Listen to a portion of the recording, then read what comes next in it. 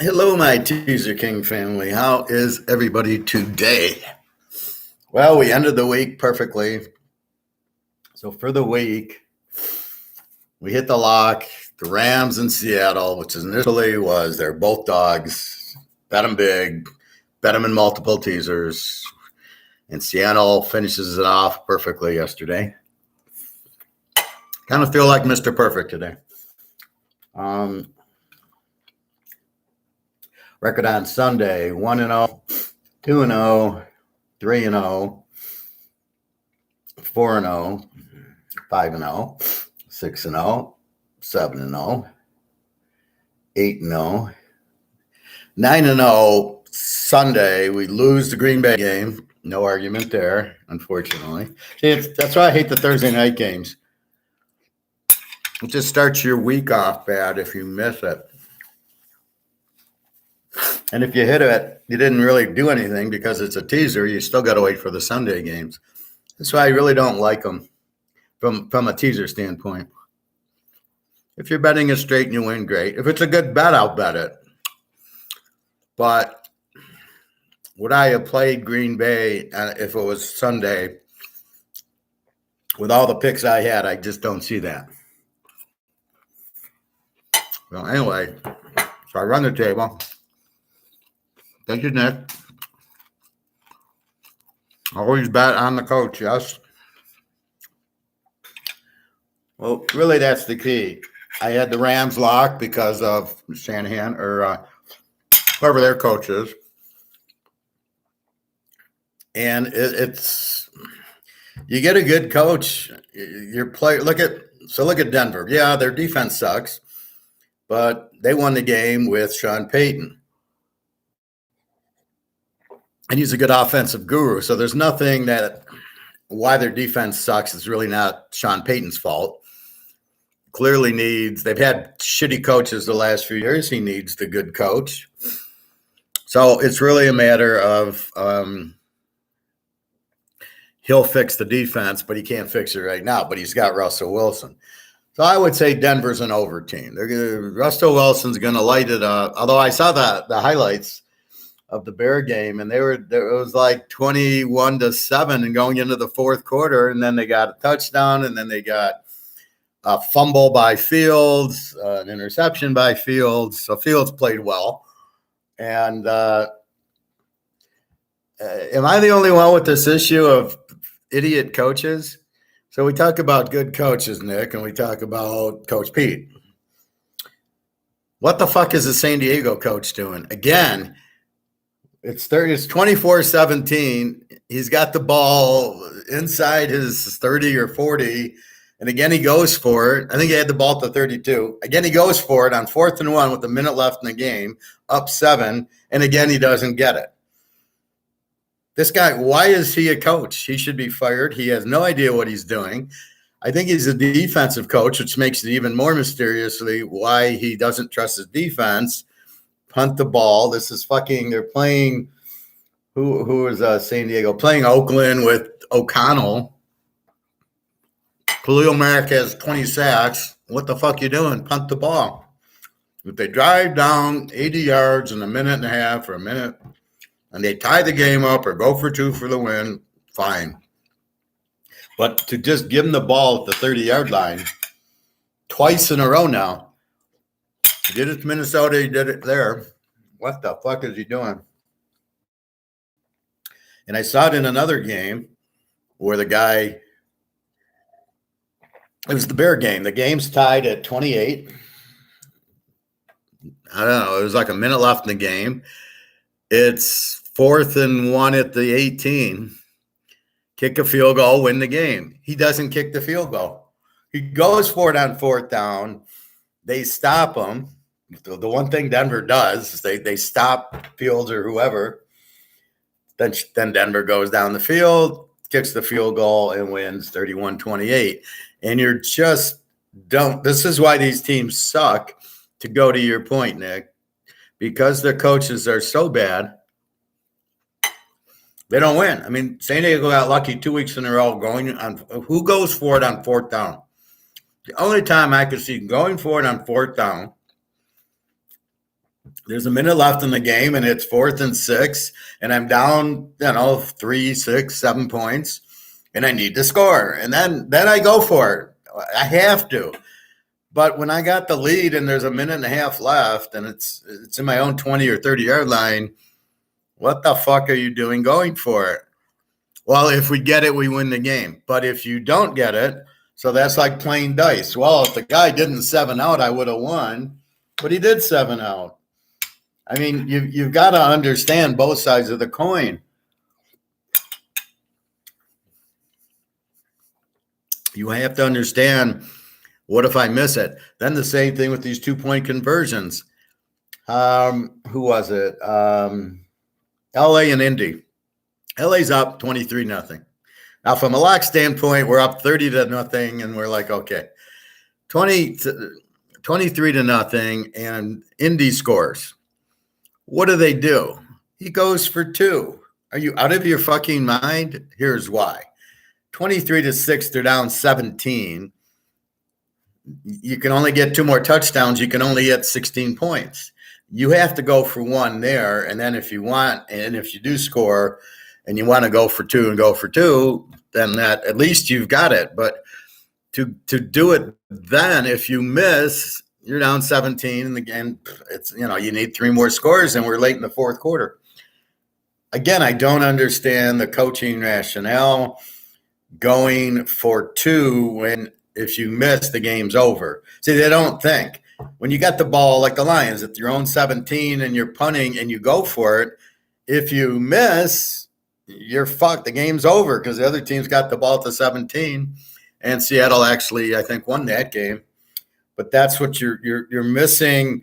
You're assuming you're going to make it because the algorithms or the analytics say to go for it. And this is the problem I have with that. It's like gold going down because the dollar goes up. The dollar's going up against weaker currencies. It doesn't mean gold should be going. Gold's not losing value. Gold isn't tied into the dollar where if the dollar goes up, the value of the gold goes down. It's supply and demand. It's Austrian economics is how everything works. But if the dollar goes up, my Canadian Club 12 does not go down in value because gold went up. This is what it is at the grocery store. If it's $65 and the dollar goes up or the dollar goes down, it's still $65. And that's how gold is. Once we get the physical, will be the same way. Just because the dollar goes up doesn't mean gold goes down. Where are they getting this algorithm from? And with massive inflation, it doesn't make any sense. Seems like when top-tier quarterback talent is sparse, you have to consider the coach a lot more. Well, I'll tell you, Nick, what I'm watching, and when I watch the highlights, because I can't sit through – the only game I watched this weekend for more than 10 minutes was the Dallas-New England game. And Mac Jones looks spectacular. Belichick really looks like he knows what he's doing. What an idiot. And then Zappe comes in. They're down 38-0. Zappe comes in. But it takes Jones had to throw 4 interceptions before he put Zappe in. 4 interceptions. Are you out of your mind? That's my point about Belichick. He won because of Brady, period. Without Brady, he hasn't done shit, and he won't do shit, and he doesn't even know how to – he's got the wrong quarterback in. The guy throws 4 interceptions. He still leaves him in. Yet with Brady, what did he say? Oh, you throw an interception, we're pulling you and that and that. He doesn't even understand talent at all, and he doesn't really understand how to coach. And that's fine. He got his name because he was the defensive coordinator with Bill Parcells, and he had Lawrence Taylor. So it's like I'm a great offensive coordinator because I have Tom Brady or I have Joe Montana or I'm coaching Michael Jordan. Aren't I a great coach? I mean, Jesus Christ, get out of the fucking way and let them play. Then you're a great coach to get out of the way. But in this case, what is he doing? Why is he leaving Jones in after 4 picks? Plus, Jones wasn't even the proper quarterback. The play against Dallas, I mean, what were you even thinking? Zappe should have started the game if you wanted to win. he gave you a chance. He gets rid of the ball quickly. He can actually read a defense. So all these Alabama people love the Alabama quarterbacks. Oh, it's like the red-white game. We got Mac Jones against Tua today when they would play to each other. And I said to them, they both suck. That's probably why I'm not working there. It's funny, when Georgia beat Alabama, and I called it, and you know I called it here, and Georgia wins the national title, and I go to work the next day, and nobody says good call. What at that point, I knew I was working for a bunch of losers, and I couldn't get out of there quick enough.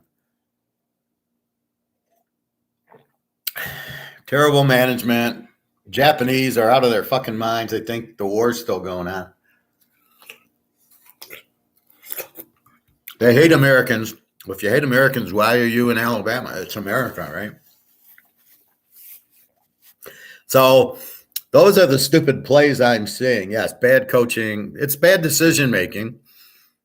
It's like I'm in the sauna or the hot tub and I go, do you have gold? And they look at me like I'm from Mars and they say, no, I don't. I got stuck. And I say, good luck. It's about to collapse. And they look at me and they can't open their mind to listen and understand. And if my logic's good, then why would you not go with it? So it's just crazy. But the problem, Nick, is finding good coaches. I mean, I did a coach thing in the beginning, in August to say, here's the coaches on the teams. And I ranked the coaches.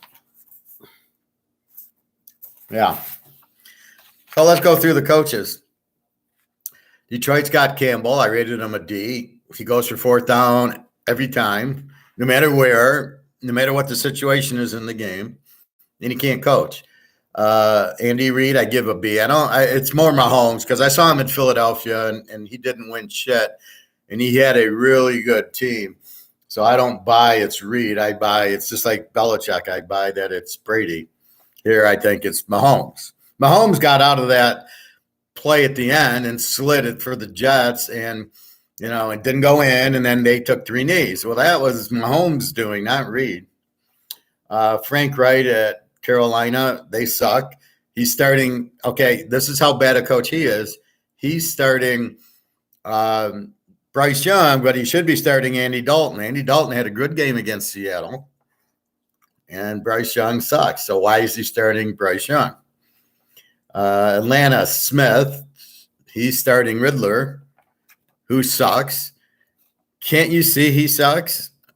And then if he does suck, maybe just go to 3 running backs and not have a quarterback because he can't throw. He throws too many turnovers, and you can't win with him. Maybe just hike the ball to Bijan Robinson and let him run a wishbone or something. I mean, be creative. Play the players you have, and then that you can win with that. But you can't win with Riddler.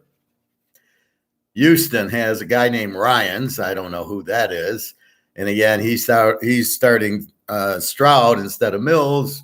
Mills sucks. Why is Mills on the team? I don't know why these terrible Stanford quarterbacks, why they think they're any good. If they're any good, they'd be good in the Pac-10, not terrible in the Pac-10 and good in the pros. So Ryans has Stroud. He's they looked a little decent against Pittsburgh, but Stroud doesn't know what he's doing. He shouldn't be playing now. Maybe after 8 or 9 games. You ease him in. You don't start the guy from day one. And, I guess their team's so bad because he's such a good coach. I give him an E. Then Harbaugh, it's the same argument. Why are you starting Lamar? He had the guy from Penn State who was a lot better. But Harbaugh, I don't see it. He used to be good, but he sucks. He's never really had a quarterback. He doesn't know what he's doing. So I give him a C. Then some guy, Taylor at Cincinnati. Okay, give him credit. He plays Burrow and Chase. God knows what's wrong with Burrow. I just stay away from them. He doesn't look good. A lot of it's coaching. He keeps getting sacked. So they still, again, have an offensive line problem, but Burrow can't run around because of his calf.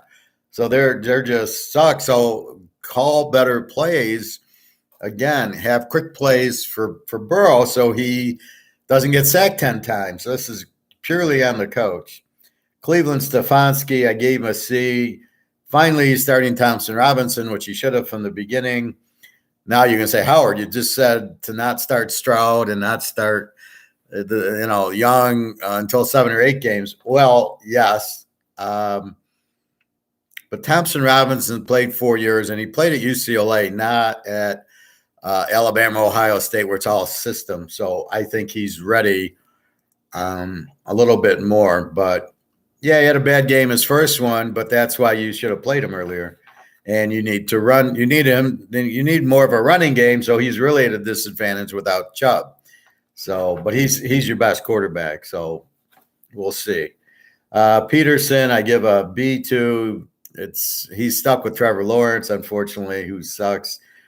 I don't know. He's okay. He was good on Philly. I don't know why Philly lets him go. I don't get it. You win a Super Bowl, you let your coach go. You let your quarterback go. What the fuck are you doing? And that's how bad they are. And they kept the Wentz, and Wentz sucked. And Wentz, they let him go. But you let the coach go and you let the quarterback go. Who got you there? Indy, second, I give an E. Starting Richardson's absolutely ridiculous. Richardson, I'm watching those highlights to see how they cut up to the Rams. All he does is run. It's just he takes the ball and runs. It's like Army. He just takes it and just runs around them like Josh Allen. It's out of their fucking minds.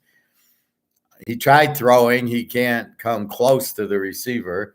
There's guys wide open on the sidelines. He shoots it 10 yards over or in the ground.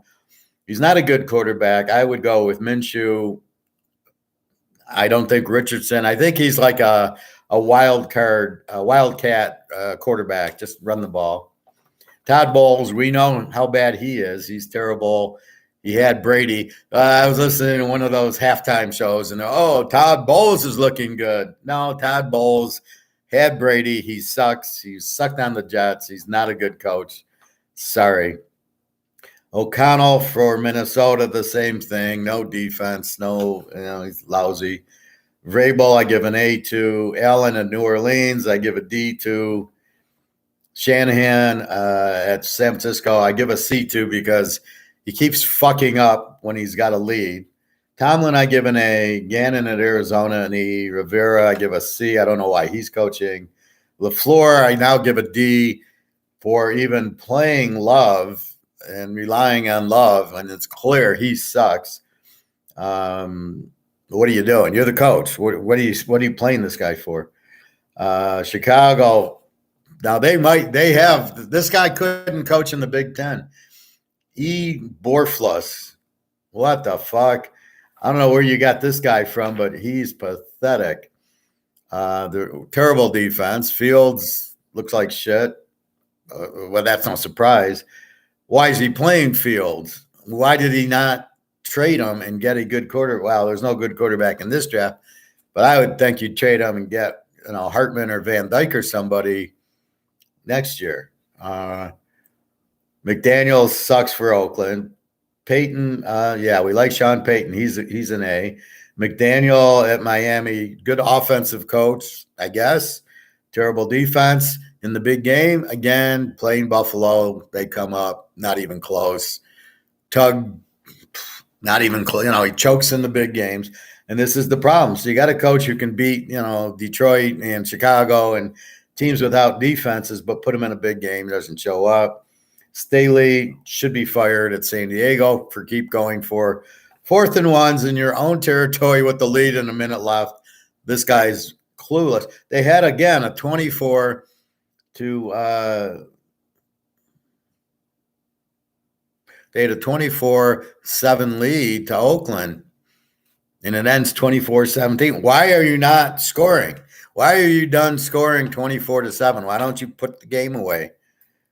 So you don't need the drama of the 4th down with the minute left. You should be up. Keep going, right? Good coach does that. Philadelphia, Sharani, they don't look very good this year. Their defense is, you got all those Georgia players, just play the fucking Georgia defense. What are you doing? So I think he's I don't think he's very good. I think if they had Coach Pete, they'd be. You'd see the difference if Coach Pete was coaching Philadelphia versus this guy. And if this guy went to Seattle, there'd be a joke. Belichick, I give a C.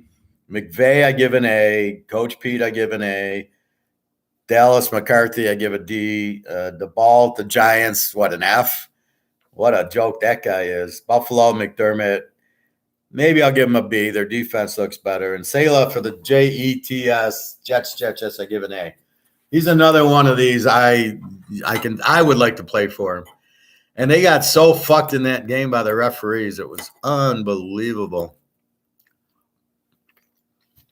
Just for you, Bobby, I got my hamburger omelet. So I actually have pieces of hamburger in the omelet with the broccoli, with the peppers. Very tasty. I like to put onions in it, but I don't have any. So I put it in the frying pan. It's runny, because you throw the egg on top. It's runny. When it starts to dry, I throw it in the oven for about 5 minutes, and it bakes in, and it's great taste. Anyway, so last week was a huge week, finally. Well, I start figuring out I'm betting against Indy and Houston because of the quarterbacks, and I stopped doing that. I don't think – I played LA because they were a dog. You made the Rams a dog. Cleveland and Baltimore, you didn't have Watson. That was an easy under. I had Philly minus 2.5. As I said, it should have been a 10-point favorite. Why they made it 8.5 made no sense. The teasers were all good at 2.5. Nothing made sense there. The under, New Orleans, Tampa Bay, neither team can really do anything. And actually, Carr played. I thought he was out. It did not say he was playing. I thought he was out. The under in the Pitt-Houston game, Pickett sucks. He shouldn't. What is he? And why are you starting the guy? He's terrible. He wasn't good at Pittsburgh. What makes you think he's going to be good in the pros? I think that's my biggest pet peeve. If the guy sucks in the ACC, all of a sudden we're going to go up a level into the pros and he'll be good. I don't understand that theory. Like Trubisky, he sucked at North Carolina, and the Bears make him the second pick in the draft, and then they wonder why 2 years later they let him go because he sucked. Well, if you knew what you were looking for, he wouldn't have sucked.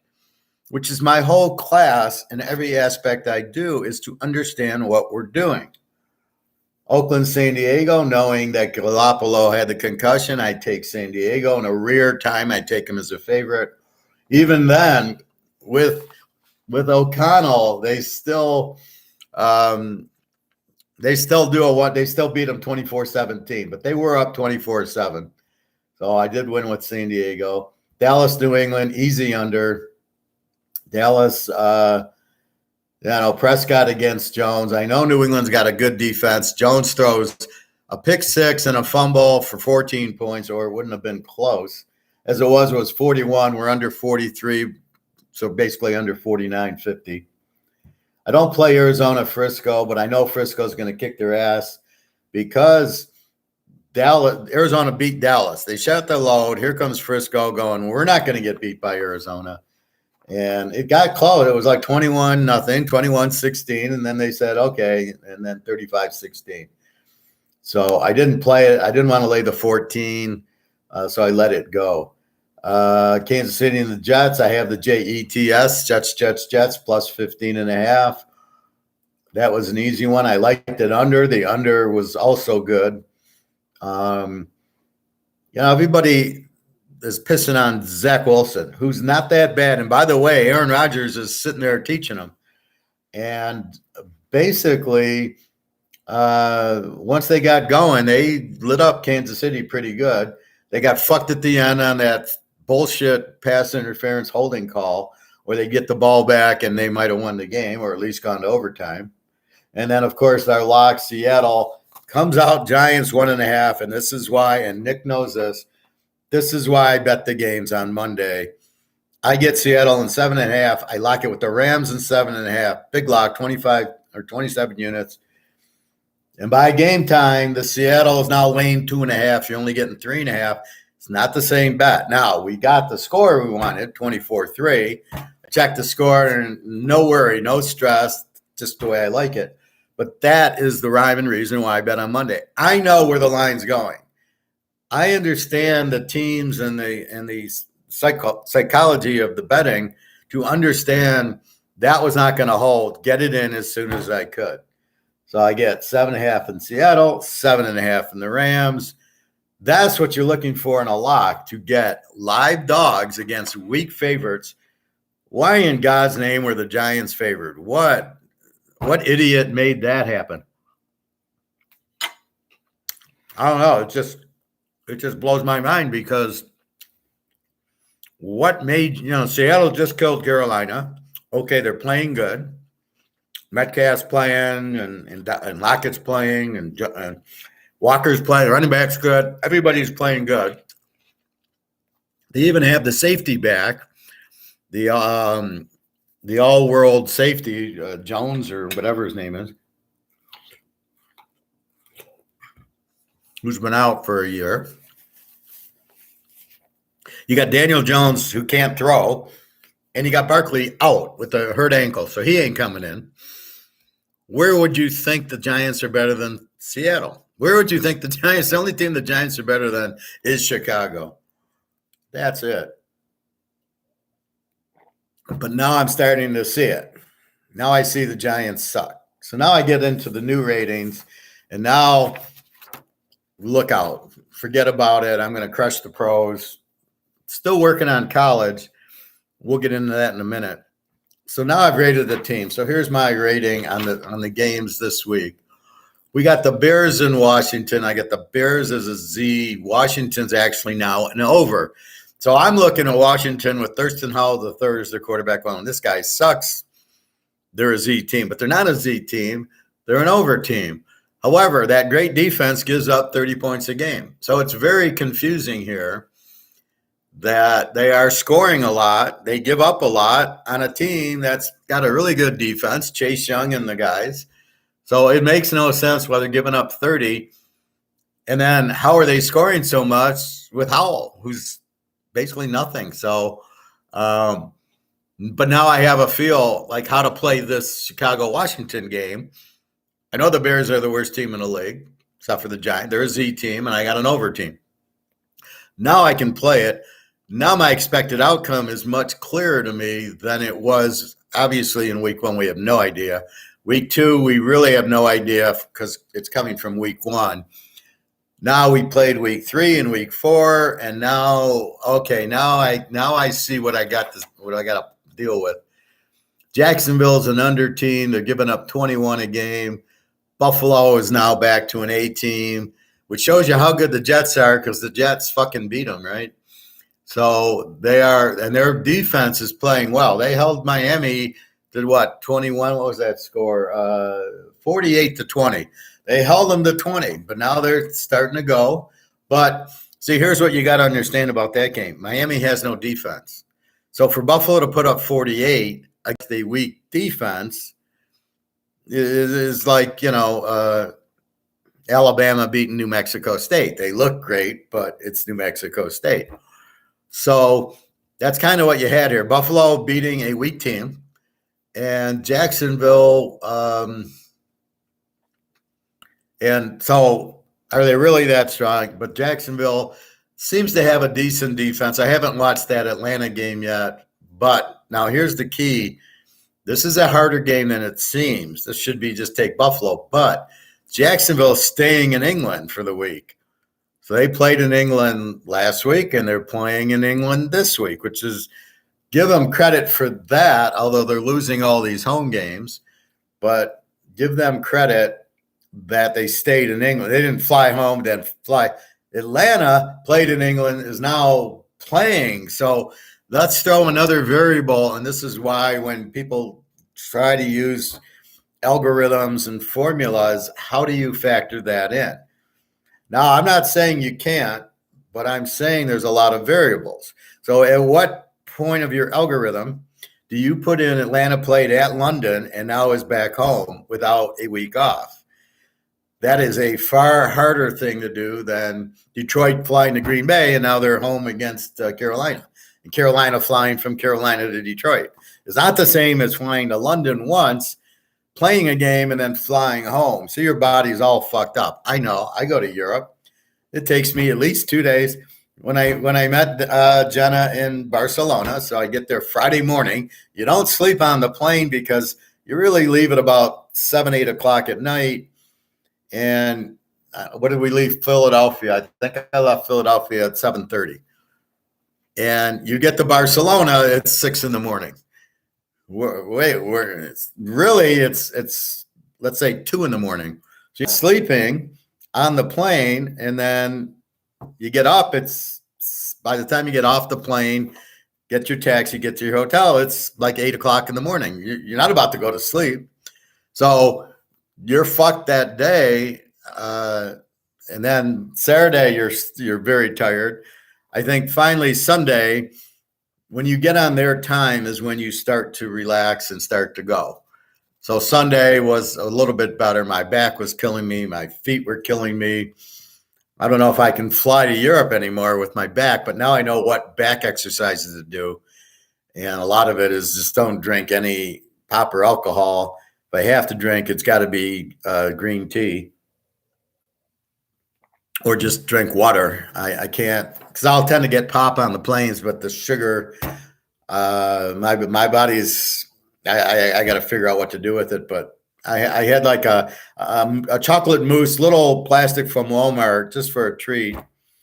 And my knee's bothering me now. And I'm like, what the fuck? I can't eat any ice cream, cookies, any of that. If I just have a little snack, my feet hurt, my knee hurts. Like, what the fuck? So I got to be very careful, especially flying 8, 9 hours. And my back's okay. I can walk pretty good now. But if I walk the lake for like a mile, it tightens up. It compresses because the gravity puts my discs together, which hurts. Then I sit, then I'm better. But I can go a good half mile, 3/4 of a mile before it starts hurting. And then I'm working on different ways to walk. Anyway, off on a tangent. So how do we impact Jacksonville staying in London versus Buffalo? So it's not just matchup. Do we go over or under on the game? Do we take the Bills at 5.5? Do we take Jacksonville at 11.5? So what should happen on a normal Sunday, and then what's going to happen here, and it's at 9:30 in the morning Buffalo time. So I'm assuming Buffalo's already there. If they're not, they're crazy. And Jacksonville's got a huge advantage because they're there and they stayed there. They played the game. They stayed there. They hung out. So keep that in mind. But I get Buffalo as an A team. Jacksonville as an under team. Lawrence sucks. They did hold Mahomes down. And then they held Atlanta down last week. So maybe they got a good defense. Don't know, but it looks like they do. But then they lost. Didn't they lose to week 3? Jacksonville loses to Houston 37-17. So what the fuck's going on? So this is the problem with Jacksonville, and this is the problem with most of the league. They'll play one game, and you go, okay, that's who they are, and then they completely switch the next game. And you're like, okay, who do we have here? That's mostly coaching, quarterbacking, defense.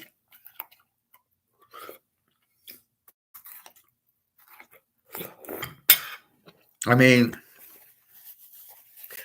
as a gambler, I need consistency. I need to know what I'm getting. I need to know who to bet on. That's what takes me to Mahomes and Burrow and Herbert and Montana and Rice, right? All that.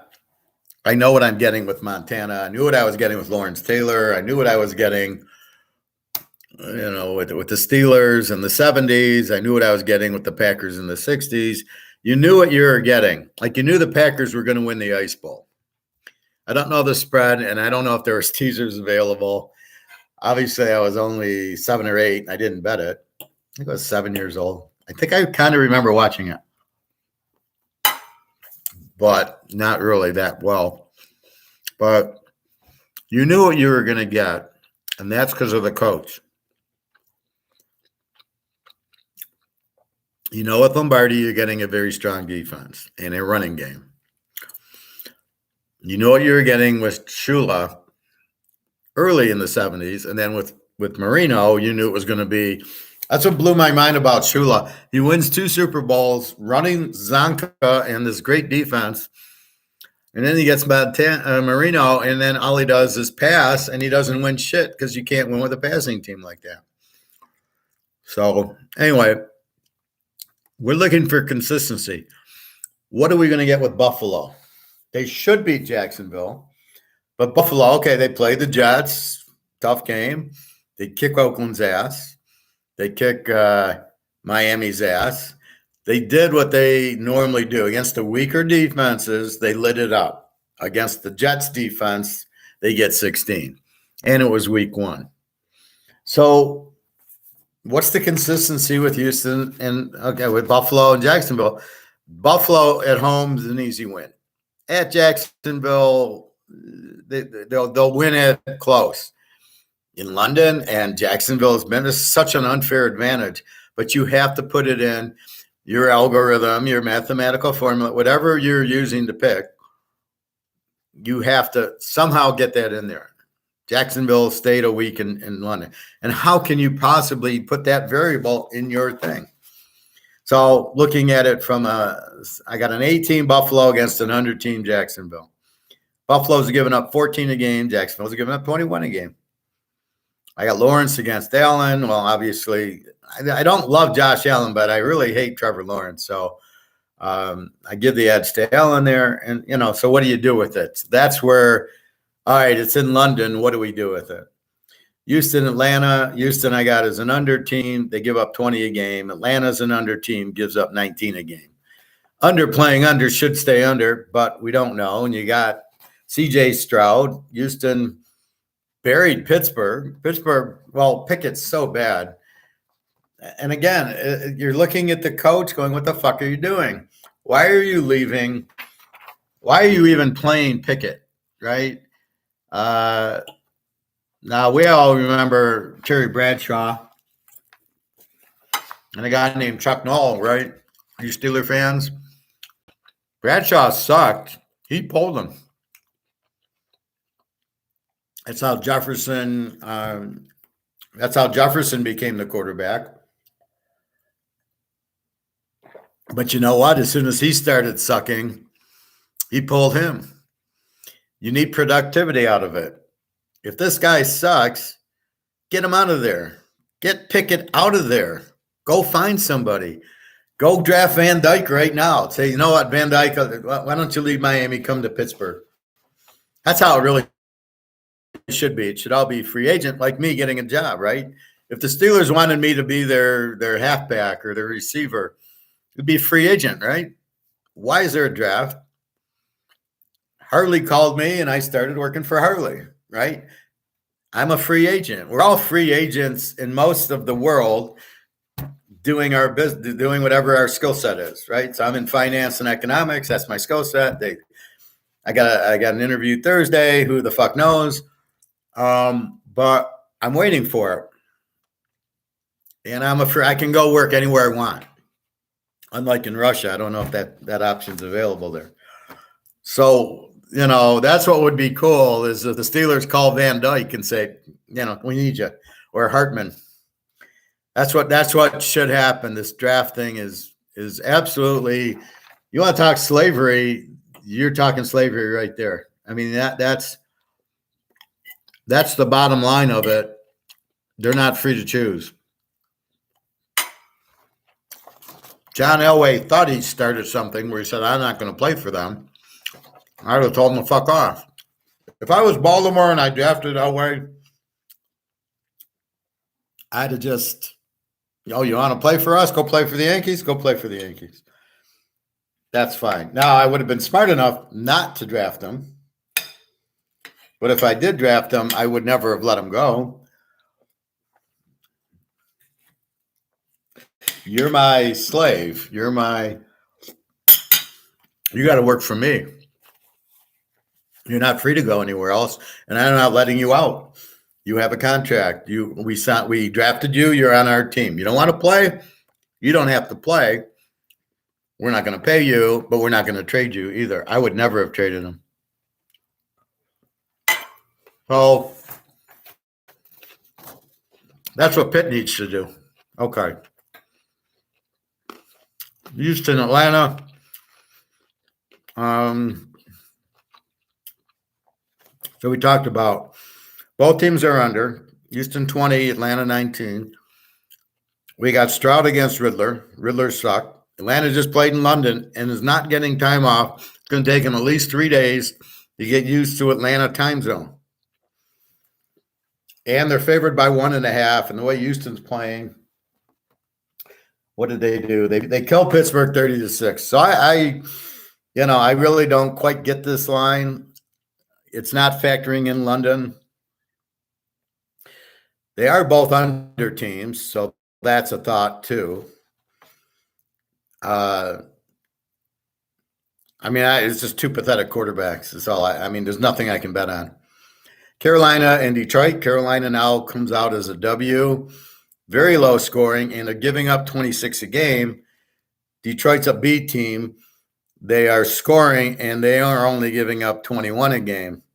Now, granted, you've got to read between the lines. They beat Green Bay and Love. No big deal. They beat Atlanta with Riddler. No big deal. They beat KC without Kelsey, and the guy dropped 10 passes. So that they still gave up 20 points to Mahomes with 20 drop passes. And then they lost to Seattle. 30. They gave up 37 there. So you're like, wait a minute. They give up 20 to Mahomes, but Kelsey doesn't play. They give up 37 to Seattle, and they can't cover good receivers. Metcalf and Lockett ate them up.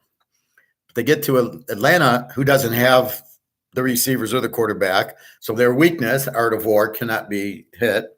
Then they go to Green Bay, and they don't have a quarterback or receivers that can really hurt them. Adam Jones doesn't show up. He's got a pulled hamstring. He plays 4 plays or 5. I had 4 carries, not a threat. Their quarterback sucks. So how good are the Lions? Well, if they're playing a passing team, they're going to be in trouble. San Diego will light them up. Seattle lights them up. Minnesota should light them up. But not the Bears and not Green Bay. So that's going to be 4 wins. And here comes Carolina. Well, what Carolina does not have a quarterback. Vince Young is not he can't throw. Only if they were going to play New Mexico State, I could bet Carolina. Otherwise, I can't. And again, against Georgia, he didn't show up. And he's not showing up here. And their defense sucks. They're giving up 26.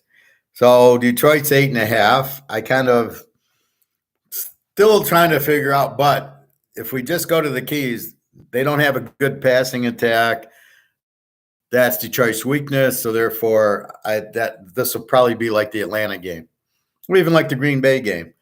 I think Detroit can score on this weak defense that gives up 26. So I'm always looking for the over defense to bet against. And so I think Detroit can win. I don't know, 8.5 right now. I'm not rushing to bet it to keep it under 9, but I think 8.5. If they keep 8.5 like they did last week, I could see laying 2.5 in the game. But I don't trust Detroit, as you know. But this could be a case to bet on them because Vince Young and Carolina's defense, they should beat them. Tennessee and Indy. Tennessee's an under. Tannehill.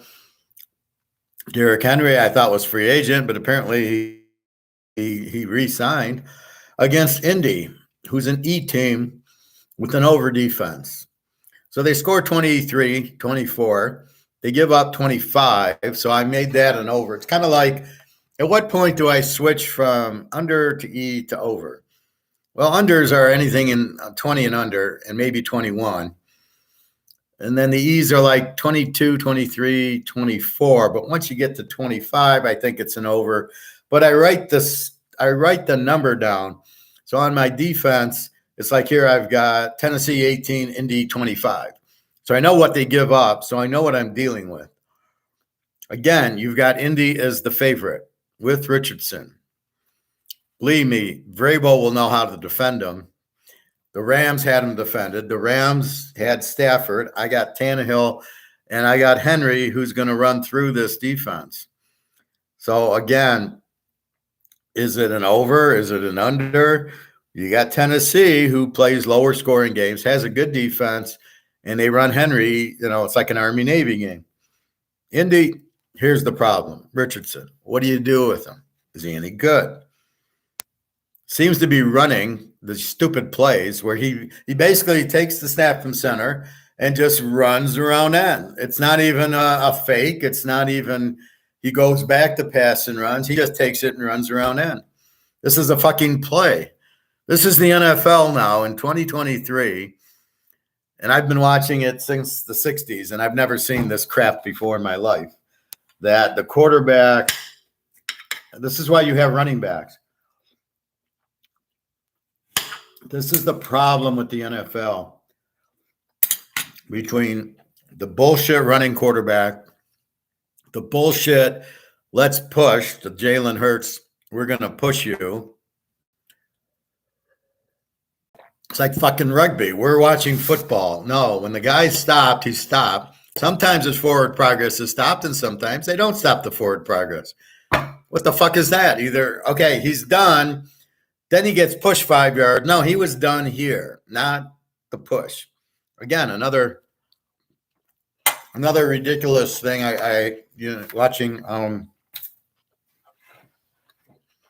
Watching football. It's just so bad right now. From the tackling. Oh my God.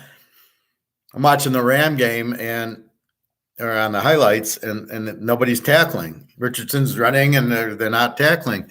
Then they make a big hit, and they call personal foul, roughing. You hit too hard. We need the safety of the players. What the fuck? Well, what are you supposed to do as a defensive guy?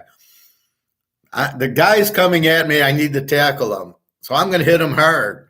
Well, you hit him too hard, so you hit him too hard. Like, what the fuck is wrong with this game? I'm telling you. So, yeah, good luck. It's very hard to handicap it, but it's got to be harder to play it. Well, you got to tackle them, but don't hit them. That's why these guys are running around going, I don't know what the fuck to do. I don't want to get a 15-yard penalty. So they kind of hit them, and they don't wrap up, and the next thing you know, the guy breaks the guy like Richardson's running, and, it's a nightmare, really. It's getting very, very bad. So, again, we got Richardson running, but what does that mean? Does that mean points? Well, not really. Does it mean wins? Well, he's not good. He can't pass, right? So at the end of the game, the score is tied 23-all.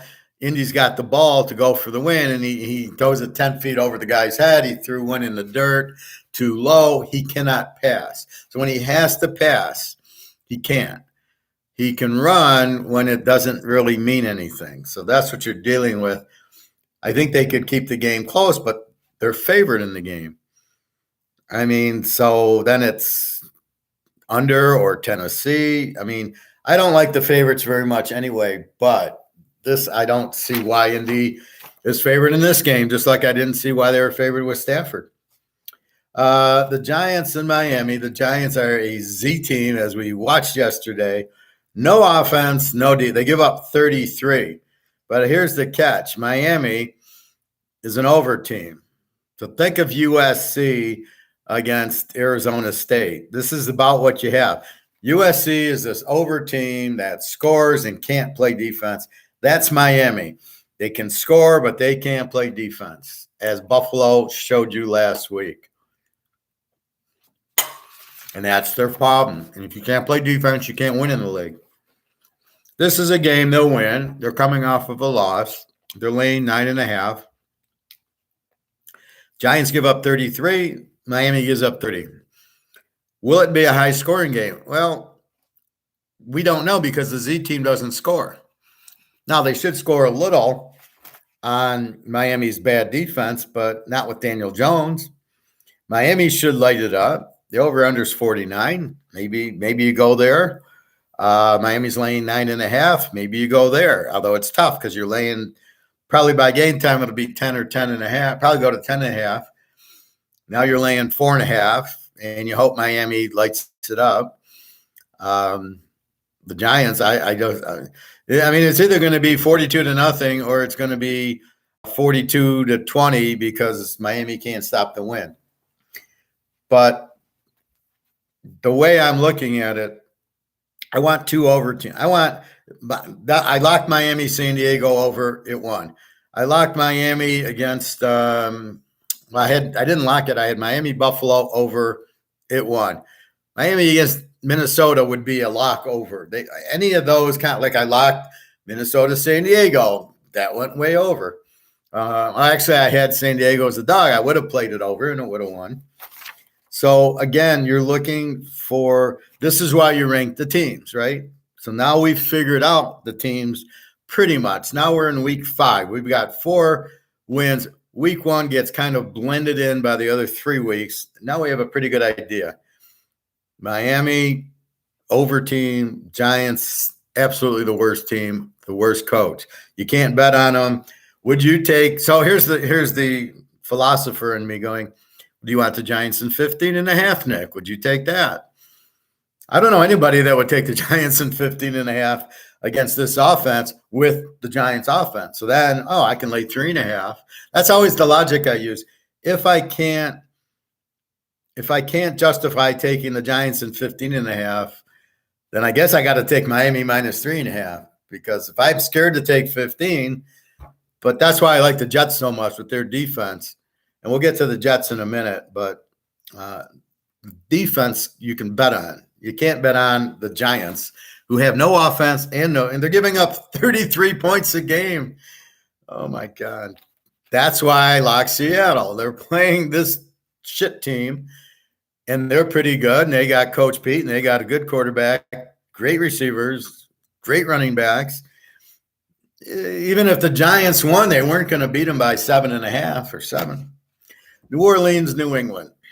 Both teams are under. New Orleans giving up 19 a game. New England's giving up 24 a game. Belichick gets credit because he coached Lawrence Taylor. It's like the big fat guy at New England getting credit for coaching Tom Brady. No, I ain't the coach. So Belichick, I'm really wondering about, is he any good of a coach anyway? The defense was because of Lawrence Taylor isn't really there. But against New Orleans, this should be a defensive struggle. And the over-under shows it at 39. Carr did play last week, so I assume he's playing. He took the shot. And then we've got either Jones or Zappy. If it's Jones, I love the under because he sucks. If it's Zappy, that scares me. And we've got New England 1.5. So do we even trust New Orleans? Well, not with Winston. I would trust him with Jake Haener, but he's suspended for a few more weeks, I assume for gambling or something. So can we pick a winner? Not really. I mean, I'm scared I can't bet Jones in New England. I don't know how to bet New Orleans with Carr. I mean, although they got Kamara back, they got Olave, and they got Thomas back. So they are pretty much back offensively. The question is their coach any good? So this looks like could be a low-scoring game. Can you take New England or New Orleans? I don't know how to take either of the teams. So maybe you go dog, maybe you go under. I don't know. But we are learning the teams, right? Baltimore, Pitt. Baltimore is a B team. They're giving up only 15 a game, although they played Cincinnati, Cleveland, and Houston, and I think Indy. So they played really nobody who's got a good offense. So if they played KC, this 15 goes out the window. So it's 15 with an asterisk. Well, by the way, they played 4 shit teams. Pittsburgh's a W. They're giving up 25 a game. And again, they played the 49ers. Last week last week's puzzling. They lose 30-6 to Houston. 30-6 to Stroud. But the quarterback got weaker, not better. Imagine that. Pickett is, I believe, worse than Stroud. How do you bet on Pitt? They're a W now. They give up 25. They got Pickett. They can't score. Baltimore's got Lamar, which is hard enough, but they're only giving up 15. They're laying 4.5. Now, this is a trap because this game is always a 1-point, 2-point game. It's always very close, especially in Pittsburgh. Pittsburgh, I guarantee Tomlin is beating these guys, losing to Houston 30-6. Tomlin's too good of a coach. They will play a very good game against Baltimore. They see him twice a year, so they got Lamar down. I don't think Lamar has good games against them. So they know how to handle Lamar, and they know how to handle Baltimore. So that's one thing you give Tomlin. So here's where you kind of throw out the grade, but they are having trouble scoring, and you can't see – what most people do is they'll see the Houston game, and they'll go, oh, they lost to Houston 30-6, so I'm going to bet against them this week. It doesn't work that way. They're not at Houston. They're at home. They're not playing Houston. They're playing Baltimore, a team they're very familiar with. So with that said,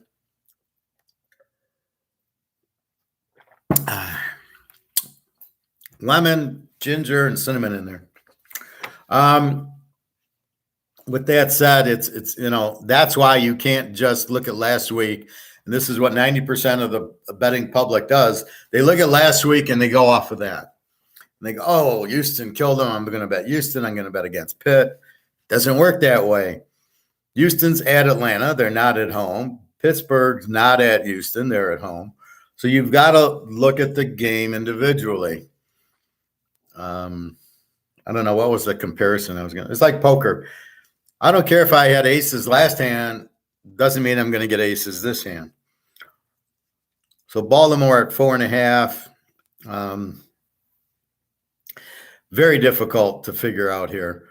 The better defense is Baltimore at a 15, but we got to take into account who they played. Pitt played Frisco. Baltimore hasn't yet. So the divisional play. So Baltimore gets Frisco too, and Seattle, and then we'll see what they're made out of, and the Rams. If they played the Niners. But Baltimore hasn't played anybody. So this is still a little bit, you got to play on with it a little bit. Are they really a 15 defense? Well, they played Cincinnati 27-24, Joe Burrow, but he's injured. But it was 27-24. Baltimore won the game. Cleveland game, they got Thompson Robinson, and Houston, the first week was 25-0, and then I think they beat Indy, so or lost to Indy, I think. So it's a very difficult. How do you read between the lines on this? And I don't know that you can. So I'm going to struggle. I don't think Pitt's a W. I think Pickett sucks, but we know Lamar sucks, and Lamar's going to suck in this game because Pitt knows how to handle him.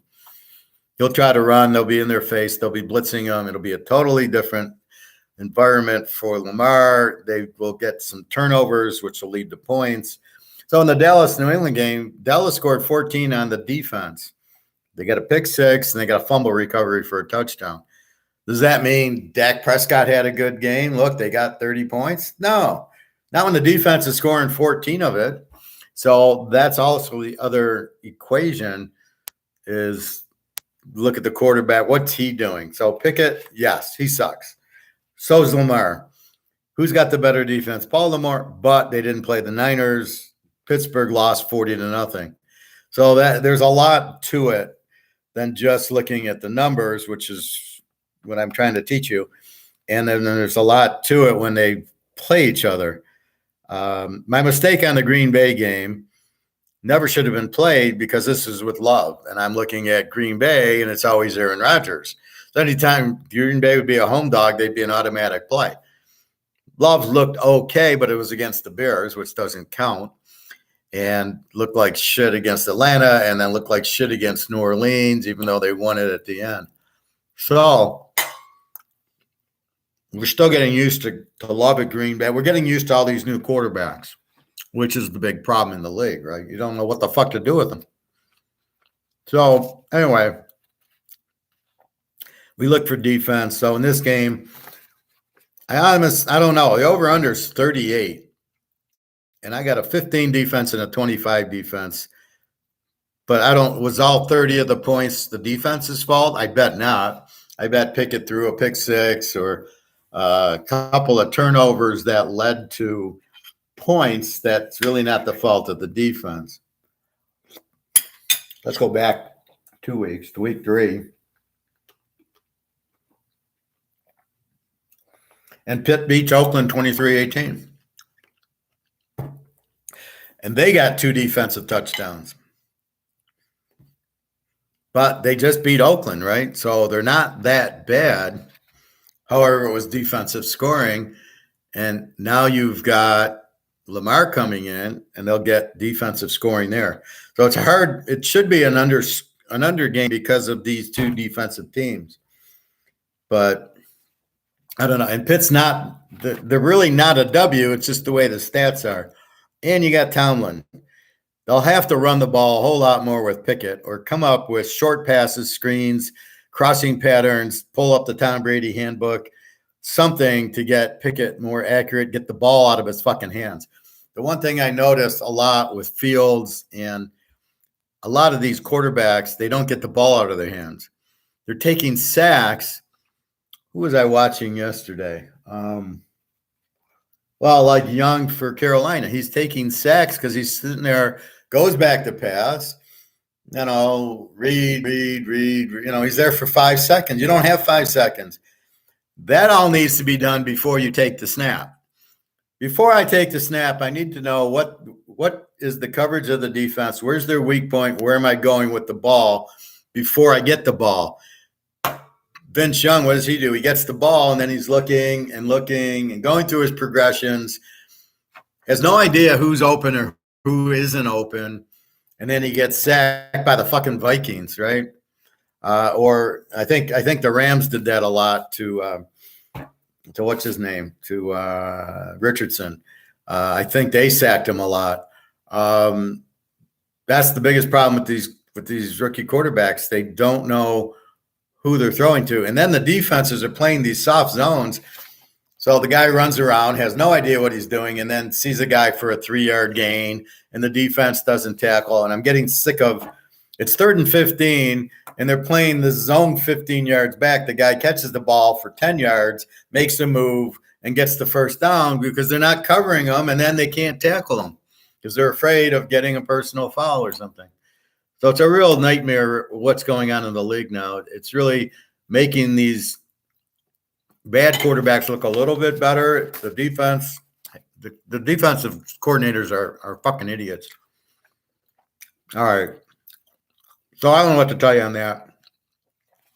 The game's in Pitt. I think Pitt plays them better. They're embarrassed off the 30-7. I told you Denver would be embarrassed. And they got lucky to play the Bears, and they won. And I think Pitt's very embarrassed. Tomlin takes these personal, losing 30-7 to Houston, and here comes Baltimore. And Baltimore is going to have to pay for it. I wouldn't be surprised if Pitt gets the win. I wouldn't be surprised if this is an under, but I don't think their defense is a 25. But that's the way the numbers weeded out. Philly and LA. Philly's a B team, not an A team this year. The Rams are like an E team, maybe more like they're kind of a B team. Pros in college, I got to adjust a little bit. So Philly scores like probably 27, 28, gives up 23. They're having a good offensive year. Their defense isn't quite there yet. It's surprising with all the Georgia guys, but they lost their defensive coordinator. They got a new defensive coordinator who's not as good. Just like the coaches, there's Coach Pete, and then there's Dan Campbell of the Lions. They're different skill sets. We want to bet on Coach Pete, but So he let Jim Schwartz go to Cleveland. All of a sudden, they got the best defense. And all of a sudden, Philly's defense isn't as good. They're letting up 23 a game. That's ridiculous. They even made Matt Jones of New England look good. The Rams are an E team, so they're scoring in the 20s, and they're giving up 21. So they're a little bit better than an under team. If they're an under team, they'd be 21-21. So they're scoring probably 25-26, giving up 21. I mean, this to me hurts against Stafford. Stafford far better. The defense actually goes to the Rams, which is incredible. And the offense probably goes a little to Philadelphia. So here's where you get into the dilemma. Do I play the game over or under? I don't know. You got a 23 playing a 21.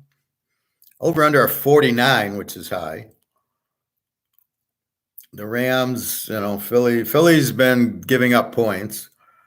Games in LA doesn't really mean anything. Just that Philly has to travel to the West Coast. I think the Rams and the points, maybe you can take the Rams, but I always worry about betting against Philly. Playing the better defense, I'd be playing the Rams. They had the 23-0 lead on Indy and blew it somehow and let up 2 2-point conversions. Like, what the fuck were they doing? But where was the team the first 3 quarters? They had a 23-0 shutout. So I don't know. But I at least have an idea of the team I'm playing. Philly, a B team. For all intents and purposes, the Rams are a B team, a point or two less. And again, they had to play San Francisco. Philly hasn't. And they still put up. See, here's how I look at it. They lost 30-23 to Frisco. They put up 23 on Frisco. They will put up 23 on Philly, which gets me into the 40s, which probably makes the game over 43 if I trust what they did to the 49ers, what they'll do to the Eagles. So again, it's really about matchups. And again, at least I got Stafford and Hurts. I know what I'm going to get from Stafford and Hurts. So there should be some scoring in this game. Cincinnati, Arizona. What do we do with Cincinnati? What do we do with Joe Burrow? Oh, my God. I think he's got a serious calf problem. Obviously, because they don't last 2 months. They just blitz him and he gets sacked. He throws the ball away. They're a W team because they're not scoring, but their defense isn't bad, 24. Arizona's an over team. They score a lot. They give up a lot. So we have a contradictory here. We got an under team, kind of, and against an over team. If Joe Burrows was healthy, this would be an easy over. This is why we got frustrated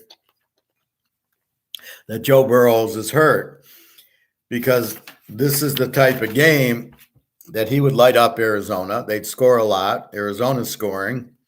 This would be an easy over. So I don't know. Looking at injuries today, I mean, he's probable. I saw Cam Rising out with, like, he's not questionable with the knee. He's out indefinitely with the knee. Did he hurt it? What the fuck's going on? He's been practicing. Maybe he hurt it. I don't know. So I don't know enough about that, but we'll just assume we're going to not even think about. We'll assume Utah doesn't have Cam Rising. Great defense, no offense. Okay. So that's what we have here. We got Joe Burrow injured. He's playing injured. I mean, there's no question. It's like Mahomes. He hurt his ankle. He still played the playoffs and the Super Bowl, right? There's just guys that do it, and that's it. And I'm sure Rising would play if they would fucking let him out on the field. So this is a difficult one. Arizona beat Dallas. They kind of came on against the Niners, and the Niners said, okay, we're done fucking around with you. And the Niners beat them.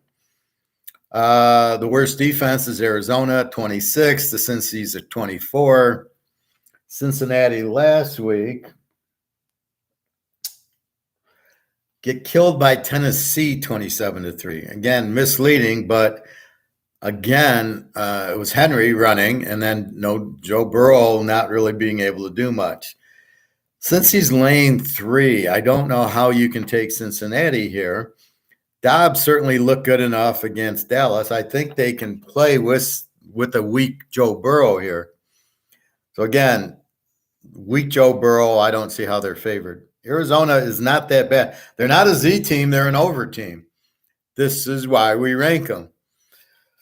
We know the Bears and the Giants are Z teams, but Arizona's not. They're scoring good and they're giving up 26, but they're scoring 25, 30 points a game. So that's why we rank them, because who are they? And again, we can't look at they beat Dallas, but then they lost to the Niners. Tough school. They have to play Dallas because you got to play the Niners twice, the Rams twice, and Seattle twice. So that's where you get. But because they played Dallas and the Niners, Cincinnati's defense is going to look pretty easy. So Cincinnati's giving up 24. They're an under, they're an E, somewhere around there. So since he's a pretty weak team right now, Burrow's playing. Apparently he can't move around enough, so he's getting sacked a lot. Does Arizona have a defense to sack him? I don't know. So it's Burrow against Dobbs. I think Arizona as a home dog would be good. I would like the game over, but as bad as Burrow looks, I don't know that I can count on him. So if I can't count on the score, I got to take Arizona here. So it's a real tough game. And then is Burrow going to get healthy? And you get screwed because Burrow's fine, and he lights up Arizona like Frisco did. Denver and my Jets. My Jets are an under team, unfortunately, with fucking Aaron Rodgers. Now, Denver's an over team. The Jets give up 21 a game with their schedule. Dallas, Buffalo, forget New England, and then they just and they played Kansas City. So you played Kansas City, Dallas, and Buffalo, and you're giving up 21. Okay, so they're really, against the rest of the league, they're probably a 14 or a 15. Denver, we know, has Russell Wilson, and they can score, but their defense sucks. They don't tackle. That's what I was watching, the Bear Denver. I watch all the games in that 20 minutes on YouTube, and they couldn't tackle at all. So I now you're going to see Zach Wilson have a good game. And then all of a sudden they'll be, oh, well, I guess Zach Wilson's better and Aaron Rodgers. No, because they're playing Denver. When you play Dallas, your quarterback probably is not going to have a good game. When you play Buffalo, your quarterback's probably not going to have a good game. And ironically, they scored more points than Miami did against Buffalo.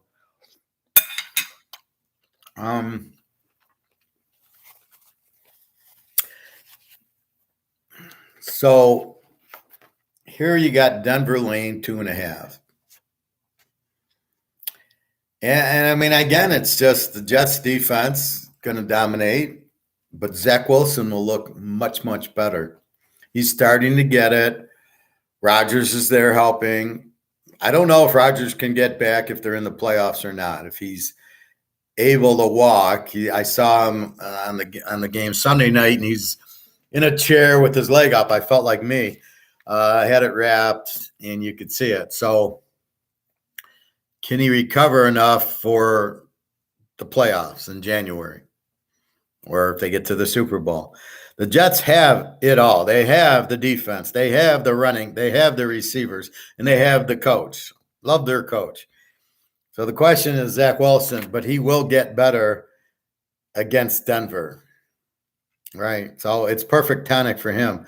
There is no way Denver blows them out. So this is again the JETS, Jets. Now over under 43. This is a tricky one because Denver should score in the Jets. The Jets should light up this 38 defense. Can you imagine you're in the NFL and there's a defense giving up 38 a game? So I don't get it. I'm looking. I mean, I look at the Jets over under a 43, but it's hard with this defense to go over. So we got to look for has Denver played the Niners or the Eagles or anybody with a good defense, and I don't think they have. But they played the Bears to a 59, and then they played Miami. So it's getting skewed because of the Miami game, 70-20. You got to throw that out. That's sort of like Nevada playing USC. You got to throw that game out. And then let's go back and look at Denver. Washington, they lost 35-33. So they couldn't handle. So Washington lights them up. And that's what makes Washington look like an over. But then that's why I bet Philly. But then it was 34-31. So Washington really is over because now they have that Philadelphia litmus test. The Jets have all that. You got Dallas, Buffalo, and Kansas City. They've been in the fire. Denver hasn't. But the fact they gave up to Howell 35 points and lost 35-33, see, that's where I'm getting burned. I'm thinking Denver's this. They got Sean Payton. I bet on them under in the game, if you can believe it. Now, if they play, that game is a total over. Hey, Nick, what are you thinking for Kansas and UCF? I'm talking pros right now. I'll get to it in a little bit. So if Washington, and they play 35, but Washington doesn't have the defense the Jets do. Denver put up 20 on Miami, which doesn't count, and they played the Bears. So they're playing really weak defensive teams, and I guess they're averaging about 28, 30 points a game, and they're giving up 30. So it's really hard to play Denver, the Jets, under, even though the Jets with the killer defense, but Zach Wilson lights them up, and I think Russell Wilson should be able to. It's only 43. I think you go over 37. I think that's a little bit. It's a tough one because it's a over team playing an under team. But as you dig into it and you look at who they played, I can see the Jets putting up a 30 here very easily. I'm not sure what Denver's going to do against the Jets, but Kansas City got what, 23-20. So that's a 43. Denver's pretty close offensively and a terrible defense. So I could see going over 37, but I'd be holding my breath through the whole game. But I think Zach Wilson has a very good game. KC, Minnesota, Super Bowl IV. KC won that one. KC's going to win this one. KC's a B team a little bit. The struggle with Detroit and the struggle with Jacksonville keeps their offense down. And then last week, they only got 23 on the Jets. So they're not scoring that 30 points, but they will here. Minnesota, with a very weak defense, gives up 24 a game, which is surprising, should be higher. KC defensively is only giving up 15. Yeah, the Jets got them for 20, but that's about it, right? So, again, the Lions get them for 14, and Jacksonville scores, 7 on them? 17-7, 17-9. So the defense is actually playing good. However, here, Minnesota should light them up a little bit more. Just Cousins and Jefferson at home, they're going to score. They're not going to stop KC with Mahomes running and dancing and sliding at the one. KC's laying 5.5. I can't see them losing to this defense. Over under a 52. So KC's a 15 defense, and Minnesota's a 24. So look for KC probably to be in the 30s. Minnie should get in the 20s just because they got, as bad as Cousins in, they got Jefferson. Hockenson, he's okay, even though he's an ex-Lion. So,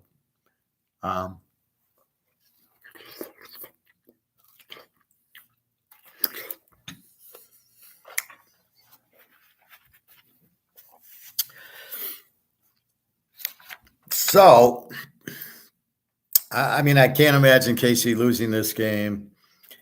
This isn't the type of game Minnesota wins. And, they lost to the fucking Giants in the playoffs. So, this is a kind of a weak team. If they can play a weak team, they can, like the Bears, they'll beat. The Lions, maybe they can beat them at home because the Lions have a terrible secondary. In this case, KC should light them up. Kelsey will have 15 catches. Minnesota, though, can and should score a little bit with Cousins. Now, he will get blitzed and he will get sacked, but they do have some running. They do have some balance. So it's a tough one. Again, do you think KC's going to lose? No, but it'll be close. And then the over-under of 52, well, Minnesota's not going to stop them, but how much does Minnesota score? That's your question. And you can compare it. If you look at the Jet game, at least a 43, and the over-under is 52, so we need 46.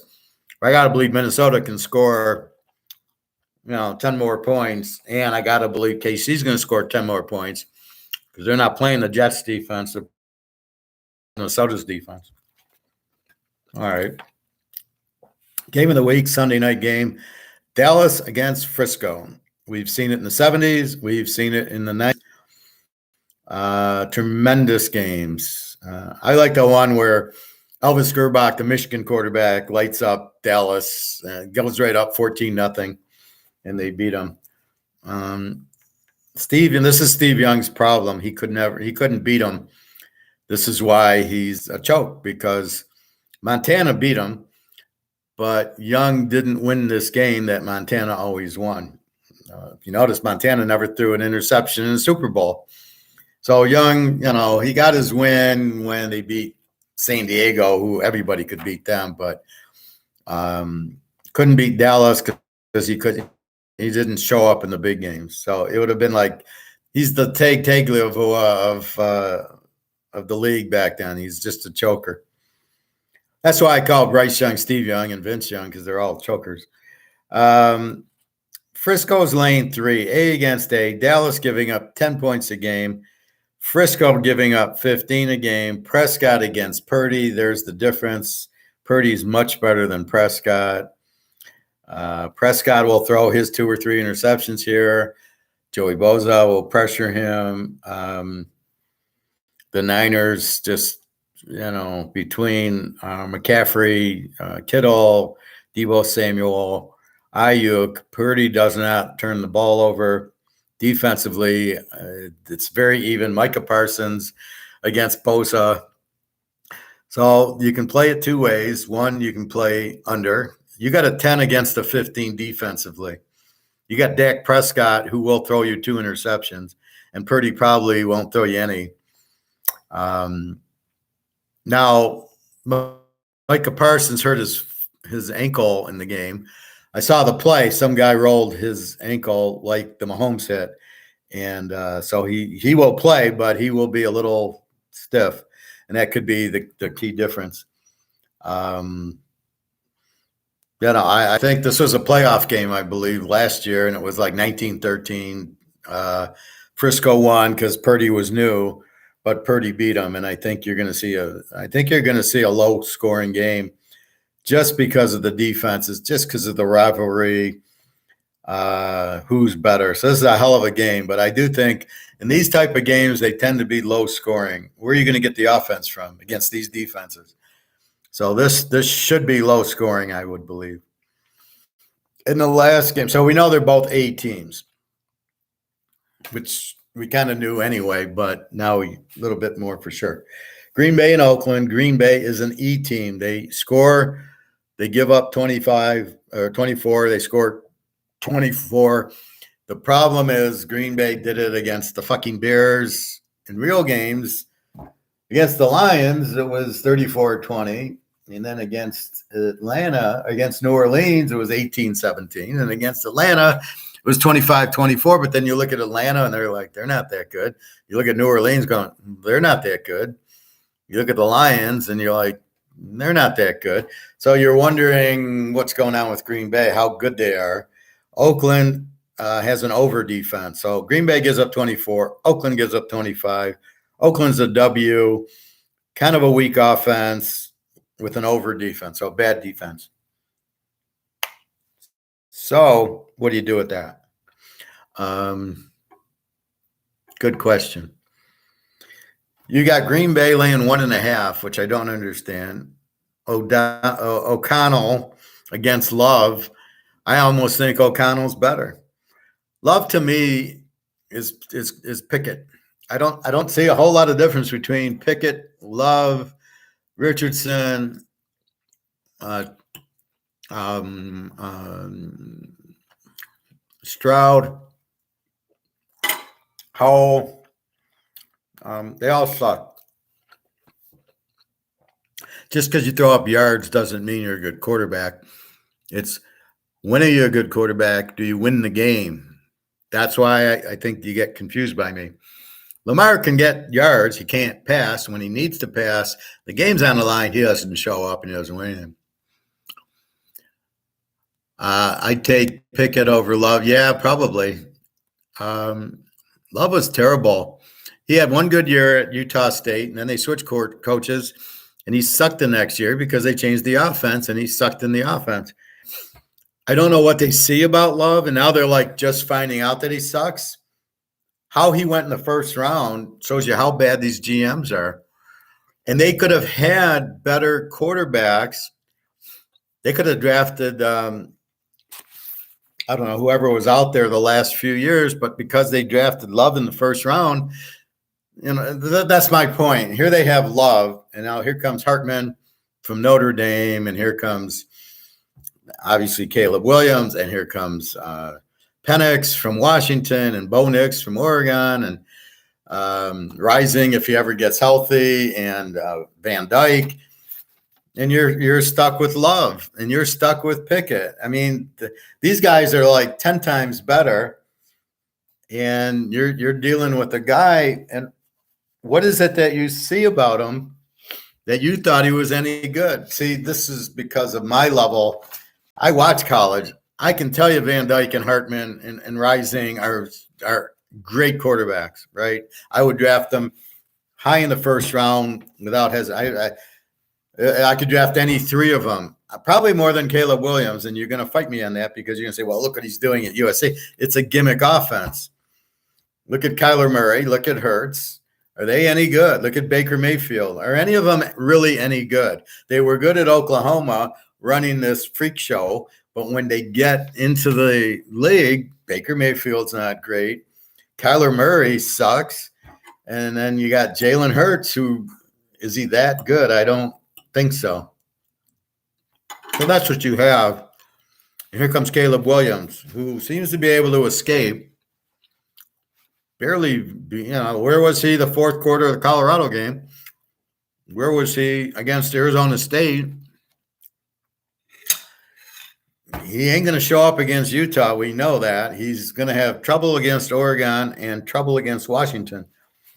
And who did they play this week? USC plays Arizona. They're a 21-point favorite at home, so they should win. Arizona's quarterback was out last week. We'll see if he's back, although their backup didn't do too bad, but they got reffed.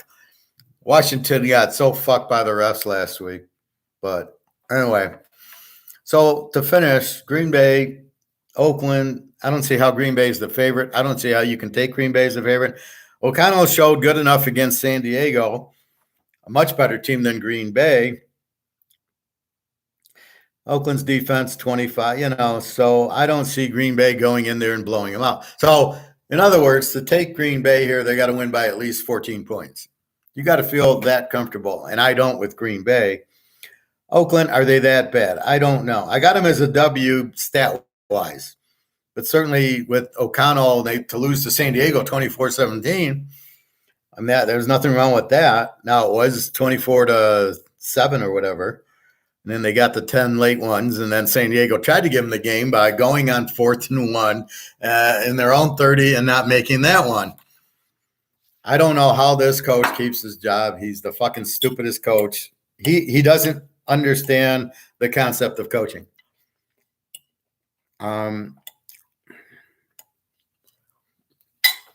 It's like if we're playing chess and he loses his queen at the end of the game when he doesn't need to risk losing the queen, but somehow he still wins the chess match. That's what he's doing. He's losing the queen when he doesn't need to risk losing the queen. So, with that said, I don't know how you take Green Bay. So if I look at, so now we've got the Z team and the Bears. We got an A team in Buffalo. Carolina's a W, close to a Z. We've got the Giants as the other Z team. Baltimore's a B. Philly's a B. The Rams are close to a B. Cincinnati's now a W. KC's A minus. We're calling them a B. They're not scoring like they usually do. Dallas and the Niners are the A teams, and Oakland's a W. So we got two teams that are Z, the Giants and the Bears, and that's our target. The art of war, we bet against weakness. We bet on strength and bet against weakness. We found the weakness, the Bears and the Giants. We won a ton of money last night on Seattle against the fucking Giants. That's the hope. That's why there's locks, and that's how you get the locks. If the Giants are 7-point favorites over Miami, we'd be selling all our gold. Well, we'd be betting all our gold on it. So that's what you do. Like the Miami Jet game, you're looking at that going, Miami, we know is going to score 50 points in this game. There's no way the Giants can stay in. Do I go over or do I take Miami and lay 3.5? And that's how you narrow it down and try to figure out, and then you score the game. So now I've scored it, but I want you guys to do it. So you write the teams down, right? So you know what they are, and then you score it. What do I think? Detroit, Carolina is. I think Detroit 31-10. That's my projection. So you want to know how good I was yesterday? I had Seattle 27-10. They won 24-3. Right? So I was pretty fucking close considering. I'm not going to get it dead on. But I want to be in the ballpark. And I nailed a few games. What did I nail? I nailed Philadelphia 34-20. They won 34-31. Minnesota 31-24, won 21-13. But they won by the 7 or 8 that I was hoping they'd win by.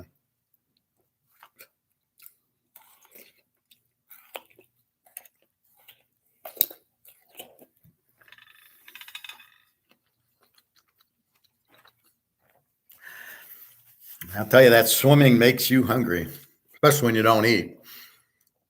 All right. So that's your pros. Free picks.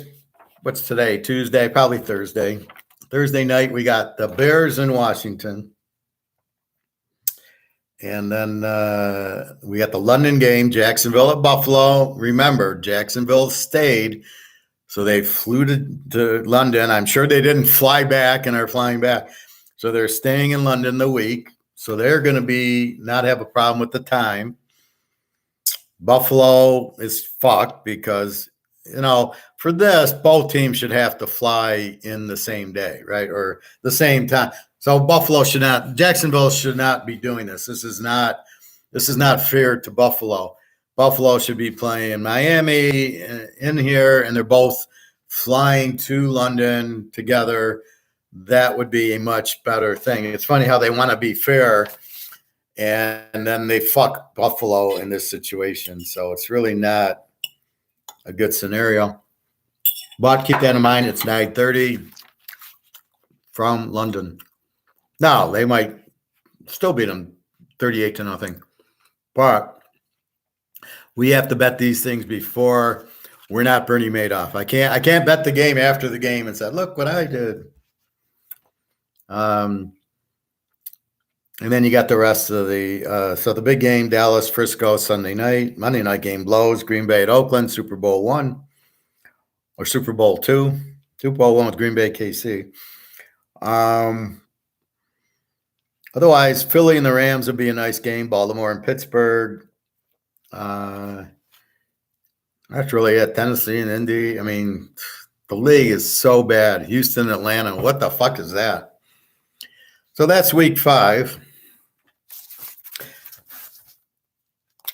Whenever I want to start winning, I change colors, and my green was very successful.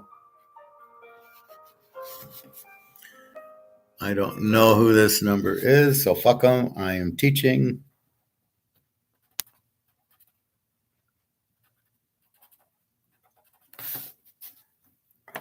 All right, so we'll get more into that. There's 4 teams on buys. Okay. And then we've got to check the injury. So again, is Joe Burrow ready to go? So college, I'm not going to go. We're not going through the lines. There's too much, but we will go through some of the keyer games.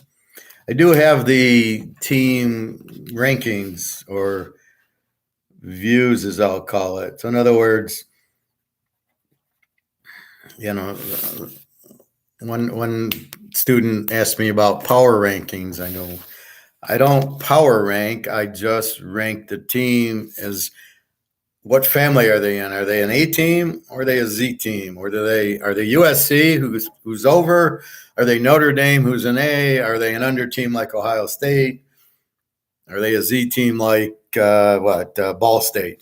So that's what I'm looking for, more so than to say they're the best. We all know Georgia's the best team, followed by Florida State.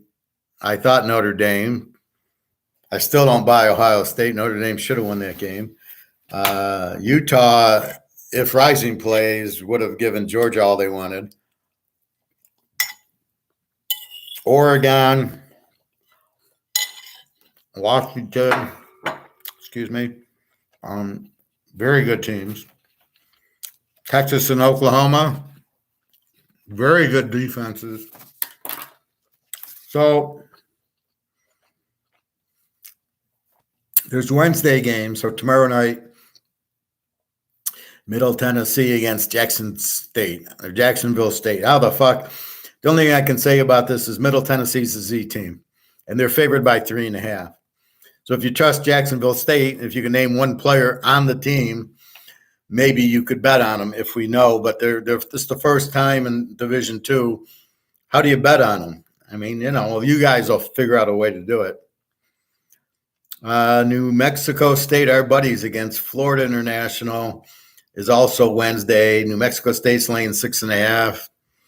I'm not, we've already been there and done that week 1. So Florida International, I don't know. Again, it's meaning we know Pavia, the quarterback in New Mexico State. Thursday, we got Sam Houston against Liberty. Liberty is an A team. Sam Houston's a W team, so Liberty should light them up.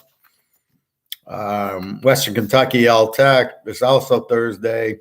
Western Kentucky's an over team. L-Tech has problems. Their quarterback's hurt, Backenmeyer from Boise. And we got Western Kentucky laying 5.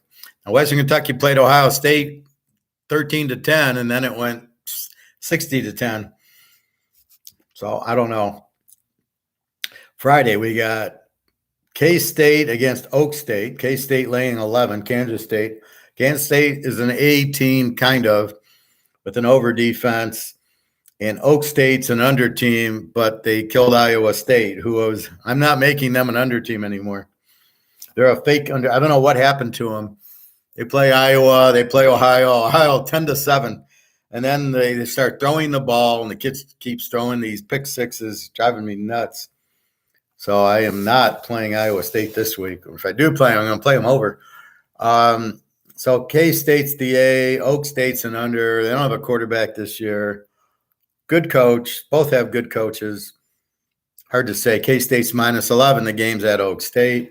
And then Illinois 3 against Nebraska. Nebraska's an under team. Illinois is a W. They don't score. Their quarterback sucks. Still like 9 interceptions. So really struggling to score offensively. So you got them as a favorite, but Nebraska, if they play, it's like when they had Martinez, he sucked. And now they got Sims from Georgia Tech. He sucks. But they brought in Heinrich Himmler from the Germans, and he's been playing pretty well. I don't know who played last week, but he's been scoring. So depending on the quarterback, but they suck. Let's see. So Nicholas wants Kansas UCF. Okay. Prophet. Hey, Professor. Hey, Prophet. I was watching this so-called silver expert last night, and he claims the price of silver will continue to drop in price well into 2024. Would it be better to buy now or wait and see? Well, okay, so did he mention if it was paper silver or physical silver? That's your first thought process, Prophet. Does the guy even know the difference between paper and physical? And if he doesn't, you shut it off, or you put him thumbs down, or don't waste your time to it. Well, you have no idea, he should have said, right?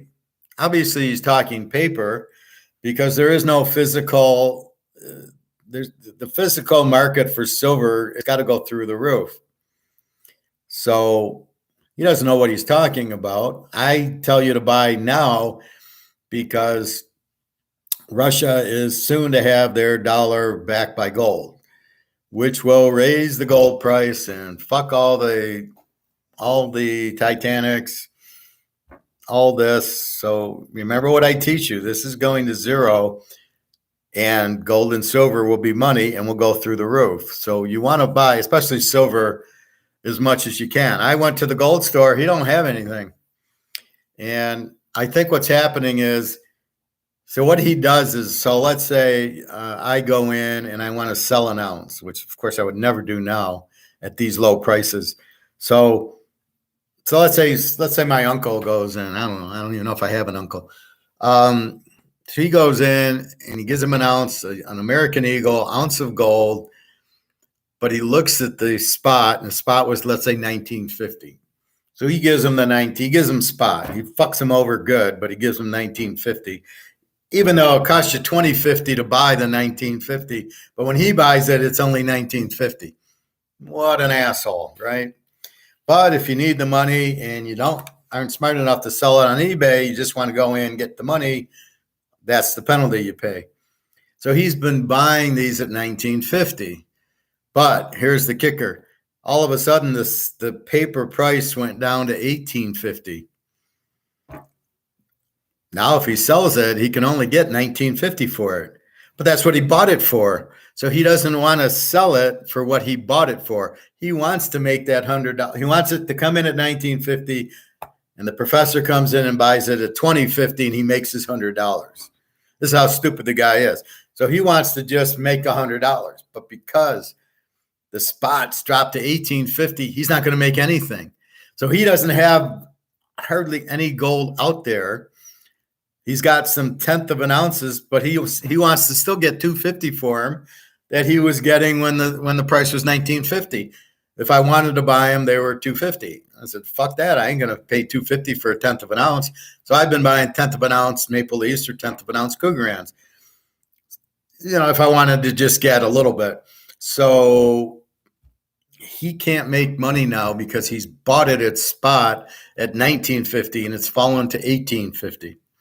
Therefore, that hasn't happened in silver. It's gone from like 25 to 22. So silver he has, but gold he doesn't have. He doesn't want to sell it now. So that's his little game. So you can't even buy gold. You can't even find it because he doesn't want to put it out because he wants to make money on it, but and again, I've told him, I said, you're selling physical gold at paper gold prices. Do you understand that? Which he doesn't.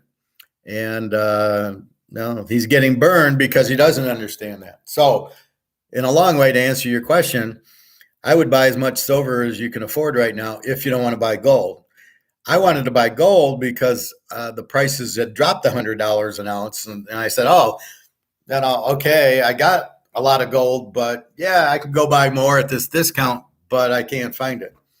So maybe he gets quarters and halves in waiting, but this is the paper derivative price. It's an algorithm based on the dollar going up, gold goes down. It has nothing to do with inflation, the markets, Russia, or anything else. So as we know, this spot price is bullshit. It's paper price, it's derivatives. It's based on the dollar going up. As I've explained, doesn't mean. So if the dollar goes up, so I can sell this for $100 because it's very rare. They don't have 12-year-old anymore. And this is 12-year-old in 1997. This is now 2023, if I can believe that. So this is, let's say, $200. Does the price of the dollar going up or down affect this price? No. Going down, I might be able to get more for it. But the price of the dollar going up against the euro does not have any effect on this. And therefore, it doesn't have any effect on my Mantle card or my Burrow card or my Brady card or my Jordan card. It doesn't have any effect on those cards. They're worth what the market's bearing. We don't look at the dollar and say, okay, the Montana rookie card I show you, 125 grand. Does it care if the dollar goes up or down? Fuck no. This is what the value of that card's worth. But as the inflation goes, it's actually worth more. It's actually a bargain at 125 because the value of the dollar drops, makes the card worth more. So that's why your gold and silver is going down, because in the paper market, an idiot with an algorithm says if the dollar is stronger against the euro and it went from 90 to 95 cents, gold goes down. Somehow it's related, which it isn't. The gold is money that is not, it's based on, as I've said, the printing of the dollar. So when you print 15, 20 trillion of these, you fucking lost the value of it. That's why it's gone. But they're not, they're Keynesians, they're idiots, they're communists. They want the market controlled by the government. We want the market controlled by the market. We're the market. So that's the problem. So silver, if you can get it and you want silver, I would advise you to buy some gold, because when you fly to Switzerland to cash it in, if you can easily have 10 ounces in your pocket and nobody will know.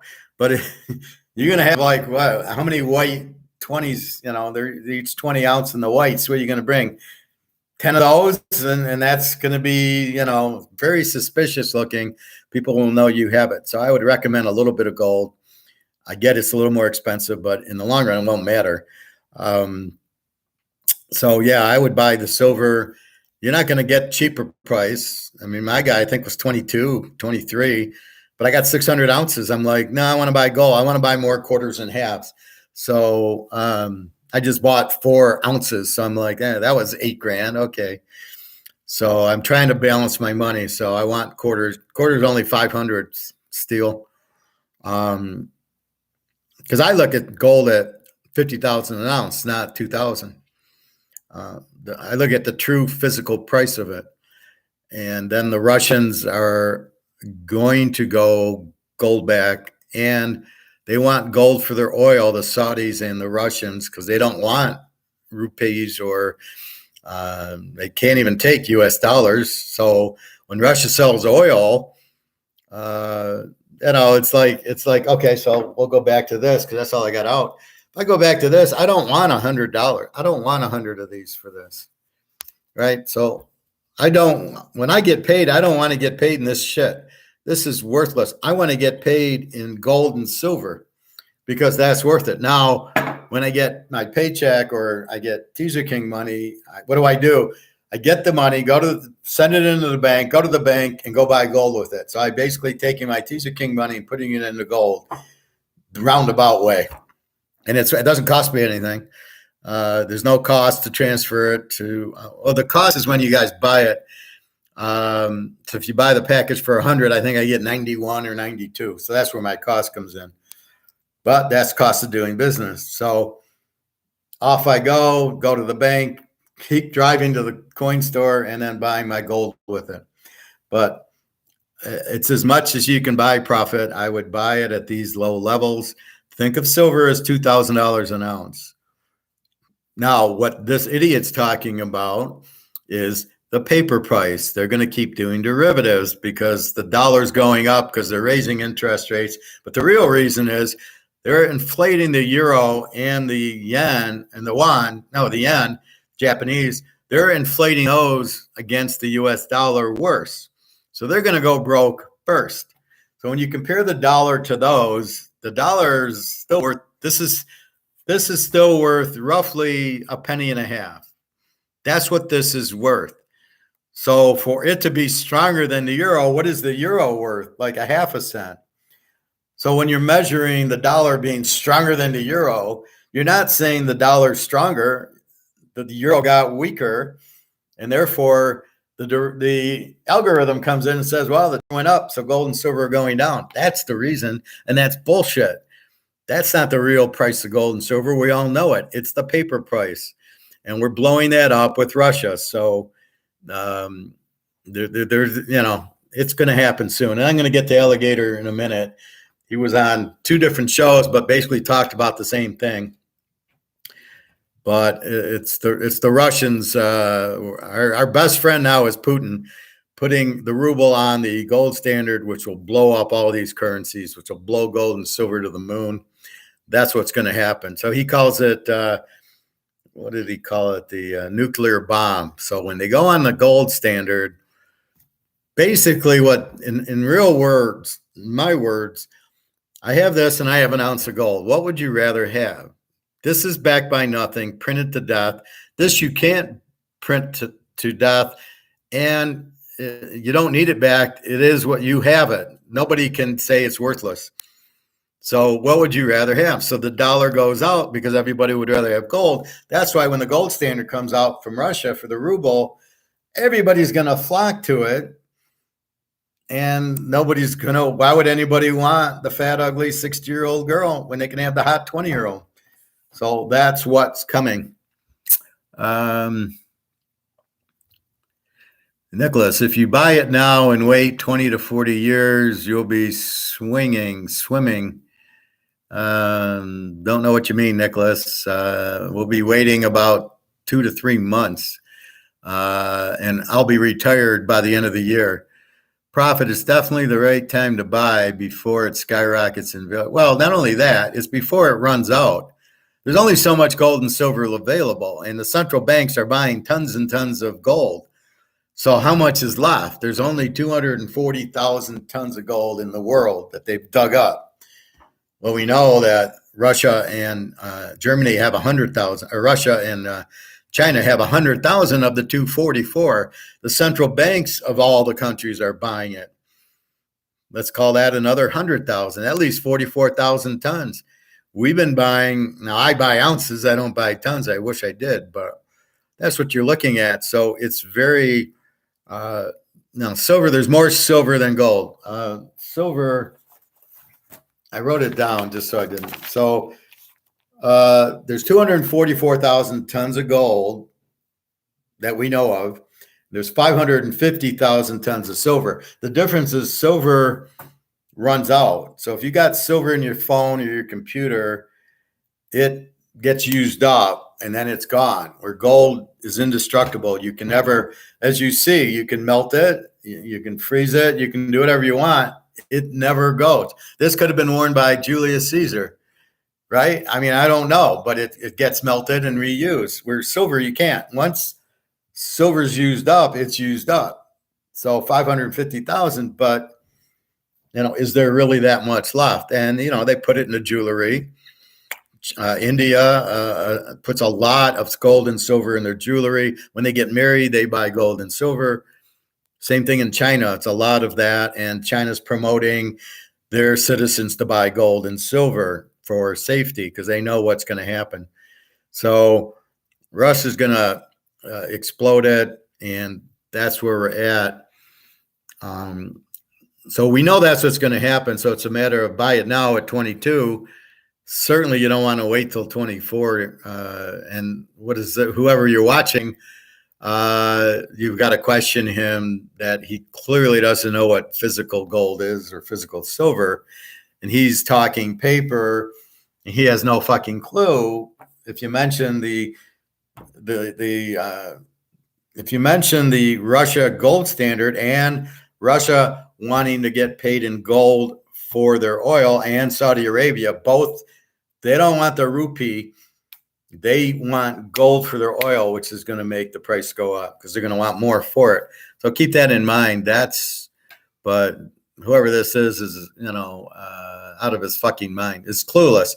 And I want to talk about that. Let me finish these questions. I like your thinking, Professor. I want to be paid with 12-year-old Canadian club. Well, there you go.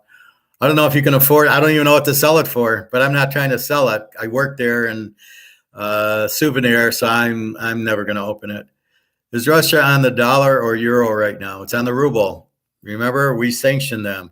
So they can't use the dollar or the euro or the Swiss franc. They can only use the ruble. That's why they need gold, because the ruble is collapsing. And their only way out, thanks to us, is to go on a gold standard, which is what Putin's working on right now. And his gold, so the gold standard is going to make the gold, it'll kill this and make the gold go to the roof. So there's two things you want to do, Prophet. A, you got to get out of this. This is the first, right? You don't want to hold this. So you want to sell it for gold and silver. And as I do, I keep enough on hand so I can pay extra bills with it that I need without cashing in my gold. Because the last thing I want to do is take an ounce of gold to the coin store and get $1,900, $2,000 for it, when I know I'm going to get $40,000, $50,000 an ounce. So why would I sell it now? Plus, I'll buy a house with it. I'll buy a car with it. It'll be so powerful that, whatever you want, because a lot of people, especially in America, who are not educated in gold or Austrian economics, they're all Keynesians.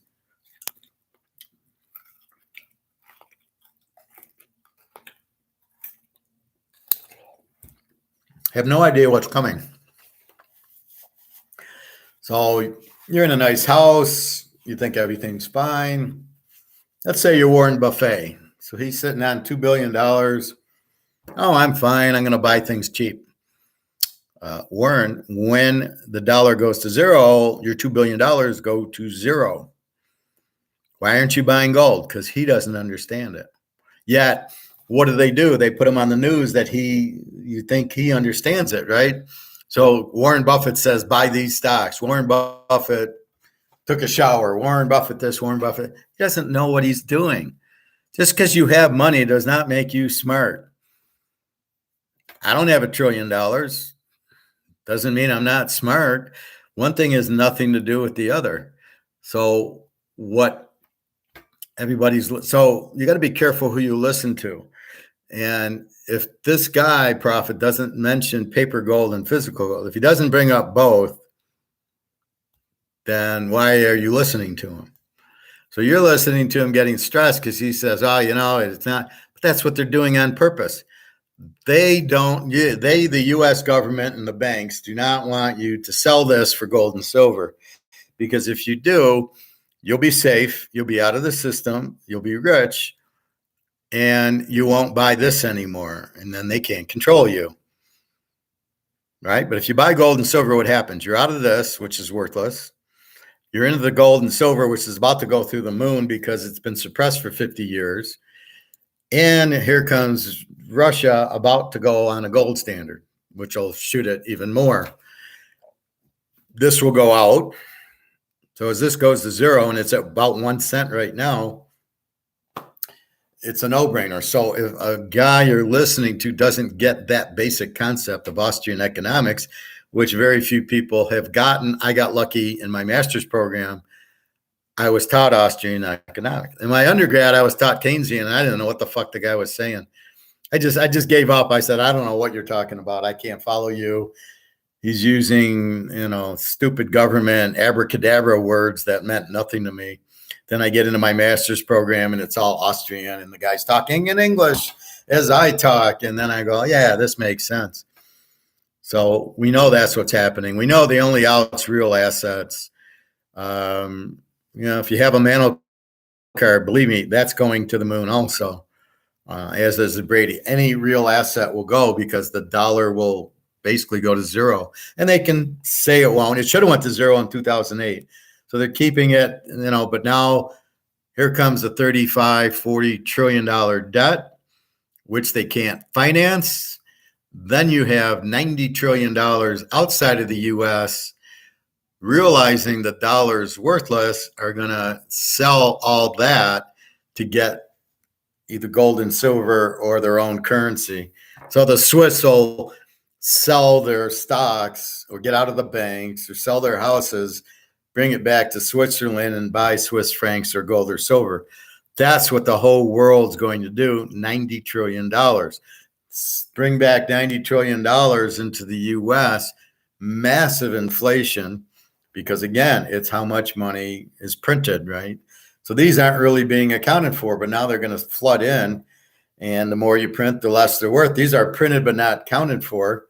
Forget about it. So you have all these things working against the dollar now, and everybody hates the U.S., so nobody wants to use the U.S. dollar. Nobody wants it. It's worthless, right? And that's what's happening to the ruble. Since they're sanctioned, nobody can really buy it. So when I send my girlfriend $100, well, she wanted some a bathing suit. It was 5,000 rubles, she said, and I look it up. It was $50. So the value of the ruble is dropping. But that's because nobody wants it because we can't use it. Only the Russian people can use the ruble. We can't. If I went to Russia now, I couldn't survive because I'd have U.S. money or credit cards. I couldn't eat at a restaurant because how would I pay for it?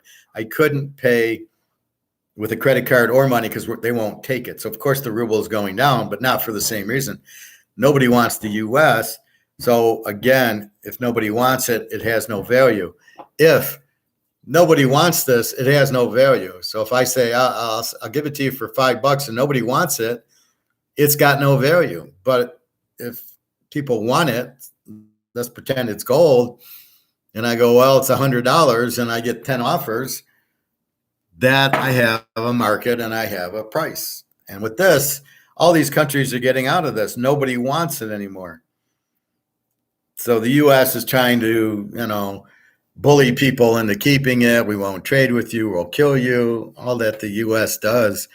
They're the biggest bunch of crooks I've ever seen in my life, the U.S. It's an embarrassment to live here and work with these people that are just disgusting, like Biden and Hunter Biden, and they fix an election. Not that Trump's any better, but all politics is just fucked. And so it's a real embarrassing time. But they strong arm people into keeping the dollar. Or China didn't go on the gold standard yet. They will, because we won't buy from you and we'll invade you. We'll have a war with you. So it scares China, but they can't scare Russia. They're already in war for China. And the more I think about it, the more this war is about Russia going on the gold standard. Because everybody that's tried to go gold standard, Saddam Hussein and Gaddafi, they killed because they know their dollar will crumble. So if you have the hold on dollars, you don't want to lose it. So Warren Buffett's going to kick and scream to keep the value of his $2 billion, because once it goes to zero, he's penniless. So of course he's going to scream to keep it, and JP Morgan and the banks are all going to scream to keep it. Too bad. You shouldn't go into $35 trillion in debt and assume nothing's going to happen. So I hope that answered your question, Prophet. Russia is on the ruble. China's on the yuan. Japan's on the yen. Only the European group, Germany, France, Italy, Spain, Portugal, are on the euro, right? So the euro, the Western European. England's on the pound. Switzerland's on the franc, and then Poland's on the zloty, their Polish currency. But then Ukraine's on the Ukraine, Romania's on the Romania, and Russia's on the ruble. So most of those countries have their own. I would prefer my own. So if I'm a country and the euro comes to me, I tell them to fuck off. I don't want, because I know I'm controlled. I want to be in charge. So I want my own money. I don't want a handout. That's why I don't want the government involved. And we'll get to that. The CBDCs will never happen, so please don't worry about it. Is Russia trying to jumpstart its economy with this war? No. They don't want the war. This war is about the U.S. versus Russia, because the U.S., it's these, what are they, nationalist, or what do you call them, globalist, want Russia's oil and diamonds and gold and silver, and basically went to war to kind of they thought they could easily win, which they thought wrong, and then they would just go in and take it. So it's all these globalists who are all fucked out of their minds who want to try to control everybody, but they see the key to everything is understanding Austrian economics, understanding supply and demand, free market. If you understand that, you could do whatever you want. But if you try to do Keynesian, which is have the government run the market, and this globalist thing will control you, they're out of their fucking minds. You can't control. If I have gold and silver, you can't control me. That's why those prices are down, because look what happens. Psychologically, you see that price down, you start freaking out. Oh my God, the price is going down. No, it isn't. It's not the price. That's the fantasy price. That's not the physical price going down. There is no gold to buy. How that would send the physical price down, the only way is if there was no whiskey to buy. So let's compare this. So in COMEX, this is $2 a bottle, right? But in physical, this is 50. Well, if you've driven the price down now if there's no more of this, how do you drive the price down? You can't. The price goes up because they want it and they got to make more. So because they're doing derivatives, but if nobody's selling, it's not a free market. Therefore, it's all fantasy. In the free market, what do I tell you? China's got 32,000 tons of gold. China's 60,000 tons. Why the fuck are they doing that if it's worthless? So if you don't understand anything or you don't believe me, answer that question, Batman. Why would Putin have 32,000 tons of gold if it was worthless? And he doesn't want the dollar because he says that's a candy wrapper. So he's not stupid. He understands the value of the dollar is zero, and he understands the value of gold is way devalued, so he's buying it. And the same thing with China. Why would China have 60,000 tons of gold if it was valueless? So the only idiots here are the U.S. has zero gold, Canadians have zero gold, and England has zero gold. They don't get it because they're all Keynesians who believe that you can print your way out of things. They don't understand if you print, the more you print, the less it's worth. So if you got 1,000 oranges at the grocery store, why are they on sale for 35 cents? Because they got all this shitload in that they can't sell. So they need to lower their price because they know if they lower their price, the demand goes up. That's economics.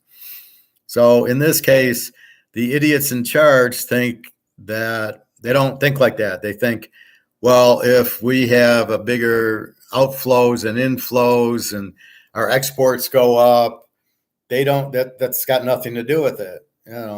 That's like looking at time of possession in football and not understanding but they had a pick six and 2 fumble recoveries, so they don't have time of possession because they scored in 5 seconds. So that's the debate for that. But this is absolutely ridiculous. The Keynesians don't get you can't print money or it goes to zero. That's why there's the gold standard, because it prevents you from printing. You can only print as much gold as you have. So if you only have 10,000 ounces times whatever the value of the gold is, that's how many dollars you can print. But they don't want to do it because they're all crooks. They're all communists. They're all fucking crooks. So they want to be able to print. JP Morgan wants to go and say, give me $1 million. I'll print it and put it in my pocket. Oh, we need Apple to go up. Okay, let's print a bunch of money and buy Apple stock with it. Hunter Biden, I need money, or Joe Biden, he goes and prints it and puts it in his pocket. You can't do that with gold. You're limited to it. But it's the only thing that'll keep its value because this is how much you have. That's the idea of Bitcoin. We only will do 21 billion Bitcoin, and therefore it'll hold its value. But it's a Ponzi scheme, so you forget that. It only goes up if somebody buys it, and it's not worth anything. So when the dollar collapses, Bitcoin will be worthless, because it's priced in Bitcoin. Bitcoin's priced in dollar. Gold doesn't need the dollar. Gold's priced in gold. Therefore, gold will go through the roof. Bitcoin will go to zero. Gold goes to the moon.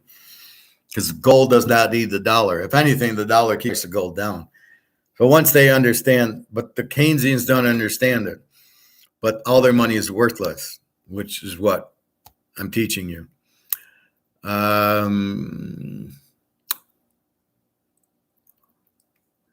So to answer the question completely, no, they're not trying to restart their economy. If anything, it hurts their economy because they got to pay for all the, all the equipment. They got to feed the men. It's expensive. You got gas for the tanks and the planes and all that shit. It's very expensive. So how does it restart their economy? If anything, it hurts their economy.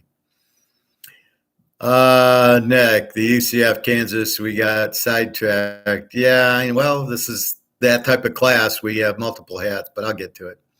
At least Trump isn't a globalist. No, I don't think so. Not like the rest of these idiots. Nicholas, Trump has balls. I trust him with power. Sleepy Joe don't know what. Well, you got to realize Sleepy Joe is not in charge.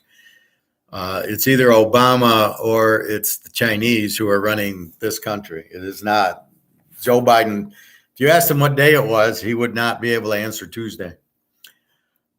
All right, Joe, Nicholas, UCF, Kansas. I got Kansas 2.5, 64. I got UCF, a B team with an E defense. So they give up mid-20s. Kansas is an over team again. They look worse. I thought they were getting better defensively, and then Texas lit them up. UCF, quarterback's out, Plumlee, but their backup's not bad. He's not hurting them. 2.5 is a tough one. Over under a 64. I don't know. I mean, Kansas 64 should be, but it's UCF's quarterback. How strong is he? Kansas showed some defense against, well, I guess I would say is look at the BYU score to get kind of what you think will happen, because you can't look at the Texas game. They just ran it down their throat, and I don't know where they got that from. Texas hasn't been scoring like that. So let's go. Kansas 38, BYU 27. It's a 65. I would think it'd be somewhere in that neighborhood. I think UCF's backup's okay. Kansas definitely can score. They're a little hurting from the Texas getting crushed. I don't know, maybe a little on the over. I don't know. UCF, well, let's see. What did UCF do last week?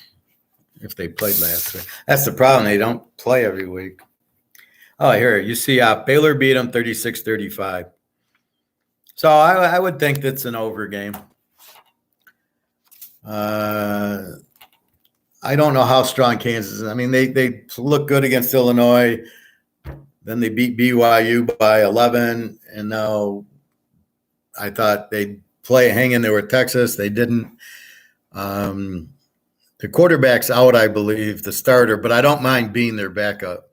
He played a lot last year, and he was fine. This is what happens when you have a running quarterback with Daniels. He's a good runner. He's a decent passer. He's like Jefferson at Arkansas. But they get hurt. They run around. They don't slide. They take the hit. They get hurt. I don't know if he's out or questionable. Bean's fine. I don't mind him. He'll light up UCF. You can see they're not a dominant defense. So I think this should be a pretty high-scoring game. Well, Trump has ball. I don't really like Trump either. I don't think he's an Austrian economist. I only like Austrians.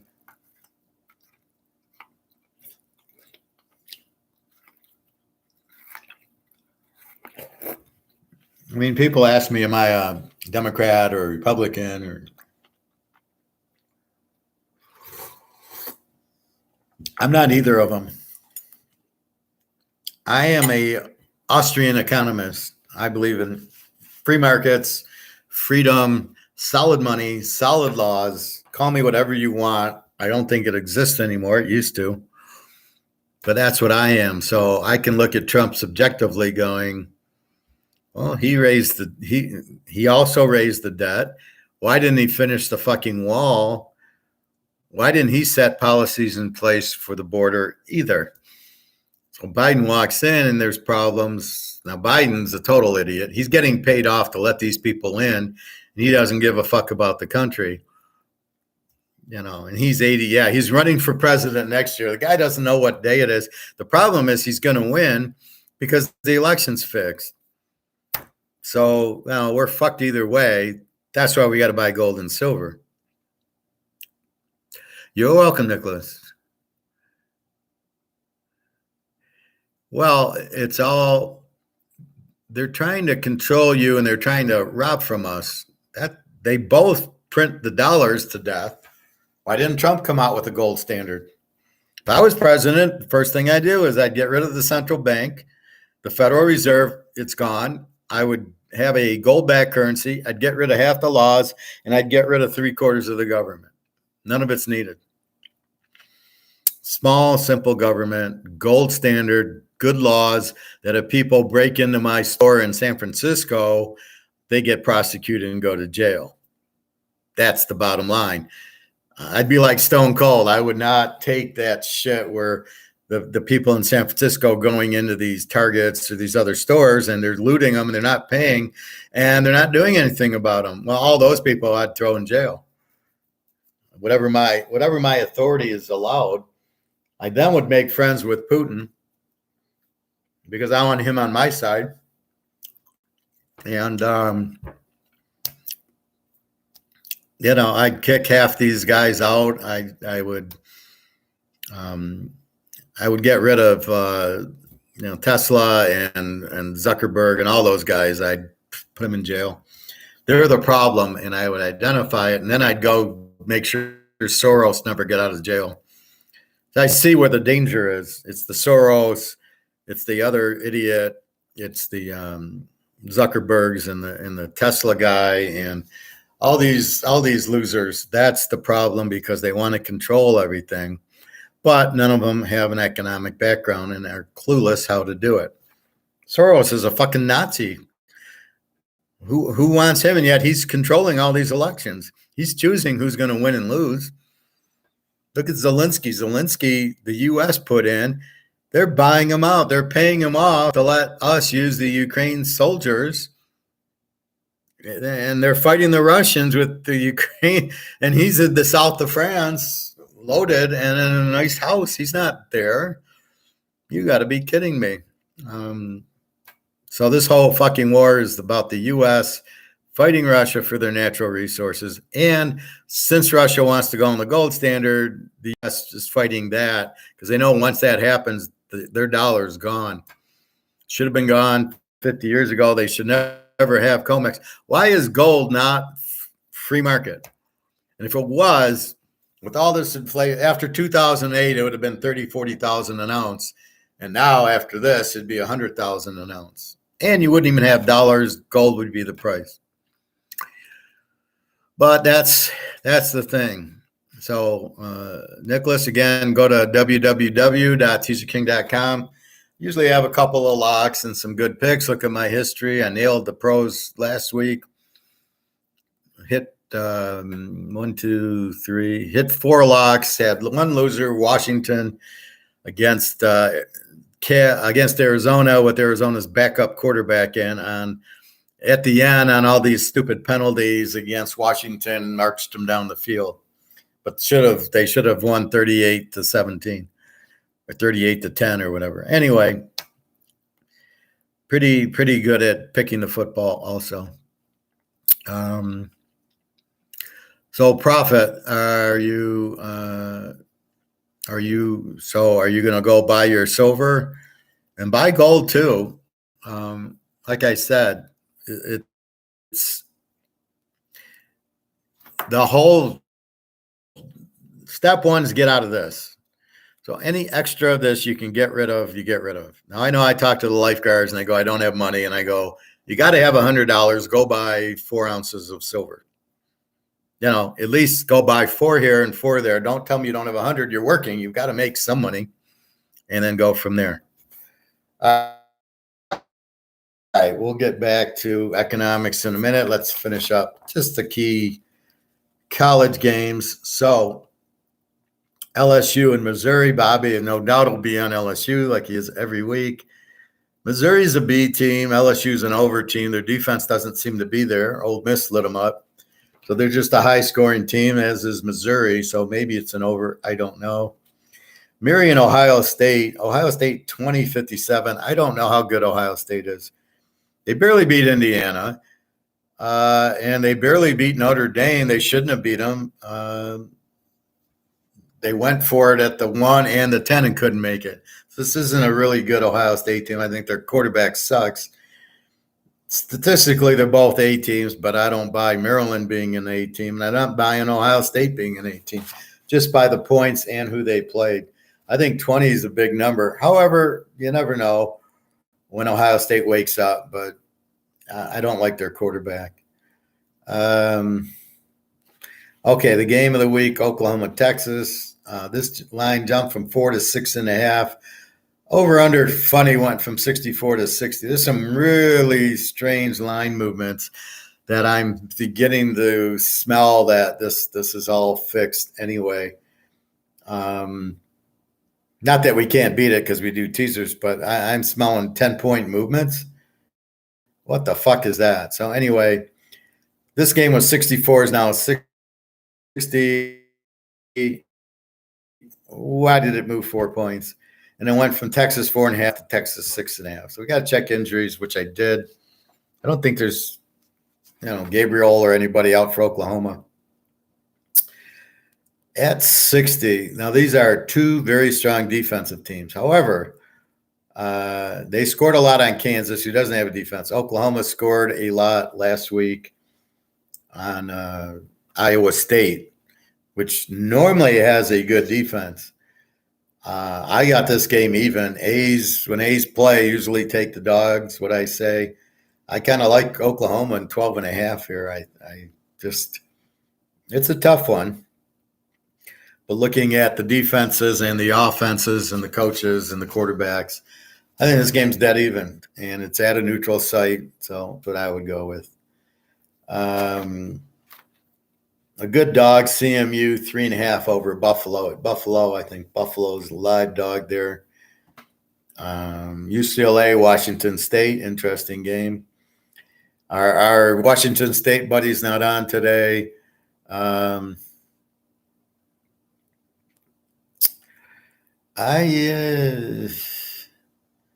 don't know. This is a tough one. UCLA's an A team. All right, they had trouble against Utah. Who doesn't? Washington State, not as strong defensively as they were last year. A good over team. Now, they did beat Oregon State and Wisconsin at home. So that's the whole key. Now they got to go on grass to the Rose Bowl and face UCLA. So it's always easier. That's why I took them. I took them in both games as a home dog, and they win. Now, do I take him as a road dog at UCLA? UCLA's got a new quarterback. He's not ready, I don't believe. Over under 59. Now, what I do know is UCLA's got a killer defense. This is a very strong defense. This is probably like Washington State's last year. So this will be a very good game. We'll have to think about it. Florida State 25 over VTech. VTech's an E team, giving up 24-25. Florida State's the A team at home. They should pound them. Purdue at Iowa. Iowa's quarterback got hurt. McNamara from Michigan. He's out. Broke his leg or knee or whatever. So they're 1.5 over Purdue, over under 49. So this would be the backup came in and beat Michigan State, which isn't much to say. So I think what we need here, we're getting a little bit too caught up. There's too many games. There's every day of the fucking week. So it becomes, I like this, and I'm playing too many games. I'm picking a ton of winners. My losers last week was Washington, who I don't mind losing with. The Oklahoma, Iowa State under, which how the hell did that score happen? I hit the Georgia under. I hit Iowa -4. I lost with Michigan under in the last minute. Nebraska goes 70, has a 75-yard handoff. What kind of shit is that? So I'm getting weird losers, but then I hit USC over, and so I'm hitting some very good games. But Fresno State, I lose Washington, hit Alabama. So the problem is the volume. And when you do teasers, you miss 3 games, you lose 3 teasers. I had Oklahoma under in 2 teasers. So I only lost 1 game. I lost 2 teasers. So it looks worse than it is. I was probably like 8-3, but the 3 losers were not the right losers. My lock was Utah under, which easily won, Fresno State, which won, and then Washington, which lost. And I kind of was like, why didn't I take Oregon? They won. I had Oregon too. They won by 50 points. See, it's the problem. The decision was to take the strong team against the weak. Arizona's quarterback's out, so I take Washington. And I still take Oregon, and Oregon just rolled Stanford. And I'm like, fuck. Yeah, Oregon's a real tough team. So I'm trying to stay with the strength or against the Z teams. Alabama, interesting. Now, this is the line that went from 7.5 to 2.5. What the fuck? A&M's quarterback's out. Their backup looked okay. Alabama has no quarterback. Milrose just wants to run, but if he has to throw, he's fucked. And 2 strong defenses, over under of 49, down from 54. Again, monkey business going on. How did the spread go from 7 to 2.5 and then from 54 to 49? Those are big jumps. Those aren't bet jumps. Those are big jumps that don't add up. Let's see. We got Prime, an over team against Arizona State, who I'm not sure they're a Z team anymore. They put up a lot of points on USC, and their quarterbacks have been injured, but 2 of them are back. So I think they should be able to score on Colorado because Colorado can't stop a high school team. So it's all offense, and Arizona State's an over. So I think this is a 60. I think we can get there on there. Georgia, Kentucky, what else is new? Georgia 14.5, 48.5. They're both A teams. Georgia's been struggling a little offensively. 27-20 to Auburn, but that Auburn's got a fairly good defense. So does Kentucky. So I think we know Michigan is 20-47 to Minnesota. Minnesota, their quarterback's terrible. A lot of interceptions. Michigan with the strong defense. Minnesota does not have the strong defense. So I've been debating what to do with these 8 teams. That means you got a good offense and a very good defense. Is it an over or is it an under? That's the other problem. I think in the pros like Dallas, Frisco, I think probably you can keep it under. There, I think the defense can dominate. Here, I don't know. What do you do with it? I mean, Michigan is an A team with a good defense, so Minnesota's not going to score. I still got Minnesota with a good defense, but I know they're not. I know their numbers are, but in their certain games, I mean, they beat Nebraska 13-10 in a division in a high school game, but I don't know they're going to stop Michigan, and we will see. Arkansas and Ole Miss, B team against an A team. Both defenses are a little weak. Over 62. Notre Dame 6.5, 53. The Louisville. I mean, Louisville barely beat NC State. I mean, there I think you take Hartman, and then you follow that up. Miami 20 over Georgia Tech. Georgia Tech's got a weak defense, and we got Van Dyke at home, and they got to win. They got Florida State coming up soon, so again, they beat A&M pretty good. So it's either that or the over here.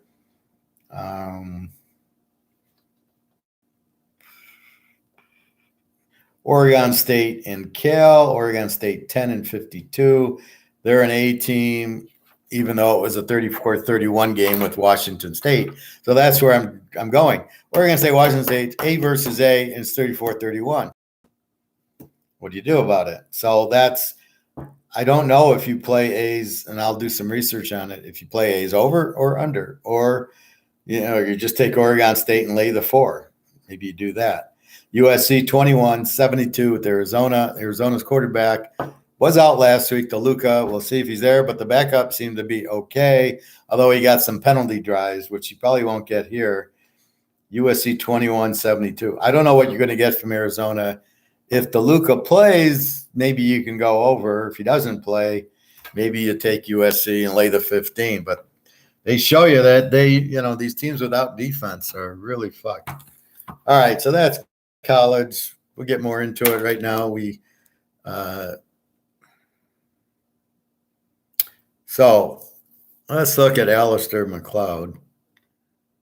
To stimulate demand for gold amongst the poorer in about 2010.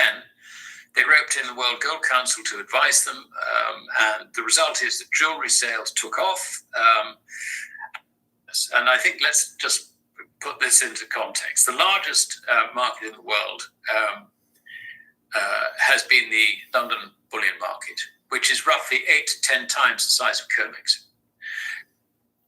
The national prices. In US dollars, however, the price of gold. I'm definitely thinking about buying some silver right now. Are you handicapping the baseball playoffs? I couldn't tell you who's playing. I'm so absorbed in football. I mean, there's so many college games and the pros, and then with all that's going on in economics, is there a specific? All I could tell you is bet the pitching. So give me the game you want and give me the pitchers, and I can try to help you out with it. But I don't. I do some I do some baseball like in May, June, July when there's really nothing going on. But once we hit September, I couldn't even name you a baseball team. Hey, Ron, you should allow super chats for weekends like last week. The wins from your free picks helped us. So we want to send super chats to say thanks. What are super chats, Ron, if you can enlighten me? I mean, I would really prefer, what are they, those other things? Like, see, Joe Rogan, though, has a guest, and they talk. But, see, I want to talk to you. That's why I do this live. So you can come on and say this, and then I can read yours and respond to it. But you can't – this is how you talk to me, is like that. I'm not sure what a super chat is, but we can certainly do it. Money goes to your YouTube account. Oh, okay. That'd be fine. I'd like to do that. I'd rather do that than charge people for the picks. But I got to make money on the picks, so that's why I have the Teaser King. But if I can make more money giving you the picks and you guys all make money on the free picks and locks, like Seattle last night in the Rams, I'd rather do that and get very descriptive with all the picks and go there. So that would be fine. I would, I just don't want the commercials in where you're replaying it and there's commercials every 5 minutes. I hate that. And replay this, even though I go 3 hours.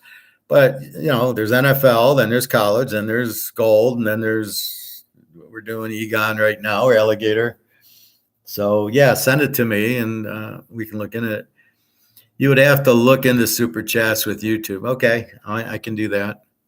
I know there's money I can make, but I think it's based on the commercials, which I don't want to.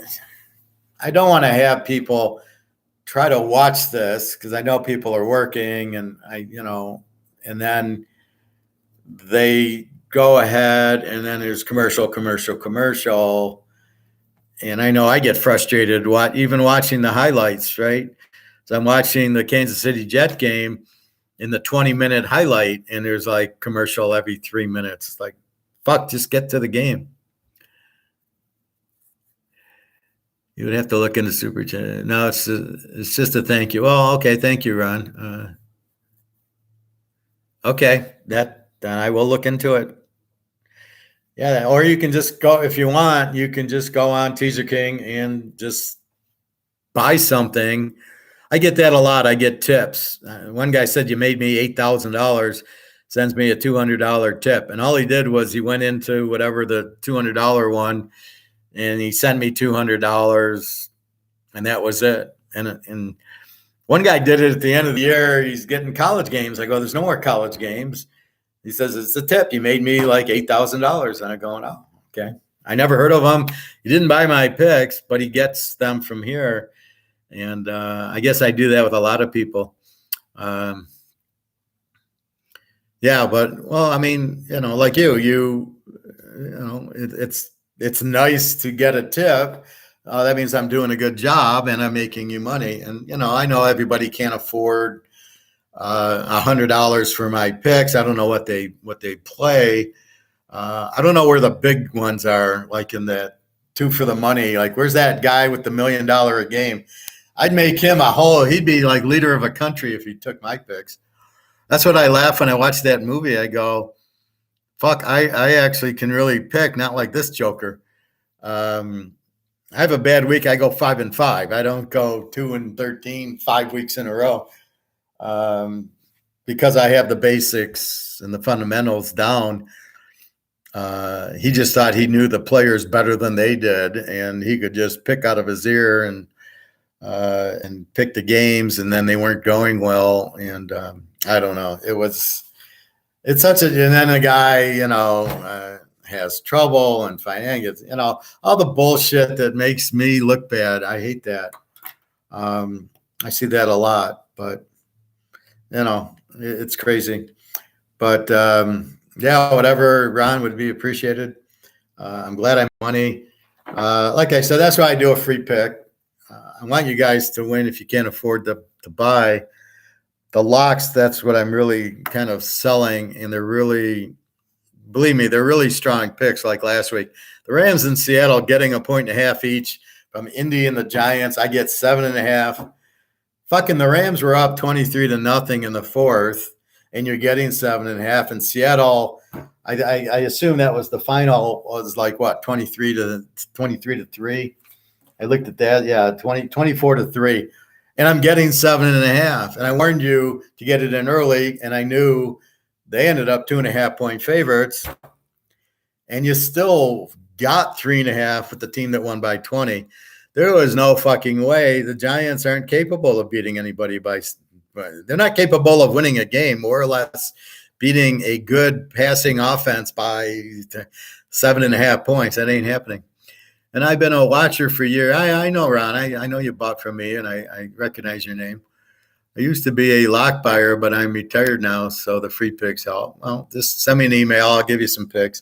I don't want to give them away here, and then I don't have any buyers, but just send me an email, and I can give you, I can help you out there. But, yeah, no, I remember your name. Yeah, it's funny. I get a lot of return customers. When you're good, you're like, I was looking at my YouTube thing, and it was like 13 years ago.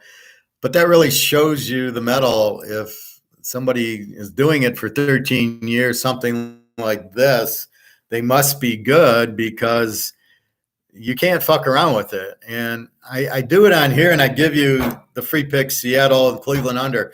It's recorded. You can see it. Go back to Saturday. You see the pick. You can see the Florida under Kentucky, and you can see Arkansas 12.5. You can see the pick, and it's before. I'm not being Bernie Madoff, where, okay, after the game, I picked all the winners. That's what that's what the whole thing is. And I'll tell you, the whole Wall Street's a scam. The whole thing, the real estate's a scam. Everything's a fucking scam. It's all Ponzi scheme. It's about generating you. It's just like football. They have Tuesday night and Monday night, and now they have what this week? A Wednesday game, Thursday games, Friday games, Saturday games, Thursday night pro, Sunday night pro, Monday night. The reason they have that is for more action. Oh, you'll bet the Thursday game. Now, if they were all on Sunday, would you bet that game? Probably not. the Monday night game, okay, maybe I bet it. Maybe like this one happened to be Seattle. But next week, I don't know, Green Bay and Oakland, I don't think I'll bet it. I think it's a garbage game.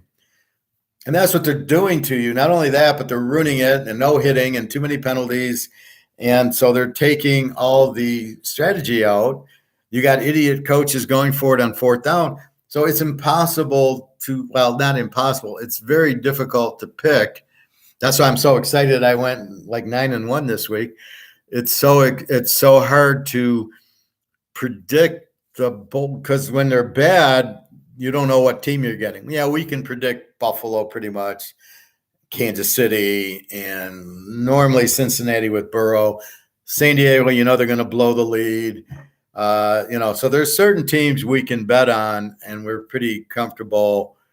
We know what the outcome is, but most of these, Houston, Indy, Carolina, I have no idea. Detroit won game 37-31. The next week they're 20-6. The next week they're 34-20. Well, what is that shit? That's terrible coaching. That's terrible playing. They don't know what the fuck they're doing. You're going to bet them this week? Are they going to be high scoring or low scoring?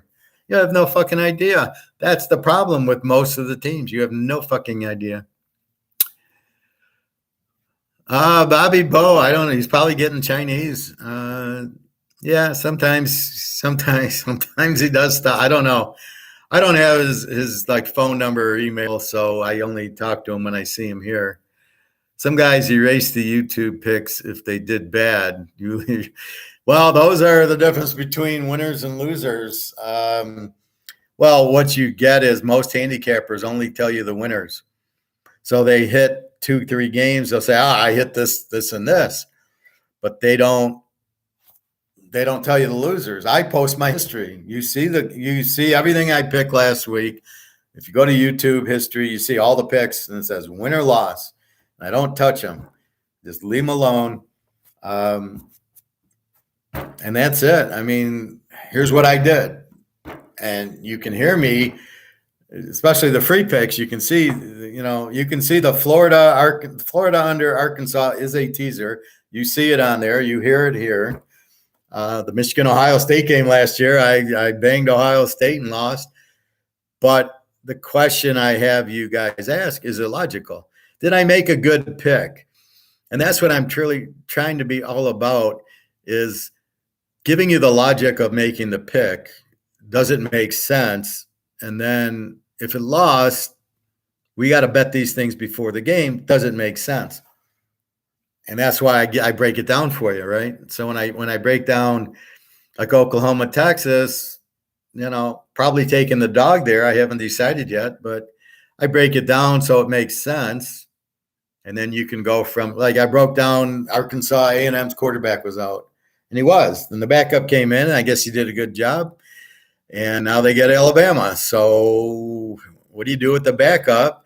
Although Bobby Petrino is a good offensive coordinator. But I'll break the game down if it's a free pick, and then you determine if you want to make them. So if you buy from me and I give you the picks, if you don't like them, you don't have to bet them. You should have your own. That's why I'm teaching how to pick football games. You make your own fundamental decisions.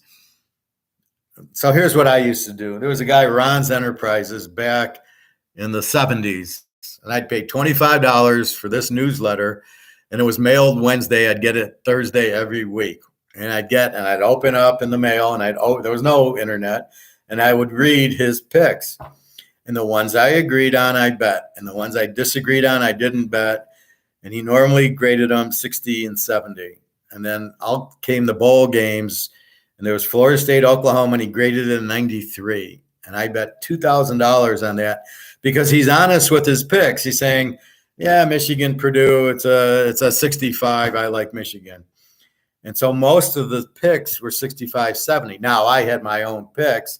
So I'm using him as a guide of, this is who I like. Does he like the same thing I like? Then I would bet it. Sometimes I'd bet against them because that's what I liked. But when it came to that Florida State game, and I was getting 13 points, and it's on YouTube, and Oklahoma wins at the last second, 18-17. Florida State was up 17-10 with 10 seconds. You know, they won it the last 10 seconds. I had 13 points in Florida State. I had a $2,000 teaser with Michigan, Auburn, taking the dog. I think I had Michigan in 10. And so I won $2,000 in 1979, 1980, when $2,000 was a lot of money. Had I been smarter, I would have bought gold with that money. That's what I should have done. It pisses me off. Gold was probably $200-$300 an ounce at that point. But that's how you use a handicapper. You've got to have your own. Now, in other words, you should be a good poker player.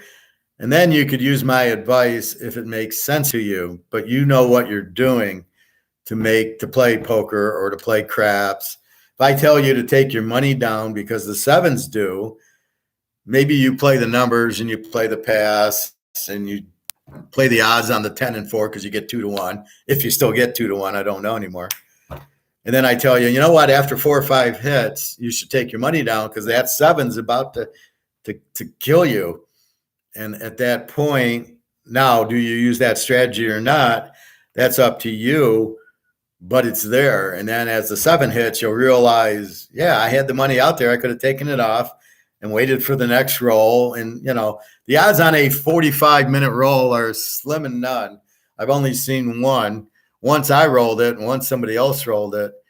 And my stacks were pretty high, but I never took my stacks down. I kept winning a little, but I probably had $200 a number. I didn't know what it was the first time I played at Caesars. The guy keeps rolling and the guy keeps rolling and the guy keeps, and I knew he was not going to 7 out. I could feel it with my power, and we kept winning and winning. But I'm looking up and I got, you know, a stack like this on the 6 and the 8 and the 9, and I'm, you know, I could have taken it off. I could have said, give me my money, and then waited for the 7. But I didn't know. But that's where they get you. It's sort of like the Wall Street. You buy the stocks, but they don't want you to sell them unless you sell it to buy another stock. They don't want you to cash out. That's what I'm getting from these movies where I was watching Wolf on Wall Street, which I thought was the stupidest fucking movie. Yeah, everybody's going to put in 50,000 in a penny stock because you say it. Yeah. Oh, okay. Yeah, we're all idiots, I guess. But that's what the beginning, he says, we don't want people to sell. We just want people, if they get out, to buy another stock. We don't want them to actually take their money because it's a Ponzi scheme. So I get really mad when I see that kind of stuff. See, I don't like people getting hurt because they have no idea. And they don't know about stocks. They don't even know why you buy one. I would never buy Tesla. If I owned it, I would sell it. Otherwise, I would short it. Nobody is going to buy an electric car because, as we know in economics, there has to be demand, which there aren't for electric cars. Then you add the high interest rates because of the inflation, which aren't going anywhere.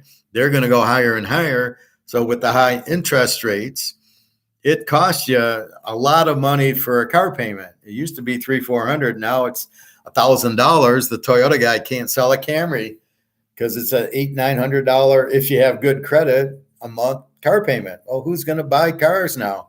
Who can afford to buy a car at $900 a month? Nobody, because you still got to feed your family. Now your rent, if you've locked in a 30-year fix, okay, that's not going up. Utilities will start going up. Your food's gone up. So you don't just create money. Okay, you can bet it and make it. You can, you can buy gold and silver and make it. But to invest it, there's not a lot. You can buy stocks, but that's not very good. You can't be in bonds. And you think, oh, I'll buy a house and then I will charge people rent like Bobby wants to do. And I keep warning him, you're not going to have customers because nobody can afford it. Because once the shit hits the fan, A, nobody's going to have money, and B, the money they have, they're not going to the beach to spend a week at your house or your condo. That's the problem, but nobody understands. You're not going to have the customer to do it, and everybody thinks everything will stay the same, which won't happen. But that's what you do. So anyway, it's a lot of people that understand gold and silver. They don't get it at all. They think it's just when the dollar goes, but the Joseph Goebbels propaganda machine, which is saying, "Oh, we've tamed inflation; it's back to 2 or 3%, and there'll be a soft landing, and the banks are fine." Like, these guys are out of their fucking minds. Once you print 10, 20 trillion dollars, it doesn't go away. Once this loses value, there is no way to get it back. You can't print 20 trillion of these and you got 90 trillion outside the US going to come back. You can't print those and then get somehow the value goes up because you raised interest rates a point. How does that connect? You raise interest rates. How does that make there's less dollars printed? It doesn't make any sense. So, I mean, it's a bunch of bullshit, and it's not good. And then they're saying, "Oh, we're restricting the amount of money that is going out." Well, that's bullshit, because they got to pay. They got to pay for the debt. They got to pay like $1 trillion a day to pay the $35 trillion they owe. Well, that's all inflation. You can't print money out of thin air, and you can't just ignore there's a $35 trillion debt. You can't just ignore it. If you owe that on your credit cards or on your house, so for us, if we owed $1 million on a credit card, yeah, we'd be all bankrupt. So how is the government able to not go bankrupt? Oh, we'll just print more money. Yeah. Oh, and how is that going to work? The money you print is worth less than when you. So if you print $1 trillion, by the time you print the trillion, it's only worth 750 million. It's not worth, or billion. It's not worth the trillion that you printed, because you just added the trillion to the supply, which then lowers the supply. So you can't just sit there and go, "Oh, we'll just print our way out of it." That's how the Keynesians think, and it doesn't work, and it never has worked. That's why every fiat currency in the world since the beginning of time has gone to zero, because they don't get that you can't keep printing as your answer. And the problem is there is no other answer. Your only answer to save this is gold. They don't get that. That is the only way to save this, is back it by gold, because it keeps it limited.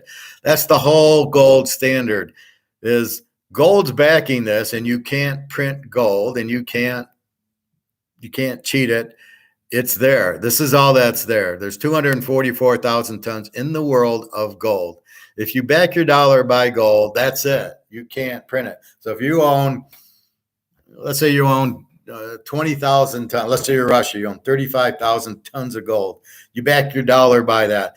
All you can do is print 34,000 tons, $34,000 at the tons you have. That's all. So you're limited in how much you can print. But if I want the money, I can go to the bank, say, here's $100 ruble, give me $100 in gold, and they have to give it to you. That's how a gold standard works. And so they're controlled by that thing. Therefore, it never gets out of supply. The supply is all you can print is what you can print. That's it. You can't print more.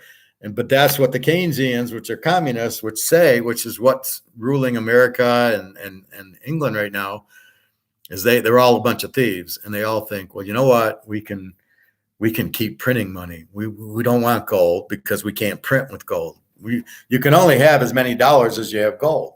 So if you only have 1 ton, you can only print 1 ton's worth of dollars, and that's it. So you can't be JP Morgan and print a bunch and put it in your pocket, or put it in the stock market, or put it in Biden's house, or whatever you can do. You can't do it because it's limited to how much gold. That's why they don't want the gold standard. And then they think as the way out, they'll just keep printing. And are they that stupid that they don't realize if you keep printing, it loses value? Do you not understand that concept? I mean, I can't believe they're all that stupid. But the problem, and why I teach, is most people don't understand any of it. That's the problem. I was talking to a guy in the hot tub, and we're talking, do you own gold? And he says, no. And he gets mad and he walks away. I don't want to hear about gold. Why? I'm only teaching you. I'm not forcing you to buy it. I don't sell it. But he doesn't want to hear it. He doesn't want to admit that he's wrong, or that I'm right, or get into any of that. And that's really The problem I have, so most people are clueless. They think, oh no, everything will be fine. Oh, we were fine in 2008. We're fine in 2000. Nothing's going to happen to us. They don't get it. You didn't have high inflation and a $30 trillion debt in 2008. So you're at the end of the rainbow. That's it. There's nothing left. There's nothing more you can do. And then you got Russia, who understands it, and China, who understands it, and Saudi Arabia, who understands it, who are all racking up the gold because they know that's the only safe way out of it is to have the gold, because you can't fix your dollar. So so let's look at Putin. As I said, $100 or $50 bought me 5,000 rubles for my girlfriend Daria. She wanted a swimsuit. So it's 5,000 rubles. Okay, that's $50. Okay, so it's 100 to 1 almost for the ruble. Why does Putin want to have a gold-backed dollar? Why doesn't he fix the dollar? He's a smart man. He might be a war guy, but he's a smart guy, Putin. Nobody's arguing he's not smart. Nobody's arguing he doesn't understand gold. But why doesn't he fix his dollar without gold? Because he can't. He can't raise interest rates to 50% to stop it. There's nothing he can do. And he knows that. And he knows the only way to survive is by having a gold-backed currency. And the BRICS, nobody's going to trust Russia or China. You're Saudi Arabia. You ain't trusting Russia or China unless there's a gold-backed currency. Then nobody can fuck around with it. So that's why BRICS will go to a gold-backed currency. It's just timing. So they all understand it. They all get it. They know the only survival is gold. They all get that. So why don't we get it? Well, I get it. Why doesn't the government get it? Well, JP Morgan is crooks. They're all mafia. They all want to print money for nothing. They don't understand that it can go bad, that it'll be worthless. Like I said, Warren Buffett has $2 billion in cash that'll be worthless. So he's so smart.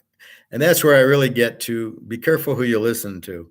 Prophet's listening to some guy who says silver's going down. He gets all nervous, comes to me to get, no,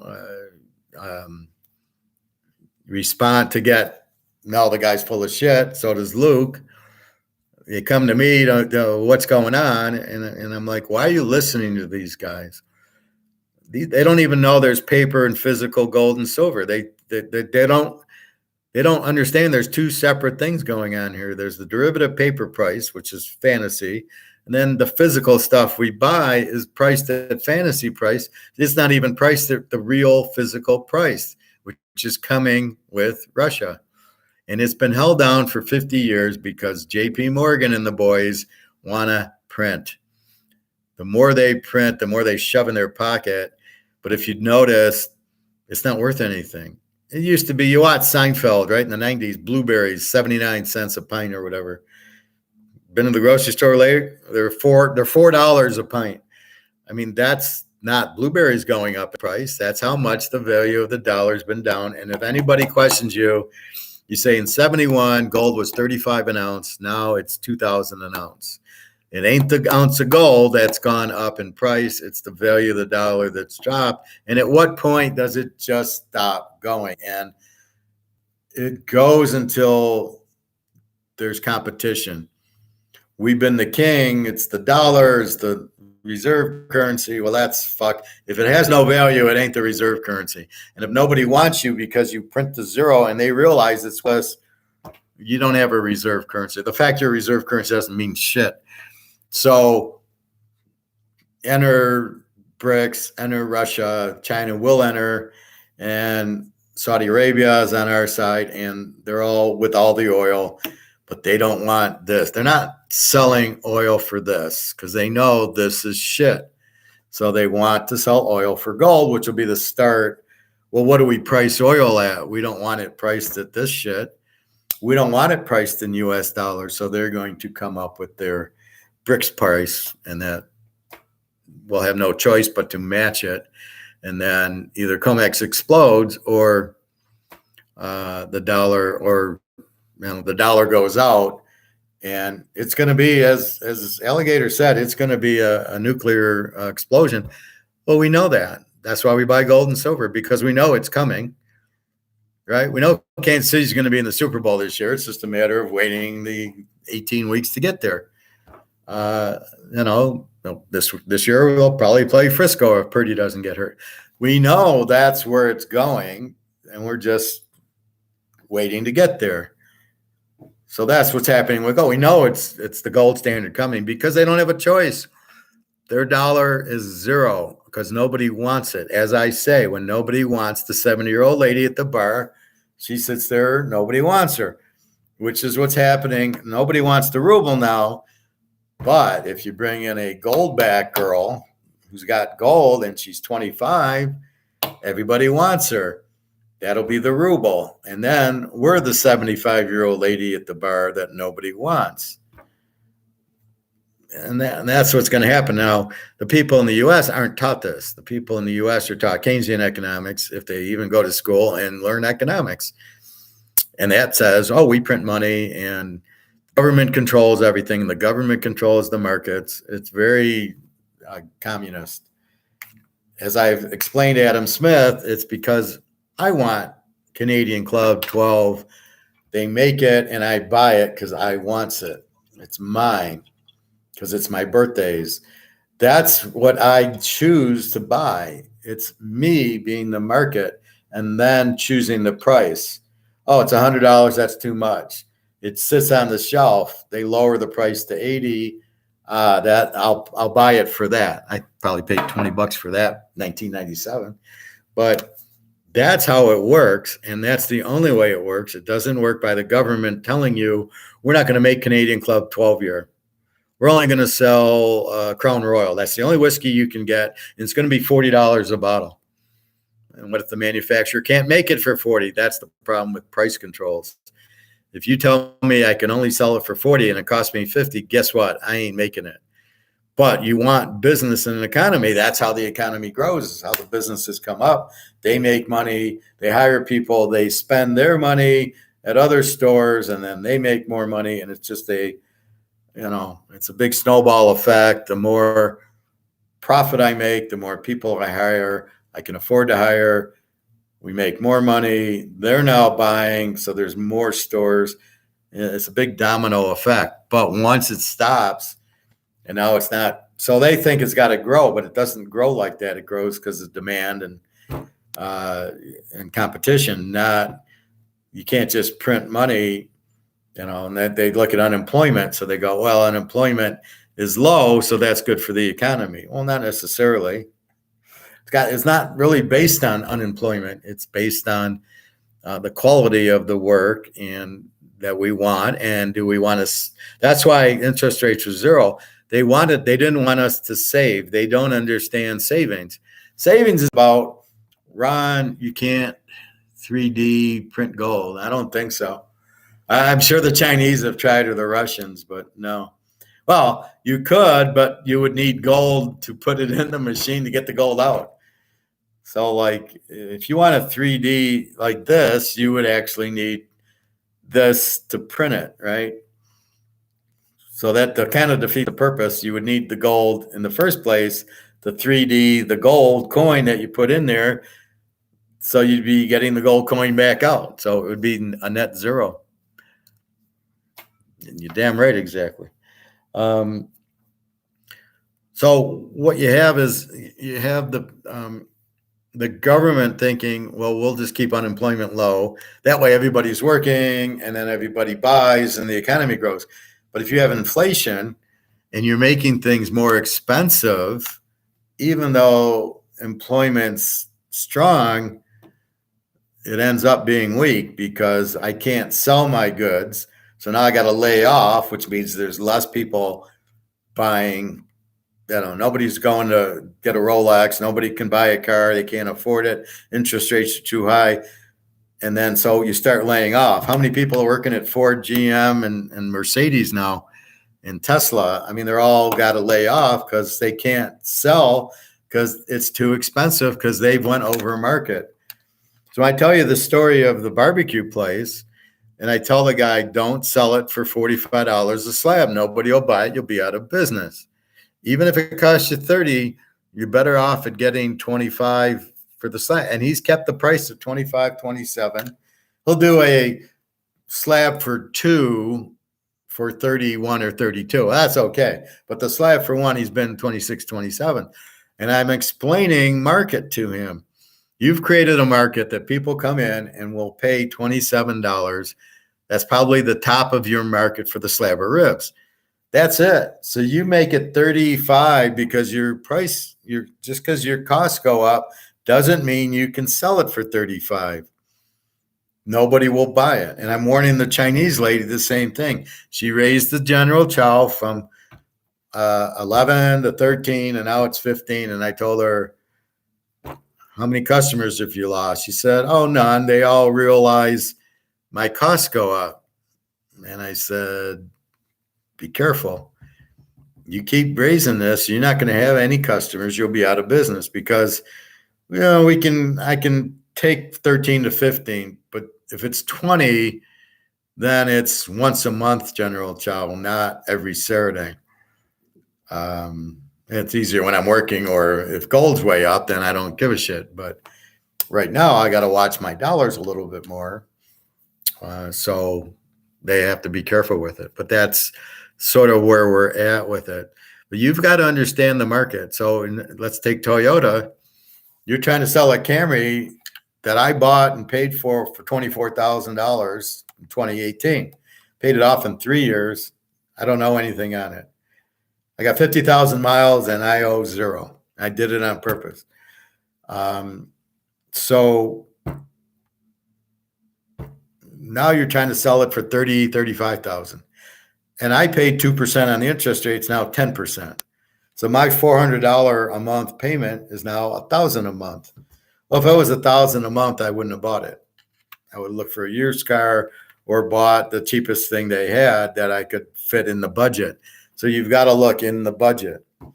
So they can't sell any cars because it's when you add the interest then on it, they have to lower the price, but they can't because their costs are too high. And guess who goes out of business? Toyota, GM, Ford, all the places, because it's a natural function of my price, my costs go up, but my market's here. I can sell a $24,000 Camry at 2%. I can't sell a $30,000 at 10% when the market's here. And the market ain't going up to here. That's the bottom line. And that's what everybody needs to understand. That's what the Keynesians don't understand, but the Austrians do. We understand the market, and it's based on me. Can I afford that? Not the government saying, you got to sell your Camry at $31,000 at 10%. And it's like, they can. I mean, it's not possible. The only way Toyota stays in business is to lower their price to about $20,000 with the 10% to keep me at a $400 or $500 payment. I explained this to the sales manager. I says, your market's here and you're selling up here. Nobody's going to buy because this is the market. 24, 25 grand for a Camry at 2% is your market. So if you jack it to 35 because your costs have gone up, you're fucked because the market doesn't care.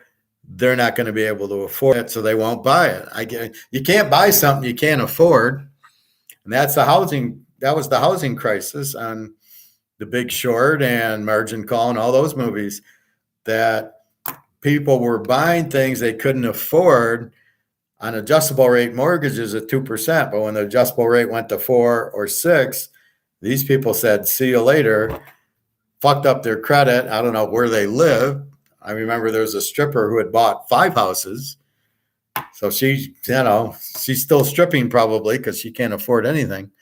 So that's what happens. People can't afford it. They can't buy it.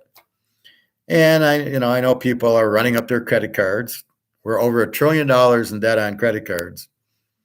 So my thought is that when this finally goes to 0, because it's about to explode, when this goes to 0, what happens to the $1 trillion of credit card debt?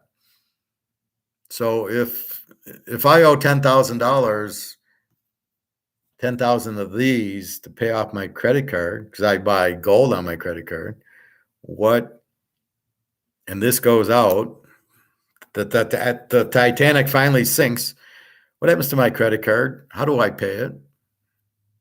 I can't pay it because I don't have, this is no longer available and it's priced in this. So all of a sudden, there goes my credit card debt goes to zero. Now, what are we going to do? Well, they'll have to come out with new currency. But if they don't back it by gold, because they need the medium of exchange, you need the everyday. If you go play poker at the casino, if you go golfing, you know, you're going to use your debit card or you're going to pay with cash. And what happens then if there is no cash? The debit cards don't work. The credit cards don't work. The bank doesn't work. You can't go play poker. That's why you need the medium of exchange. So you need something to put in your bank account so you can use the electronic debit card as opposed to pulling the cash out. That's all it is. It's a convenience, the debit card. It's not digital dollars. The credit card's not digital. It's electronic. The CBDCs will never work because it's not in the bank's best interest to go to a CBDC and have them all close and we all go to the central bank for our money. That's insane. The central bank's not set up for 350 million people. They're out of their fucking minds. It'll never go. And I showed you that. I'll show you again. That'll never happen. So don't worry about it. I know people don't want to be controlled, which is the whole point of communism and socialism. All the kids are getting fucked because they're believing in socialism's good. Oh, I don't have to do anything and the government's going to take care of me. Like there's no catch involved, right? Oh, no catch. I'll just get money from the government to do nothing. How much are they going to pay you? And what good is that? I go to work as a senior financial analyst. I can go on vacation. I can buy gold. I can eat. I can go buy steaks. I can buy nice clothes.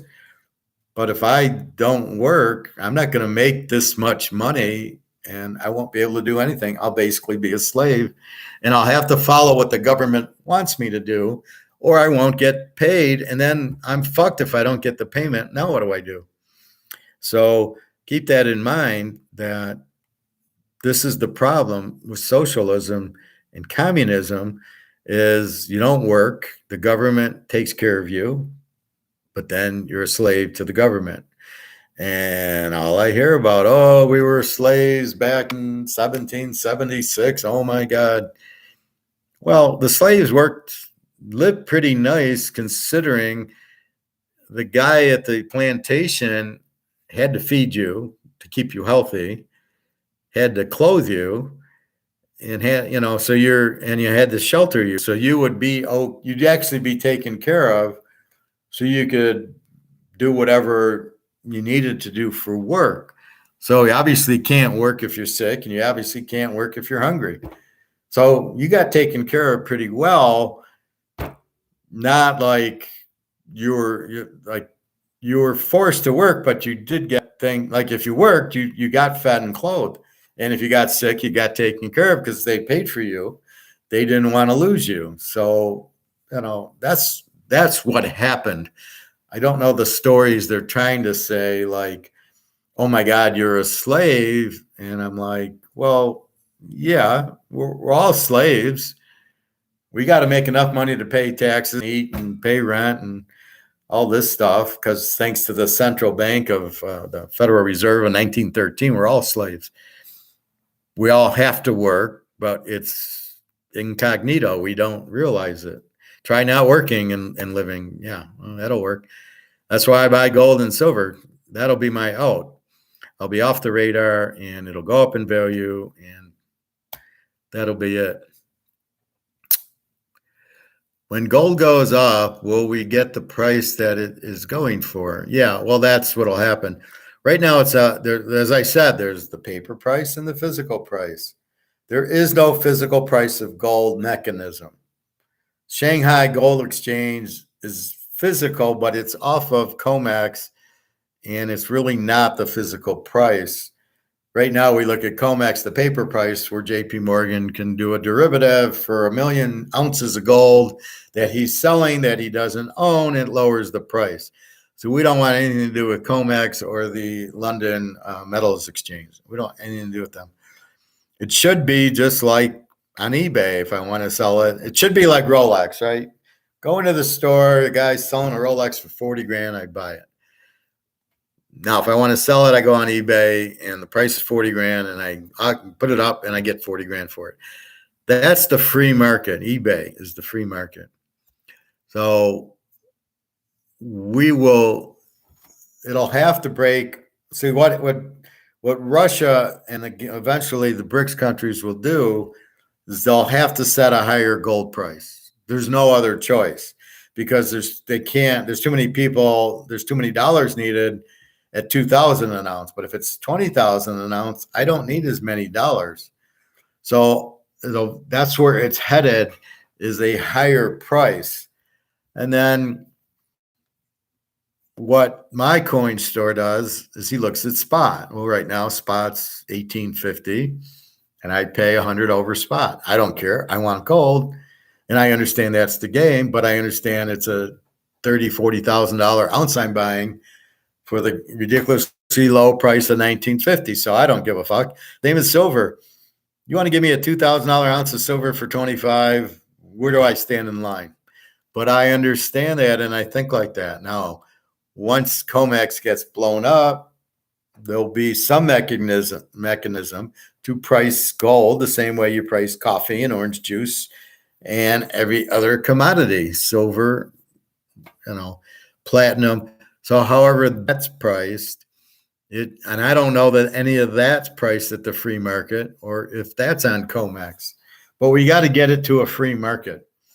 Once we get it to a free market, then yes, you'll be able to go to the store and it's $35,000. Here's an ounce, give me my 35,000, and more than likely they'll give you a check for 35,000. But the problem is, what do I get? 35,000 of what? This is the problem. You don't want 35,000 of this. You want 35,000 of BRICS currency or something backed by gold, or you want the asset. So you'd much rather take your ounce of gold and buy a house with it. I got a house, not fiat money. So like Russia and Saudi doesn't want to sell their oil for this crap. They want to sell their oil for gold because they know this has no money. So there should be a mechanism that will show the true physical value of gold and silver, not this paper. And understand there's two. There's the paper, which is done by derivatives, shorting it and lowering the price, even though they don't have an ounce of gold.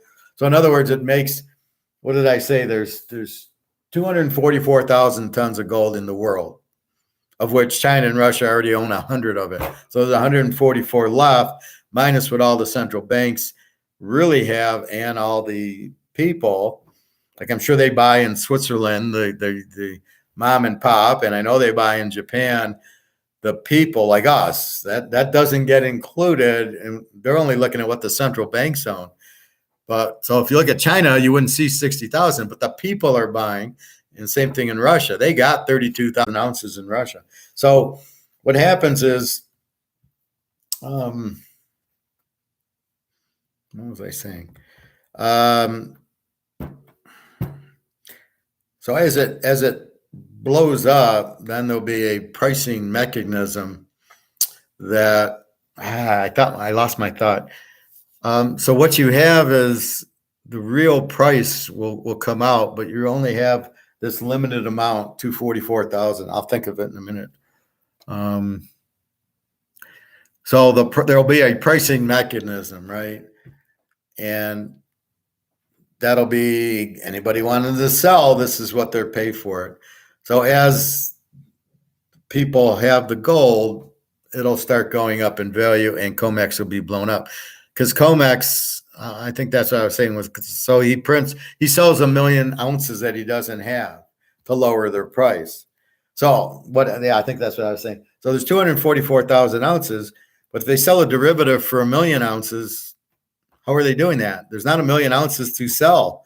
How the fuck can you sell 1 million ounces of something when there's only 244,000 or million tons, when there's only 244,000 tons available, of which 100,000 is already in Russia and China's hands? And that's the problem. So paper gold, understand there's paper gold is just worthless bullshit. And you ignore it. And you know there's a real physical price coming. And Russia right now with the ruble and the oil have to get a bigger price for it, right? So they're going to need 10,000 ounce. And BRICS, when they come out, their gold-backed currency have to have the value worth more. And then as the millions of people realize and wake up that gold's the only out, and you want to get off, you want to be independent, you don't want to be a slave, which nobody wants. So once people realize that this is worthless in Britain and Switzerland, US and Canada and Germany, once they realize their dollars are worthless, they'll have to jump to gold and silver, which will create huge demand. And that's where it'll really zoom to 50, 60,000. Now, who's going to keep track of that's your question. I don't know. There'll be something put in place, just like there's COMEX. And how do they do? Okay. So how does this happen, right? So let's compare it to this.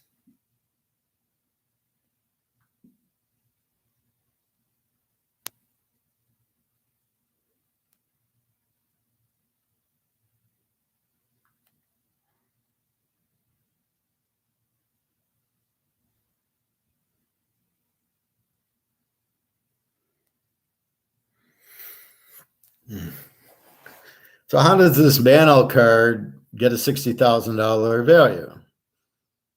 Right? Who's valuing this? This is an auction. This is eBay, right? So this is my watch list, $60,000 Mano. So that should be, here's a $48,000 one, 1965. Love 1965. 48,000. How are these values derived? Well, it's a auction place. It's eBay. Somebody puts 48. If somebody buys it, that's the price. If nobody buys it, he lowers it to 40 or 35. Or he says, fuck it, I bought it for 48. I'm selling it for 48. So how do all these, here we got a Tom Brady, $4.75 million because there's only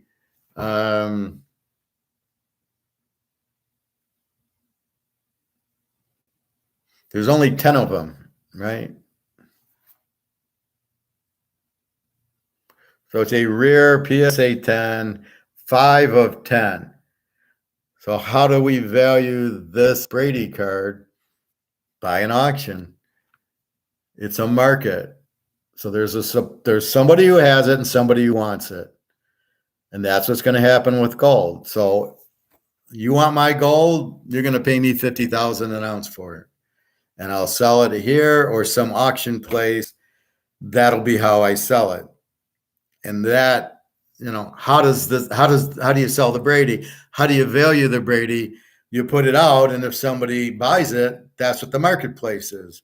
And that's what we want in Austrian economics, is a marketplace where we have something that somebody wants and you work out a price. You say, I'll sell it, Canadian Club. All right, how much do I sell it for? Well, I'm going to put it on eBay for $200. Is there a buyer? Yes or no? If there is, maybe I sold it too cheap, maybe not. If there's no buyers, then I maybe lower to 150, or I put best offer in the auction and somebody offers me $100 for it. And I go, I paid $10 for it. Yeah. Okay. I'll sell it. That's how the market begins. Then he sells it. He knows he paid $100 for it. So in the marketplace, that's what he feels it's worth, is what he paid for it. And that's really what it is worth, is what you pay for it. But because the demand for gold will be so much higher than the supply.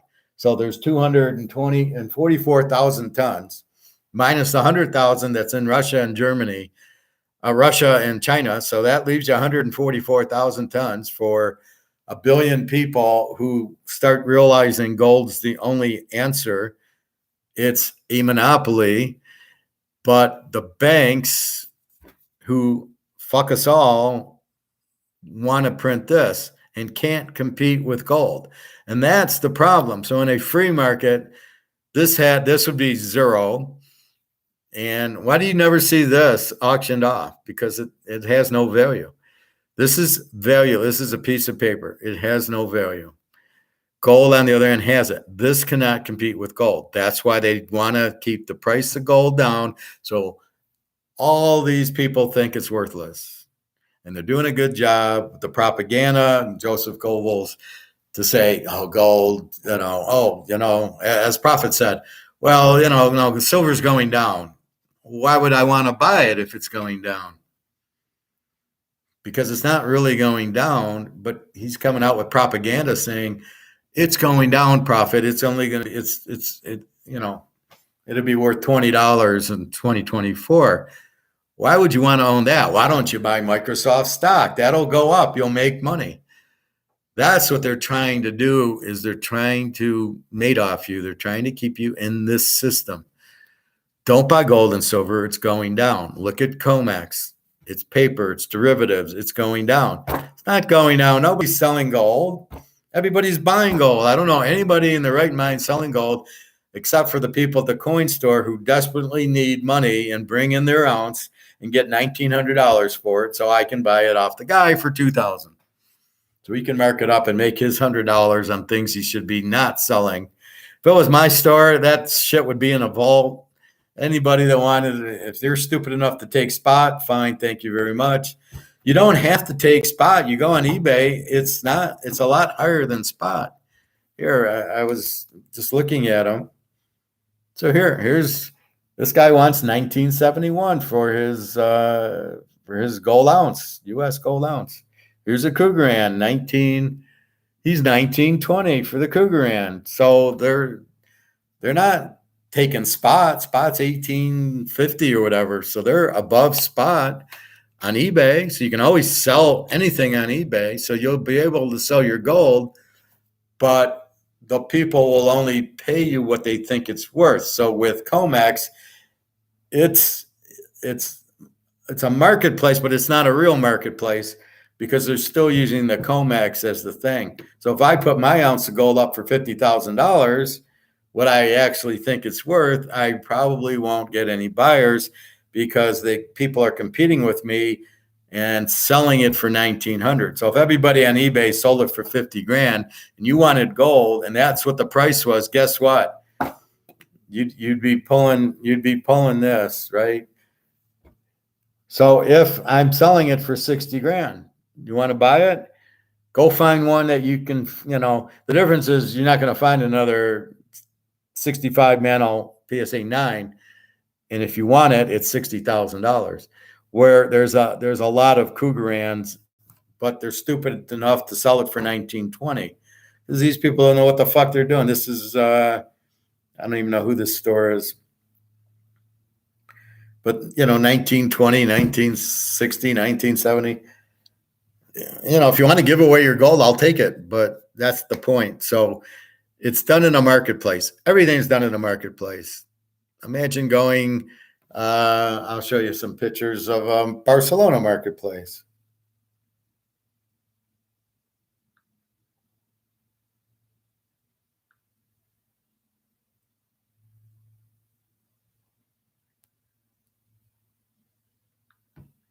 So this is a marketplace in Barcelona. So they put the price out and you buy it or you don't buy it.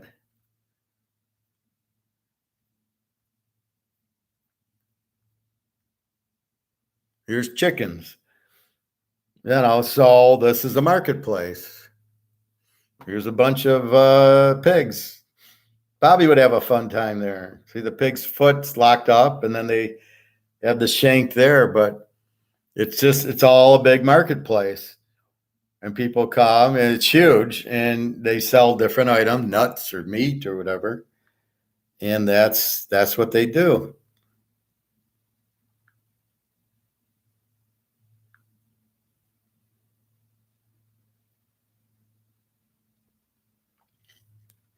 if you ever get this is a scam. They're saying your package has arrived at the warehouse. Click on this link so we can give you a virus. I mean, I keep getting these and I keep deleting and blocking the number. So it's deleted, it's blocked. I mean, it's just fucking ridiculous. And if you try calling the number, right, it doesn't go through, or it's from the UK or something. But that's the point of the marketplace. How do you sell anything? How do I sell this? Well, you go to the grocery store, the marketplace. That's what a grocery store is. Instead of that type of grocery store in Barcelona, you go to the grocery store and there's chips and there's candy and there's cookies and there's meat and bananas. And it's a marketplace, and they put a price down, and you either buy it or you don't. If you don't buy it, they end up putting it on sale because they need to sell it to make profit. So if they put Cheerios at $5 a box and nobody buys it, then the market's saying we don't want it. And then they have to lower their price to get to the market. And that's what I'm trying to explain to the guy at the rib place. You're got your own little marketplace with barbecue ribs and barbecue chicken. But if you go to $40 for your slab, the market won't take it.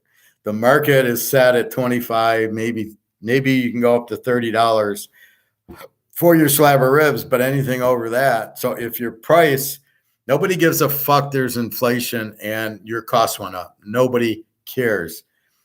I don't give a fuck that your price is now $35 for a slab of ribs. I'm not paying for it. It's up to you to find it cheaper. And if you can't find it cheaper, you're going out of business, because I ain't going to pay you $40 for a slab of ribs. I don't have that extra $15 to pay on ribs. I'll pay $25. Maybe I'll go to $28. I'm not going to pay you $45. You'll be out of business because you can't pass the cost on. Everybody thinks in inflation, their costs go up, they'll pass it on to the consumer. Bullshit. That's not how it works. That's why the car companies will all go out. And if you own GM or Ford or Mercedes or Toyota stock, like I'm saying, or Tesla, get the fuck out of it, because nobody can afford, because the market isn't there. Okay. The market for an electric car, I don't even think there is one. Tesla's trying to sell them at $100,000. Who the fuck's stupid enough to pay $100,000 for a car that won't last you 6 months?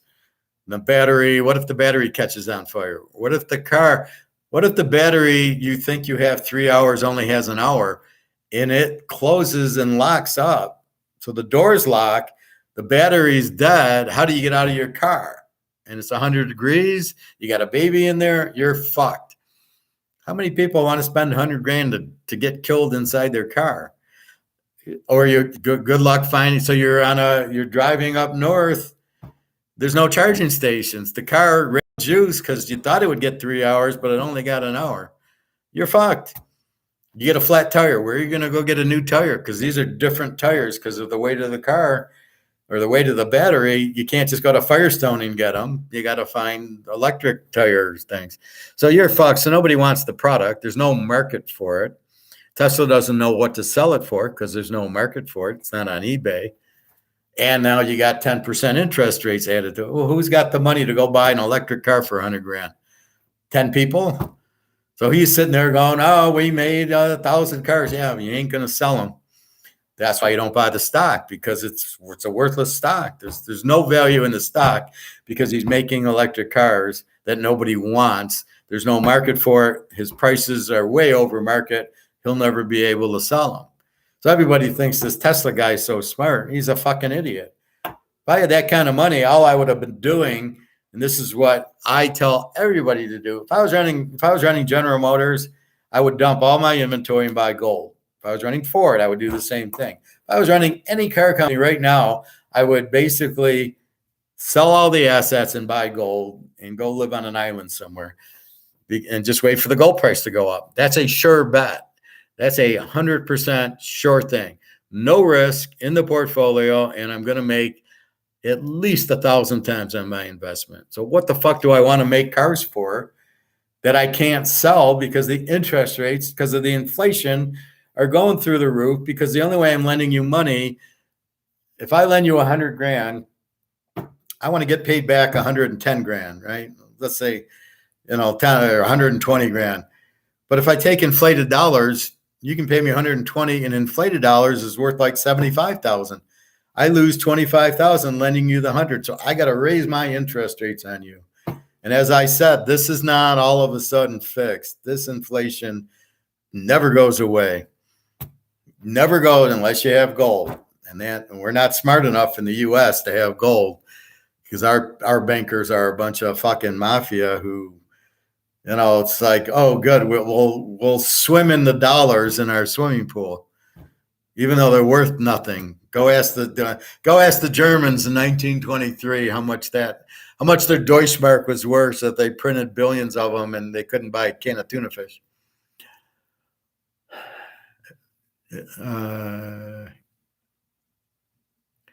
When gold goes up, will we get the price that is going for? Well, we'll get the market price. So if you see it at 50,000 an ounce, then you can go on eBay or you go into the gold store. The gold store should buy it from you. And I'm sure there'll be many stores that'll pop up that'll say, we'll buy your gold from you. And as long as they give you, if it's 50,000, they give you the 50,000. Maybe we need to fly to Switzerland and sell it there. Maybe eBay. I don't know. Probably don't want to make a public sale out of it. So I probably wouldn't go on eBay. Get this, because I basically sold it for nothing. So I don't want to get that. It says population of 1. No, it's 5 of 10. So let's go back to the Brady card. Population 1 means only one of them has been graded, because there's only, see here, population 1 means 1 grade. But then it says 5 of 10 means they only made 10 of these. So this is card number 5 of 10. So here it says 5 of 10. That's what the 5 of 10 means. We only made 10 of these cards. This is card number 5. So there's card 6, 7, 8, 9, and 10. That's what that means. Population 1 means they've only had 1 graded. I don't give a fuck if it's graded or not. If there's only 10 Brady's, I don't need a PSA 10 if there's only 10 of them. I got a 1 of 1 Steve Yzerman, which I'll be happy to show you next class. It says 1/1. Do I need to get a PSA 10 on it? Really? If you want it, there's only 1 of them. What's the fucking difference? So I'm debating about what to do with that. Yeah, I got your package right here. Ha ha. Oh, okay. Why was the stock market so much better under Trump? Population only 1 that is graded at 10. Yes. So that's what the population. So sometimes you'll see these cards and it says population 20. That's all that's been graded PSA 10, not that there's only 20 cards in existence. My Yzerman is only 1 card in existence, and I got it. Why was the stock market so much better under Trump? Well, because there probably wasn't the inflation. And see, the inflation kills your economy. Higher interest rates kills your economy. So as you're raising these interest rates to try to battle the inflation, which you can't battle with interest rates without killing the economy. So if the economy is running good, people are working, going to the Targets and the Krogers and buying, and they're going to buy cars, and we'll go buy a house. We got to go to Home Depot and Lowe's, and we got to go buy paint. We got to do all this buying, which is good for the economy. So the stocks go up. But once you raise interest rates to what you've fucking done way too quickly, and they're 5-6%, and you're blowing up the banks, nobody is buying. They're all taking their money and either putting it in the bank or taking it out of the bank into bonds. Only a few of us are smart enough to take their money out of the bank into gold and silver. That's what I've done. My choice is simple. Where can I put my money? I know it's being inflated. I know it's going to zero. I knew that was happening as soon as Biden took office and started printing $10 trillion. If you print, that's inflation. I know we're fucked because this idiot's printing and the interest rates are going up. So we're fucked. You get out of the stock market because nobody's buying. It's certainly not going anywhere. Who's got money for a Tesla? Who's got money for a Camry? Yeah, I'm going to spend $1,000 a month that I don't have on a Camry. That's why I bought it in 2018 when the interest rate was 2% and it was $24,000. That's why I bought it, because I knew what's going to happen. So I get the fuck in it and get out of it as quick as I can. And if you're ever buying anything, you buy fixed. You buy a fixed rate mortgage.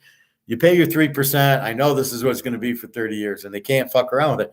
An adjustable rate mortgage, or any adjustable rate, you're fucked because it's only going to go up. It has to go up.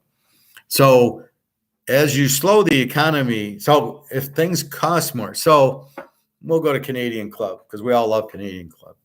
So this is $80. Now you've raised interest rates. Prices, my costs go up. Well, let's see. Yeah, so inflation hits, my costs go up. The labels are more expensive. The bottle top is more. The bottle that they make it with is more. The whiskey's more. So I'm selling it at $50. So now, do you think I'm going to make more sales at 70? If I have to raise the price to $75, or my slab of rib to 45, do you think sales are going to go up or down? As my costs go up, my sales go down. Law of economics, because you only have so much money and you're going to spend what the market bears. So the market says you can sell 50, you can sell this at 50 a bottle. But if I raise, so I'm going to sell 100 bottles at 50. So what happens when I raise the price to 75? Am I going to sell my 100 bottles? No. Some of the people will not pay the 75. They can't afford it, or there's competition. So they don't, and they sit there and they go, you know what? We're not going to pay 75. So of course my sales drop, my profits drop. What happens to my stock? Sales are down. My costs went up, but my sales are down. My profit is less. So of course my stock has to go down. And it's across the board. Everybody's hurt. Believe me, Apple, they're going to be giving away phones. I don't know anybody that can afford a $1,500 fucking Apple phone. You got to be out of your mind. This is an Android, Samsung, and you know how much it costs? $100. And I would buy this 100 times over an Apple because I don't need an Apple. I'm not into paying for the brand and going, oh, look, I have an Apple. What is the fucking advantage of an Apple? I can make calls. I can do text. I can WhatsApp my girls, and I can take pictures and videos. So what the fuck do I need an Apple for? So I don't. So this is fine. This is $100. Why pay more? But as the economy slows and as people make less money and get laid off, guess what? They're not going to pay $1,500 for an Apple. So Apple's going to have sales drop. So their price has to drop to coincide with the lack of money we have, and we can't afford a $1,500 phone. So to go down to $1,000, what happens to their stock? It goes down because their profit has shrunk, because now their sales is going to go down from $1,500 to $1,000. So they're going to sell less units at $1,500 at $1,000 than the $1,500. So if they sell 100 units so let's say they sell 100 units, they're $1,500 a phone. They sell 100 units, but now they can't sell any, and so they lower their price to 1,000, and maybe they sell 75 units. Well, there goes their profit. They took in less revenue. Their costs went up, so therefore their stock has to go down because they'll report the earnings, and unless they're Enron and they are cooking their books, which I'm sure most of these companies do, again, it's part of the Madoff. The whole stock market is a Madoff. You must understand that. The companies are fucking with you. They're not really making what they say they're making. So you buy the stock because they're making companies. You have to trust that they're doing it. What did Madoff do? He paid off the SEC to not convict him. What do you think these big companies do. They pay off the SEC or whoever to look the other way. Here's a trip to Hawaii. Here's a new car. Okay, I won't say anything. That goes on all the time. So if you want to believe these idiots that everything is clean, you're out of your minds. That's why. But that's why Wall Street's fucked, because what are they selling you? Stocks, so you can make money. With the money you make at work, you can invest it, or you can invest it in the stock market. Why? Because I have no fucking clue what to do with it, because I do not have a degree in stocks or finance or economics, Austrian economics. That's the key. So you don't have that background. How can you play the game? The attack on Wall Street guy. I got 60 grand. He goes to a broker he doesn't know. Why? So you're trusting a stranger with 60 grand of your money. Why are you fucking that stupid? So therefore he goes and he puts them in a real estate trust, and the housing market's collapsing because all these bad loans that were made that everybody knew about, and then his value goes to zero. Why not be in the stock market? You could have at least played Coca-Cola and Microsoft, and you wouldn't have lost the whole 60 grand. You would have lost 30 or 40 of it. But if you knew what you were doing, you'd have bought $60,000 worth of gold, which could never go to zero, which would have went up to 11. You'd have been at about 110,000, because the price of gold, even though it was paper and fixed, still was rising. And therefore, and it's the other countries buying it, Russia, China, whatever. And so at that point, as people are waking up to the inflation, they're buying gold, the price goes up. You can't lose on it, right? So his 60,000 goes to 110. Why didn't his financial advisor or stockbroker tell him that? Because he doesn't make commission on it. Here's the Ponzi scheme. So, but if you buy stock, I get commission on it. Even if it goes to zero, I get commission. I'm not responsible if it goes to zero. And that's the problem. And you don't know him. Why are you trusting him? So I get my master's in 95, and I got some money, and I'm married, and I go to Merrill Lynch because my brother's wife's father has a broker at Merrill Lynch. I go, oh, okay. And so I was going to invest like $10,000. And so I meet the broker, and he it's not enough for him. So I tell him to go fuck off, right? So then I go into another place like Merrill Lynch, and I see a broker, and I ask him, what should I buy? And he shows me Coca-Cola or Pepsi, one of the two. And he takes out a ruler, and he looks at the chart, and the chart's like this. He says, oh, well, it's just going to keep going up because of what the chart said. You don't pull the wool over my eyes. So I immediately got up, said, thank you very much. You're a fucking idiot, and walked out and never used a broker again as long as I live. Because you have to understand why you're betting the game.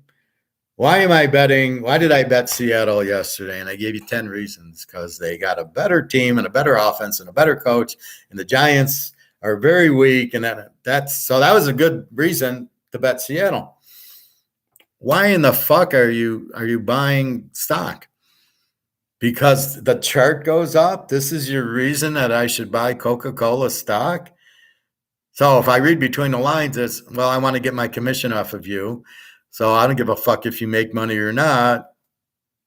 And I said, I am not going to buy anything for those reasons. And so I got up and left. Nowhere did gold get mentioned. Now, I think this might have been before my master's. Probably was. It was probably in the 80s.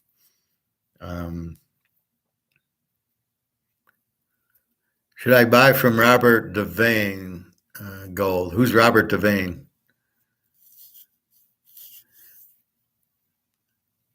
Or William Devane? Is the guy from 24 who played the Department of Defense and then the president in the last year? No, you should buy gold from Ron Weiss. Ron Weiss should go to the coin store and take his money and put as much money as he can afford into the gold and silver. Yeah, William Devane. Okay. Yeah, I would, only if I met him and talked to him about it. But see, you don't want to get to the point where you're listening to somebody. You want to get to the point where you know. People ask me, what do I buy? I said, buy gold, buy coins. Well, what's better, gold or the coins or the bricks? And I said, or not the bricks, but whatever, the bars. I said, buy the coins, whatever you like. I like the coins. I like put them in the case, and then I stack them and I can play with them. And when I get more, I add them to the family. I tease Daria with that. I add some new, we got some new members to the family, and I show her a half ounce and a quarter ounce of gold that I bought. She likes that. Lear Boulain. I don't understand what you're saying. Lear Aircraft? And who's Boulain? I that doesn't mean I don't know. I can't figure out what you're trying to tell me. But see, so I say as long as you want to buy gold, physical gold. You do not want to be in an ETF because they're not real. There is no gold in ETFs. It's another Ponzi scheme. You're not getting physical. Now, it might be related to the physical price, but you're just getting paper. You do not want ETFs. Sell your ETFs and buy physical. The physical is limited, as I said, to 244,000 tons minus the 100,000 tons that's already in Russia and China, which apparently Putin knows what he's doing because he's actually buying them. Well, Putin isn't an idiot. She's not an idiot. So, of course, if you don't know anything, just follow them. What is Putin doing? That's what I want. Lear Gold is on Fox News commercial. I don't know. So it's somebody selling them? Just fucking go to the coin store. Do not buy from that one. That one's very expensive. JD Bullion or JM Bullion. Do not buy from them. They're very expensive. You're better off at the coin store or checking eBay versus your coin store. My coin store is always much cheaper because you pay a commission on eBay, so they add the commission in. The coin store is always $40, $50 cheaper. So if you can find a coin store or you want to buy from mine, he'll ship it to you. I'm happy with that. Hey, seven out man. How are your teaser plays going for the year? Well, college I've been struggling with. Pros, I got hot the last 2 weeks, and I figured them out. So week one's always a bitch in pros because they don't play preseason. But, yeah, I mean, I was 9-1 in pros last week, and I think it was like 7-3 the week before. So I'm figured out. College I've kind of figured out. I'm winning a lot, but I'm playing too many. So I'll have a few losers in there, but overall, not bad. And it's, I think now that I've got enough games, I know the teams. So I'm ready to really rock. But the pros, the last two, I hit my lock last week, Seattle and the Rams. So doing well, figuring out the teams. Utah, just bet him under. Rising, I don't know if he's out for the year or what. Because it doesn't say questionable anymore, it says out. So I don't understand that unless you got hurt. We'll see. Yeah, okay, thanks. You're welcome, Ron. So yeah, it's like anything else. I learn because I look for what I need to understand, and then I understand it. Like buying gold. I don't want to buy a proof or an uncirculated. I just want to buy an ounce of gold because gold's valued in an ounce. An ounce of gold's $2,000. An ounce of gold is going to be $30,000. It's not a particular year. I'm not looking at it as a collectible. I got Mantle cards and Brady cards as my collectibles. I don't need gold. I want gold to buy gold, period. He's been on fire in the pros. Yes, I have. Thank you, Ron. Yeah, pros I got figured out. And go to my history, Teaser King, and you'll see it. It's all there. But yeah, look at the last 2 weeks. Definitely. I even had. I stayed away from the Dallas Arizona game. I'm in a pool with a guy, so it's one of those evens, and then like you get eliminated if you pick a loser. So we had KC over the Bears because it was the Bears, and everybody had Dallas beating Arizona, and all those people lost with Dallas. So there's probably not many left who were smart enough to take KC because of the Bears had no defense versus Dallas playing Arizona, and they have Prescott. So I was happy about that one. But yeah, definitely. You definitely just gold is gold. You buy the coins. You don't need stay away from the paper, stay away from the ETFs, stay away from the stocks, stay away from the IRAs. The IRAs do not let you take physical. You only want physical. I want this in my hand, my Canadian club. I don't want it on paper. I don't want, oh, here's your Canadian club. Well, I can't drink this. I can drink that. And good luck getting your gold. So if you don't have it, if it's paper, okay. So now you go to what? ETFs, and you go to Sprout and you go, I want my gold. You don't have any gold. They're not going to give you any because you don't own any. You own paper. It's bullshit. It's a Ponzi scheme. You're getting made off if you're in an ETF or a stock or a 401k that you can't take delivery of. So if you don't have that's why I show you the gold in my hand. It's the only way to keep it. Nobody can fuck with you. It can't go to zero. Nobody can say, oh yeah, it's $60,000. It's now worthless. And then I go kill everybody. So you never have that. And that guy, see, his wife would have been saved if he'd have listened to me. He wanted risk-free. And the only risk-free thing there is gold. It is an investment. It is money. That's the only problem I have with the alligator. He keeps saying, well, it's not an investment. Yeah, it is an investment. And it's been held down. So it is going to go up. He keeps saying, well, it's not the gold going up. It's the dollar going down. No, it is the gold going up. The dollar going down is already going down and the gold ain't going up. So he doesn't understand his own answer. So when he says that, but the dollar's been going down and gold hasn't been going up. If you look, gold went from 1950 to 1850.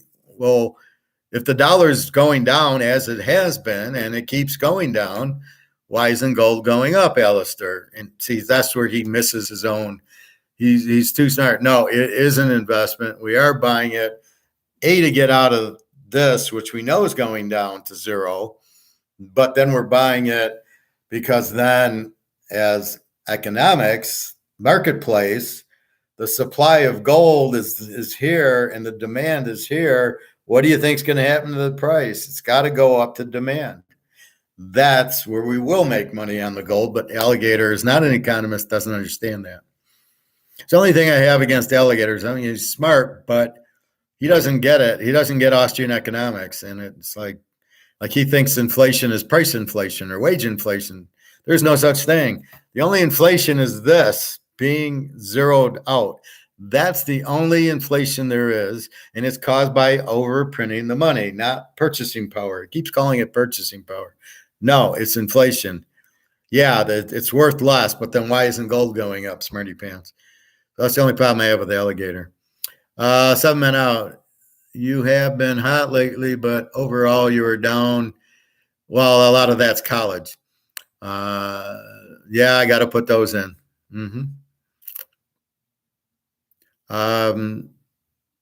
Well, you asked lately. So lately, the last 2 weeks have been good in the pros. There's only been 4 weeks in the pros. Had a couple bad weeks in college. But I think your question was, how are your teaser plays going for you? Yeah, so college has been weak. Pros have been good. And that's what we said. I've been on fire in the pros. Yeah. So, yeah. But I post them and I don't fucking play around with them. That's what they are. And just if you look at the pros the last 2 weeks, you'll see positive. So that's all I can say. And we're only 4 weeks in. Well, we're 4 weeks in pros, 5 weeks in college. And college has been not very good. But right about now, I should be picking it up. But look at last year, I made $100,000. So, usually I've never had a losing year in 30 years because I learn. And now I know what to play. And, like now I can see maybe I don't want to play against Jacksonville and Houston because of the quarterbacks. Maybe I play against the Giants and the Bears, where I might not have played against them. Now I know to play again. Like the lock yesterday with Seattle, I was playing against the Giants because they're the worst team in the league with the Bears.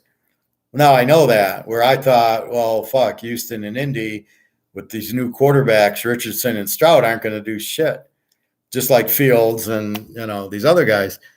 So that's what you learn. So wait a minute, they're not as bad as they look, but I'm seeing a lot of bad defense. But I'm honest, 7 men out.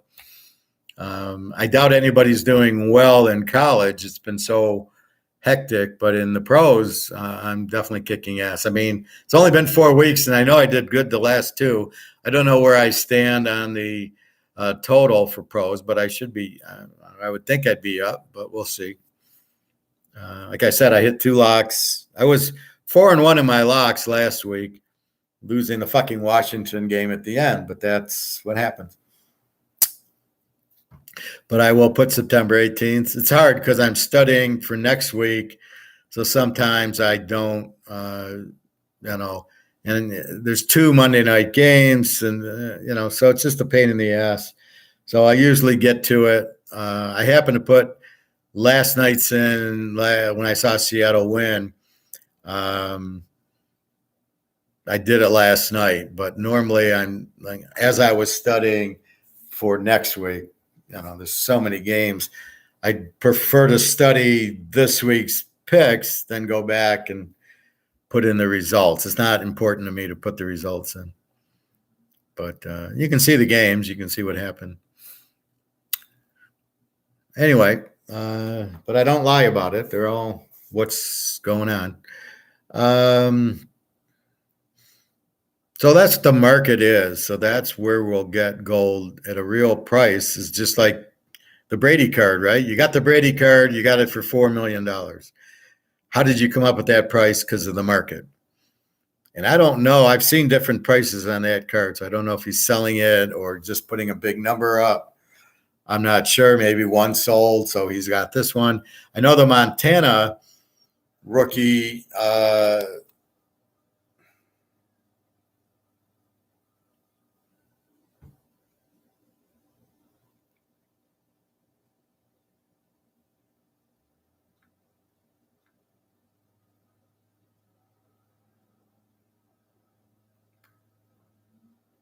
so here's the Montana rookie.